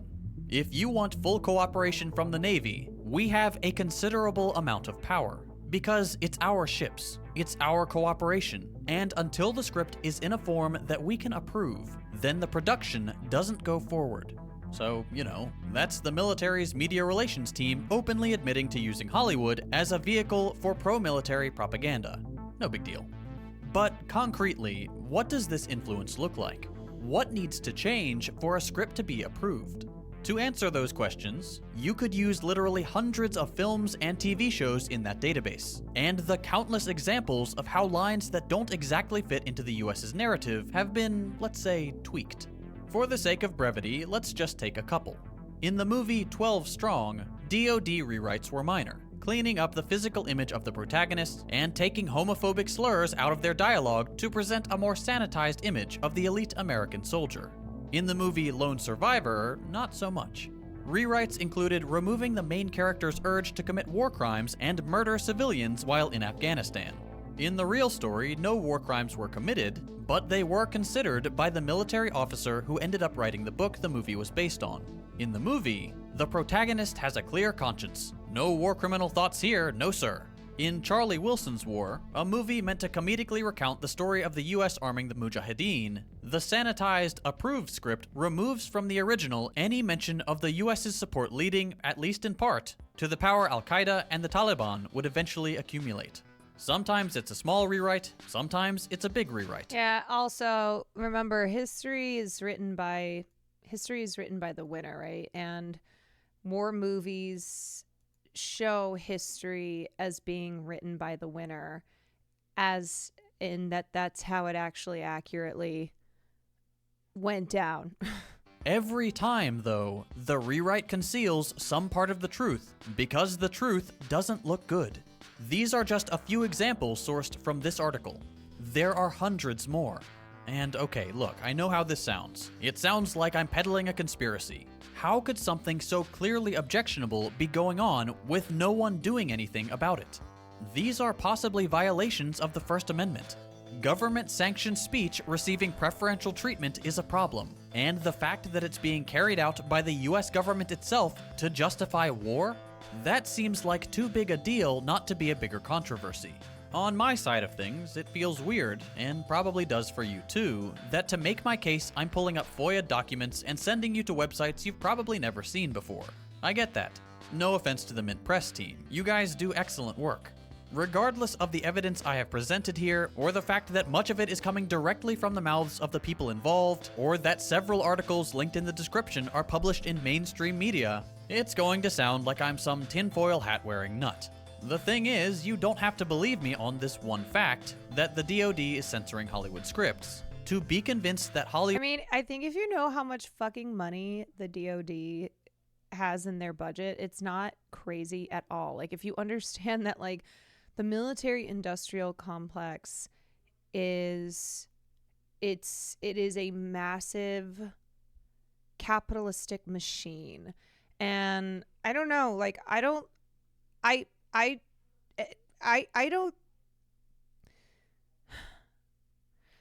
The idea of this being a conspiracy when it's like the entertainment industry is a business. It is it is show business. It is in the business of making money.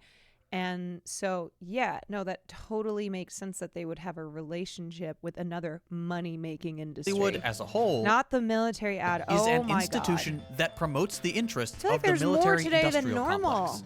Even if the DoD had never addressed its involvement in my the script writing God. of today's blockbusters, Bro, I feel like they know what I'm talking about, and they're hitting me with extra marine military ads. which we've seen it does, the existence of the beneficial relationship everybody between our needs a military sub. and our entertainment industry is plain as day.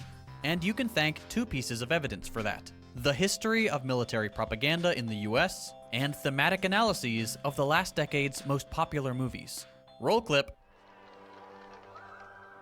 After the United States enters the war in Where's April my 1917, President Woodrow Wilson knows that he needs to mobilize not just the American army, but the American people. And he knows that's a difficult I'm task. keeping 5 of you out of the military. So what Wilson does is he launches a massive campaign of propaganda that taps into every media that's available in America at the time. This includes Radix, thank you. newspapers, movies, posters, toys and games for children, all aspects of popular culture. That's a short clip from the National World War I Museum and Memorial YouTube channel. The rest of the video is in the description. What the host is talking about here is the propaganda efforts of the Committee on Public Information, a US agency that sprung up during the First World War.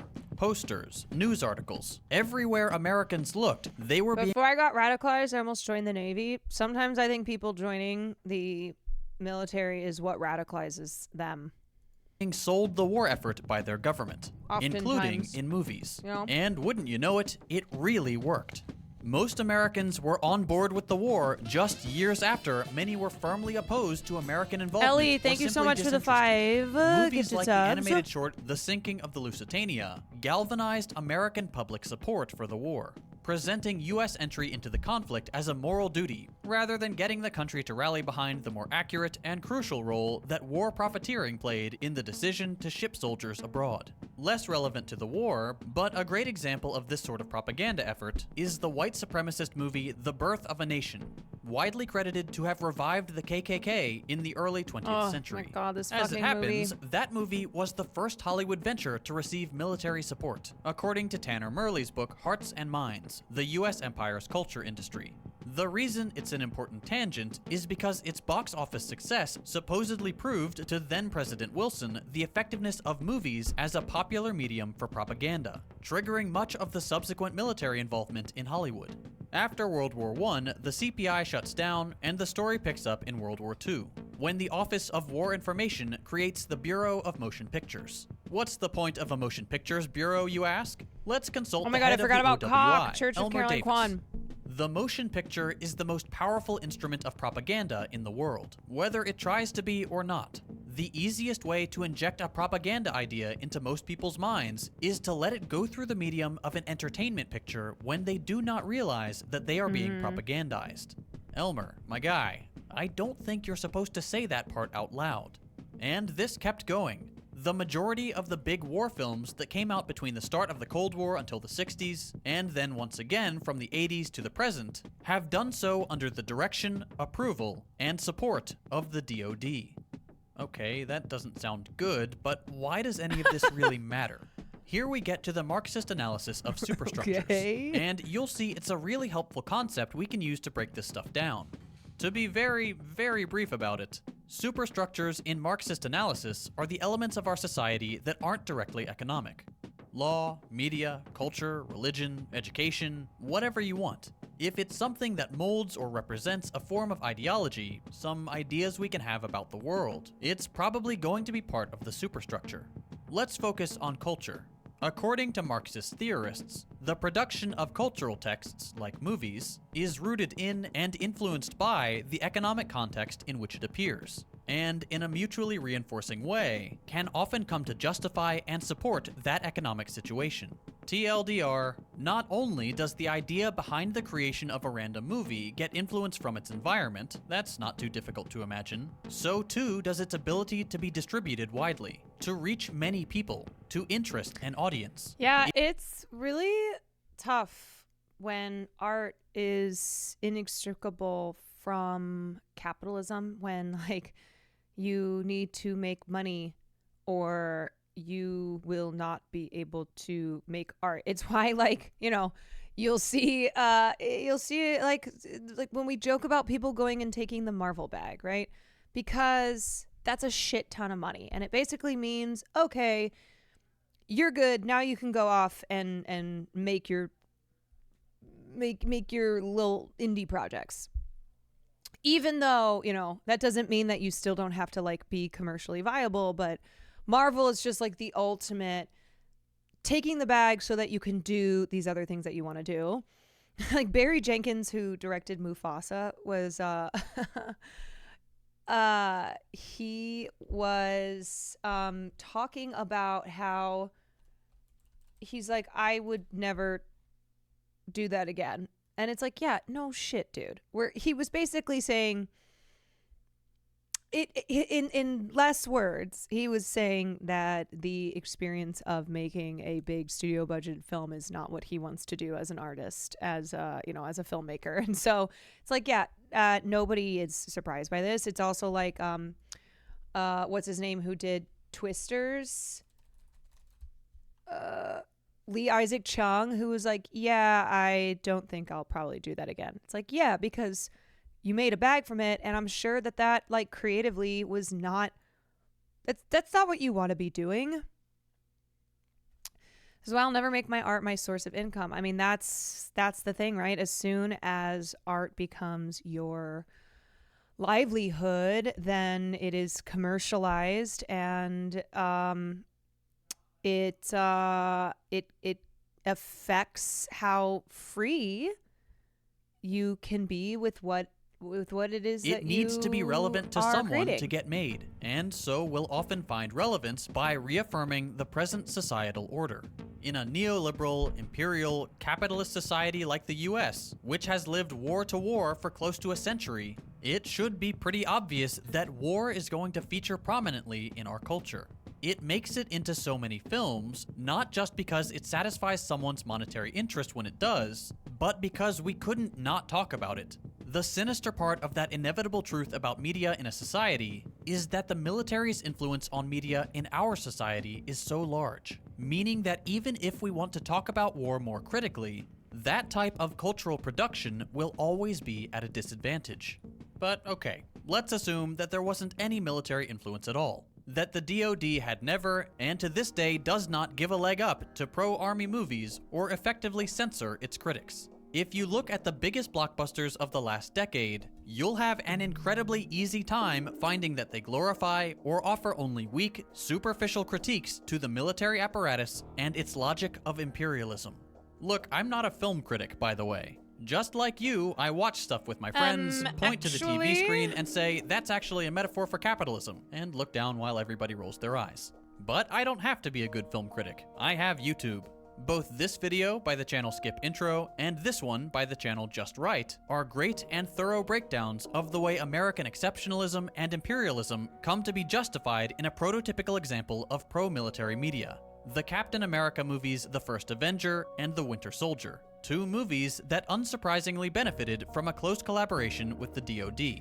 I mean, he's literally Captain America, and his origin is that he was a soldier. Like, Captain America is so inseparable from the U.S. military. Of the films, America's role as a global superpower, embodied in Steve Rogers' character, is hardly interrogated. He has great power, but he's being a very responsible little man and doesn't abuse it because he's just a good dude, and so is America, by the way. Just trust me on that one. Come on, guys, would I ever lie to you about this? No, of course not. So, in these movies, when U.S. institutions are brought under scrutiny and the heroes turn against S.H.I.E.L.D., the organization meant to represent the Department of Homeland Security, the only real problem the movie ends up portraying with the institution is that it was infiltrated by the evil Hydra. S.H.I.E.L.D. in and of itself was always okay. We just need to get rid of the baddies, and then we can get back to the completely justified global police stuff. Those are just two movies, but these kinds of messages are rife in American cinema and are discussed a lot more thoroughly in the videos I've linked in the description. And the reason I'm even talking about this is that the result of all these thematic implications is that the overall picture we get of the US and its military efforts is not one characterized by the greed behind domination of oil or other natural reserves in the Middle East, the subjugation or outright murder of civilians by military occupation and drone strikes, or the Stone of Shame, I was just calling you out and anybody else out for being condescending, because it is much easier to say that you would never fall for something when you're on the outside looking in. And I think that leaves you devoid of empathy. And also, like, the point being that we don't want people to keep being susceptible to something like military propaganda. So rather than talk about how that is, how stupid people are for falling for that, and how that's something that you would never fall for, I don't think that that's like the right. I don't think that that's productive at all. Cheddar is a Canadian. You know what? I will let Sky, as our Canadian mod, I will let unjustifiable Sky interventions handle made that. to oust popular and democratically elected leaders across the world. Thanks to Hollywood. Like, I am sorry, but I know that in America we make fun of America all the time. Like, Americans make fun of Americans all the time, but can Canadians not pretend as if Canada is this perfect place and that Canadians are simply not stupid in the way that Americans are? The military almost exclusively looks like a force for good, an industry we can keep justifying giving nearly $1 trillion to every year so that the Lockheed Martins and Boeings of the world can continue driving up their stock prices. Movies have powerful propaganda potential, and in giving us only weak tools to critique the military, if any at all, they have successfully allowed for the continuous American support for its most massive imperial project to date. Of course, as media consumers, we're not just passive propaganda sponges. But in the absence of good, popular critiques, and under a barrage of pro-military propaganda, even our best defenses can weaken over time. Just something to keep in mind. I mentioned at the beginning of this video that this episode is made possible by Fabulous. Let me tell you why. As I've told you all before, it's pretty hard to get sponsors on my channel.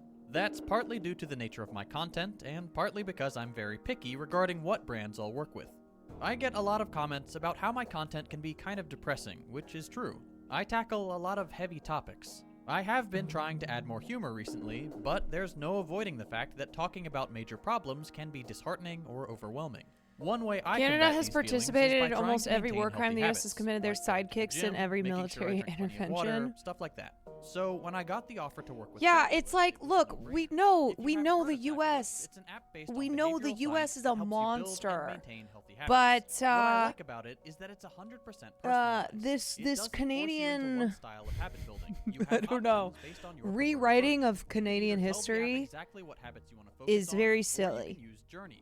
Specially crafted habit building programs. Nobody tell the chatter which country is the reason for so many so many of the Geneva Conventions existing. It's not just vague self-improvement mumbo jumbo. Yeah. This is concrete stuff that you can do to develop healthy habits that will stick. There's a reason. I think this is the end. I think that's the end of that video. Anywho, that is going to. Personally, I've been using Fabulous to make stretching part of my daily routine. It's done wonders to fix my editing back pain and to improve my overall accomplishment just by checking that. I look rough. Okay, that is going to wrap up our conversation on entertainment as military propaganda, and it started. Is there something on my nose? Oh, there is something on my nose. I just feel like greasy right now. Maybe it's because I'm actually putting lotion and stuff on now. That I'm like, I'm not dry anymore.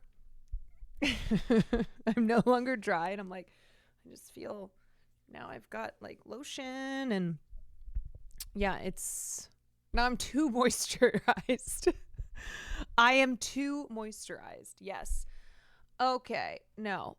Something was on my nose. I don't know what it was, but now it is gone. So this started with looking at the trailer for Alex Garland's Warfare. And let me tell you that movie is not one that I think I will be watching. And I'm also confused because why did Alex Garland make this whole thing about how Civil War is going to be his last movie when he has this one coming out? It's like, brother, I thought you were done. Is this going to be your last movie? Is Warfare going to be your last film? Really?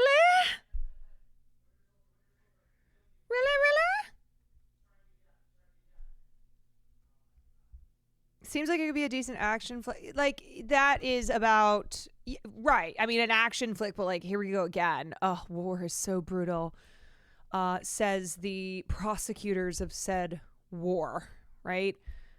It was a headline bait. He said he was done solo directing. Oh, okay. Well, I guess this will be his... I don't know. Unless he continues to co-direct. He's co-directed. I think his involvement is minimal, but why put your name to it? I don't know. I do not know. All right. So I'm going to give you guys an option here because nope. Why did I just type raid? Oopsie. No raid. Okay. So, no, we're not gonna raid. All right. I know I said I wanted to watch Actors on Actors and do Survivor tonight, but I'm only going to do one of them. So I'm gonna let you vote. Uno Mas. You want Uno Mas video on Hollywood selling us war? Okay, I'm gonna let you guys vote what we do. And here you go. You have 1 minute. You have 1 minute to vote. Because tomorrow I gotta get up and I gotta do this special ice skating Santa Claus stream. I think I will probably be back tomorrow night. Not sure, but probably be back. And I have to move some things around because I think what we're going to do is move the Twitch recap Quantage Awards until after Christmas break. So I am leaving on the 24th to go to Chicago and spend the week there. And I will be back on the 29th. I don't know if I'm going to stream at all. I'm not sure. I might just like get cozy and watch a bunch of movies and read books. Who knows? So I want to give you guys time to do the Twitch clips and Quantarage voting, and so we can do that maybe on like the 31st. That would be a fun last day of the year type of stream. And then, so, okay, tomorrow is ice skating. And then Friday, Cutie is doing her concert. Cutie is doing her concert stream at 6 o'clock. It's like a whole Christmassy thing. So, yeah, we got the Yarn on Ice tomorrow. And then we got Christmas holiday extravaganza on Friday. Are you going to sing? I'll probably end up doing something. I don't know what it'll be. I'll just be a little karaoke song. And then Saturday, I will stream. And I think I want to do pop culture recap. And Sunday, we will do dinner and a movie. And then Monday, podcast. And then I'm leaving out of town. So I know I need to figure out when I am playing Minecraft next. Maybe tomorrow night I can convince Sam to do a double stream just for Minecraft purposes. Okay, you guys want Survivor. Okay. Okie dokie. Did I say something about Will having watched Little Shop of Horrors for film night tonight? Thought I saw. Can anybody confirm? He watched The Mummy. Okay. Never mind. I was about to be very annoying if he had watched Little Shop of Horrors. I think we are episode 23, correct? He mentioned it as an option. That man, he needs to make a decision. Does he hate musicals? Or does he actually secretly love them? He was going to watch Poltergeist and Little Shop of Horrors, but chat told him he watched both, so he didn't. Oh my God. See, this is what happens, though, that I am so on it with my dinner and film nights. And because I pull from whatever's free on YouTube, and usually what's older, then it means I've gotten there first. But the reason that it would have specifically pissed me off is because of the musical thing, where I'm like, you are not allowed to shit on musicals and then be like, okay, but Little Shop is great. Okay, but Sweeney, but like, okay, but this. I go, no.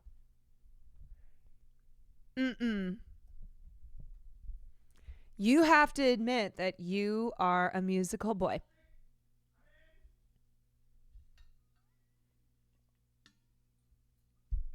And that's what I got to say about it. We are on episode 23. There are only 3 episodes left of Australian Survivor. My first season of Survivor that I've ever watched, mates. It's very exciting. And it's coming to a close with just 3 episodes to go. And just a reminder that we've moved on from the other topics. So I'm going to even put in my title, Survivor Time. It is Survivor Time. And remember, no politics, no politics. Thank you very much for all the discussions earlier, mates. But now we've moved on. Yo, okay. That is actually a W move. Congratulations, Lockie. But does that, like, is that... Okay, so he's saying, I have an idol, but I'm not going to show you the idol because I want you to doubt. But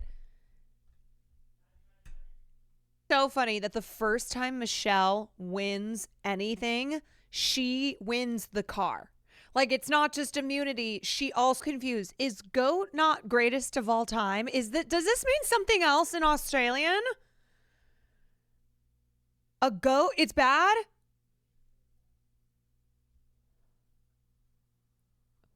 What does it mean? Wait, what? We talked about this. Wait. GOAT equals follower. Okay. Sacrificial lamb. I remember now. Okay. Yep. Easily sacrificed. Of course, Tara does not know about this goat thing. Tara is literally the goatiest goat that has ever goated. Ever. Second. Can I do the most annoying armchair psychologist ever? So Peter has already said that his father's homophobic and that he is here and he is like, you know, like hopefully proving himself to his homophobic father. And I'm sure Peter his whole life has dealt with dudes like Lockie who have called him the F slur, who have, you know, treated him like he's weak because he's gay. Okay, I'm doing like the most armchair ever, and I'm sorry, Lockie. You're a really, really great person, but I'm saying this is why I think also Peter has such a personal thing against Lockie. And so him calling Peter an easy win, a goat, like when Tara's right fucking there, right? Tara is there, Michelle is there, Jericho's like pretty decent, but let's not act as if the strongest players are left in the game. Peter is the one who Lockie has singled out, and I think it is bringing up his trauma. But Lockie was amazing. Okay, Lockie was an amazing player. The reason that I was like, they are so fucking stupid if they do not get him out is because Lockie would win. Lockie against any of them genuinely would win. He just won too many challenges. His social game was decent enough. It wasn't the best, but like he was just really he there was no one else there though that I think had like this crazy social game that would counteract his challenge ability. He was really fucking good, and he was just good throughout the entire competition, but it is crazy that he was not seriously treated as a threat, where like people were trying to, really trying to vote him. What a day to go out on. Bro, it is officially Tara minus the top 3. Lockie is gone, Henry is gone, Ziggy is gone. You deserved to lose, Lockie, just for thinking that Tara is deserving of winning. What? This is what's so frustrating to me. Okay, I gotta calm down. How dare you call Pete a goat and say that he was like the weakest character and then think that Tara has played a good game? I'm sorry. That is fucking insane. There was a good chunk of this season that Tara was not even involved at all because she was just being strung along by Lockie. That is that man that man. Oh my God. I will say one thing that I'm sure feels frustrating for Survivor is that thank you so much to 26 Days for getting us this jersey. Hey, is that if you are a physical threat, that it is going to be very, very difficult for you to make it in the top 4. The fact that Tara is in the top 4, Tara, who has neither a great social game and is also one of the worst at the challenges. Lockie, and this is my jury villa. Oh, thank God. The pubes are gone.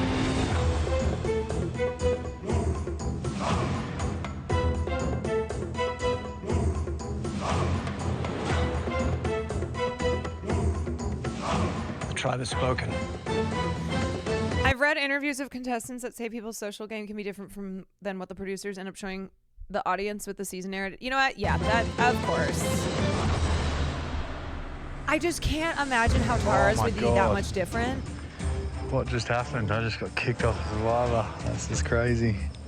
I've been pretty much on the bottom nearly the whole time. I knew everyone was going to be gunning for me. I won 3 straight, so I knew if I lost the immunity challenge, I would probably be going home.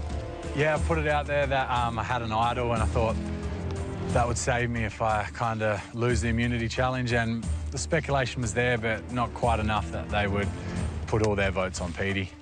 Today wasn't the best day to lose an immunity challenge and a reward. I mean, today I lost a car, immunity, 500 grand. So I like big moves and I like big plays, so what other way to go out on? Lockie, hello. Hey, how are you? I'm good. Good? Yeah. Bit of a roller coaster? Yeah, it is. Yeah, they're just holding back all the gameplay clips of Tara. I'm happy with the game I played, so. It's been a big day. So that brings us on to your weight. Do you remember how much you weighed at the start of the competition? Yeah, 108.1 kilograms. Yeah. So how much do you think you weigh today? Yeah, probably lost a bit more than 5 kilos looking at my arms, and I got like a 6-pack now, so I'm kind of happy about that, but not about the muscle loss. Shall we weigh you and have a look? Yeah.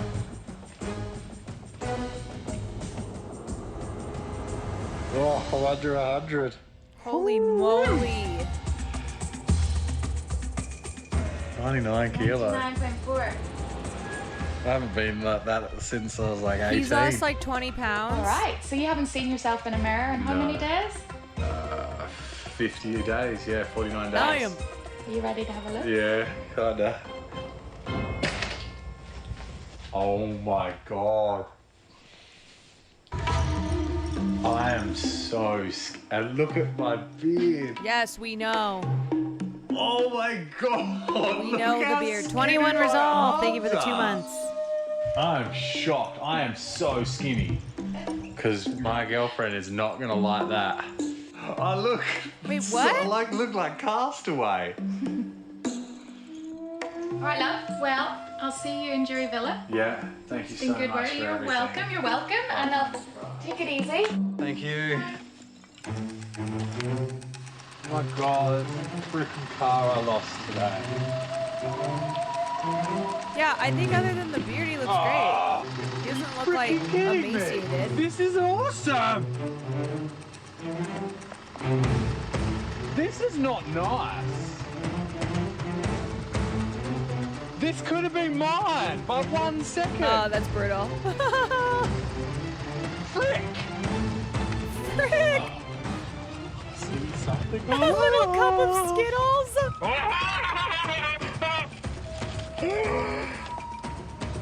Oh, that's always so sad how like. I love any junk. It's so sad how they're sad about losing, but Food, then fast so food. excited to have Anything like a that makes you fat, I styrofoam love cup it. of candy. I'm happy I got some lollies and a bit of sugar. I'm a little pissed that I'm in an amazing Holden Trailblaze that I lost literally 5 hours ago.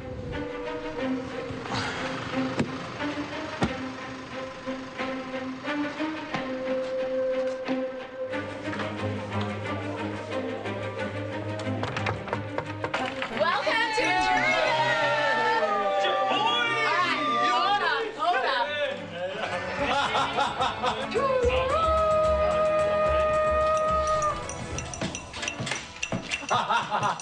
Welcome to the Jury Villa. You showed us all that you're not a dumb jock. You truly are an alpha male, though we had our doubts when we saw the white whale. Big challenge threat. Oh, God. 3 in a row. But that made you dangerous, so you had to go. We thought you were the man when you took on Mark. But let's not forget you only caught one, sir. Okay, why did Ziggy do it?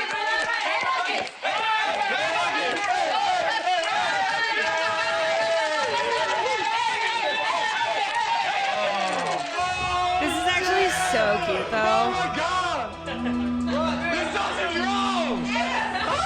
Look at the chips, they're being fried. Double fried. They're double fried. How good is this? Well, get your crown the right way around. Oh, if you want to see the car that she won, it's just out there. You know the car that takes you all here, the all-wheel drive? That's insane. Immunity at this stage and the car. I can't believe it. Tell us everything. Brand new. It was. Tell us everything. Oh, you have no freaking idea. It was 1 second. It was a challenge where there's a beam and you couldn't touch it and you had to put dominoes. Oh, yeah. All the way down. I got all mine back on. I put all of mine, had them all spaced out. Yeah. And then Jonathan went, Michelle, going for it. And then I looked and then she tapped it and I was like, oh shit. Tapped mine, held fast, and hers was going tick, tick, tick. And I went like that, mine went tick, tick, tick, tick. And this is how close it was. It went, hers, mine. No!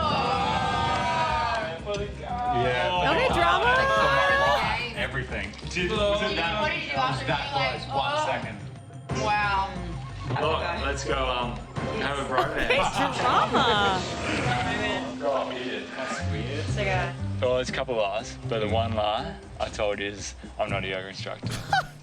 I believe. I like that Henry's telling everybody. It's like his confession. Well, what do you do? Just labourer. Oh, yeah. So I wanted But it doesn't even bother me anymore. I know, I didn't think it would. I was like, that's the white lie. Yeah. You stink so bad. Is it that bad? You stink so bad. Amazing it's talking good games, to just see them all finding out what hanging out. actually people think, and got to have a one-on-one with Henry and came clean about his yoga job, but couldn't care less. I mean, still love the dude. Oh, a real door. Nobody Check out what's cares, inside. Henry. I know. I like that he's confessing, though. Wow. Oh my God, a bed. Oh doing lollies. Please don't lay on the bed, please. I don't want to put my stinky bag on anything. Oh my God. No, what do you mean your stinky bag? What do you mean what? You don't want to put your stinky bag on, but what about your stinky self? And full belly. And Bro, lollies. what is that logic? It's pretty good. My life has been pretty much a preparation for Survivor. I mean, I'm an outdoor enthusiast. I deal with people on a daily basis. I'm a competitor. I play professional sports, so everything leading up to this was perfect for Survivor. I think I played the game exactly how I wanted to. I mean, or even better. Thank you for the 10 I months. came into it wanting to be like a challenge threat and a physical threat in the first half. Trying to get him on the run. Walking wins individual immunity. Carry that on through merge, but then I wanted to wait until merge before I really come out with the strategic plan. If you want to win Survivor, you have to make big moves so the jury see you making those big moves. If the jury doesn't see you doing big moves and strategizing and doing good in competitions, doing good around camp, they're not going to vote for you. Because he's good in the bottom. He doesn't. I've lost the chance at winning the game, and it sucks, I mean, but I made it this far. Jury Villa is ballin', so I'm not sad, I'm not discouraged, I'm just like, that was an amazing experience that not many people get to experience. Dude. So I'm super happy with the time, and like I always say, memories over money. Memories over money. Oh, wow. Well, Tara may have the last laugh yet if she wins Survivor. I will just be I will just be shocked. I will be so shocked if Tara wins.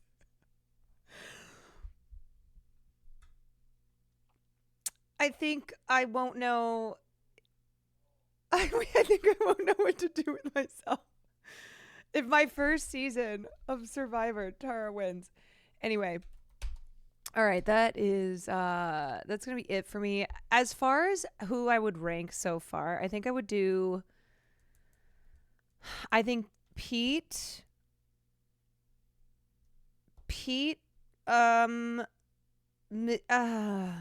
Michelle, Jerry, Tara. I think that's the order that I would go in. Pete's my who I'm voting for. Thanks for the stream. You're so welcome. Thanks for hanging out during the stream. All right, y'all. So tomorrow, just a reminder that 11:30-ish, we'll be doing the yarn on ice. I wish I had an ice skating outfit. Really quick, is this correct? Let me take a look. Really quick. Yarn on Ice, Cuties Christmas Special, Pop Culture Recap, Dinner and a Movie. Yes. I think that looks good. I think it does. Okay, who am I gonna send regards to? I'm going to send you over to Emma. Emma, who is playing some Path of Exile. Yeah, so I hope you can join for Yarn on Ice tomorrow. Should be great. I will be hopefully not breaking anything, because the last thing that I want to do is hurt myself on an ice rink. You know, when you get over 30, these are things you think about, okay? You turn 30 and then you start thinking, I would really like to not hurt myself. I know. Remember core bound? I don't have any of that. I have nothing. All right. Anyway, I will see you guys tomorrow. I think we're all gonna 3 stream on our channels like we did when we went dress shopping. So you can tune into my channel tomorrow. Okie dokie, everyone. Good night. Be well. I will see you tomorrow.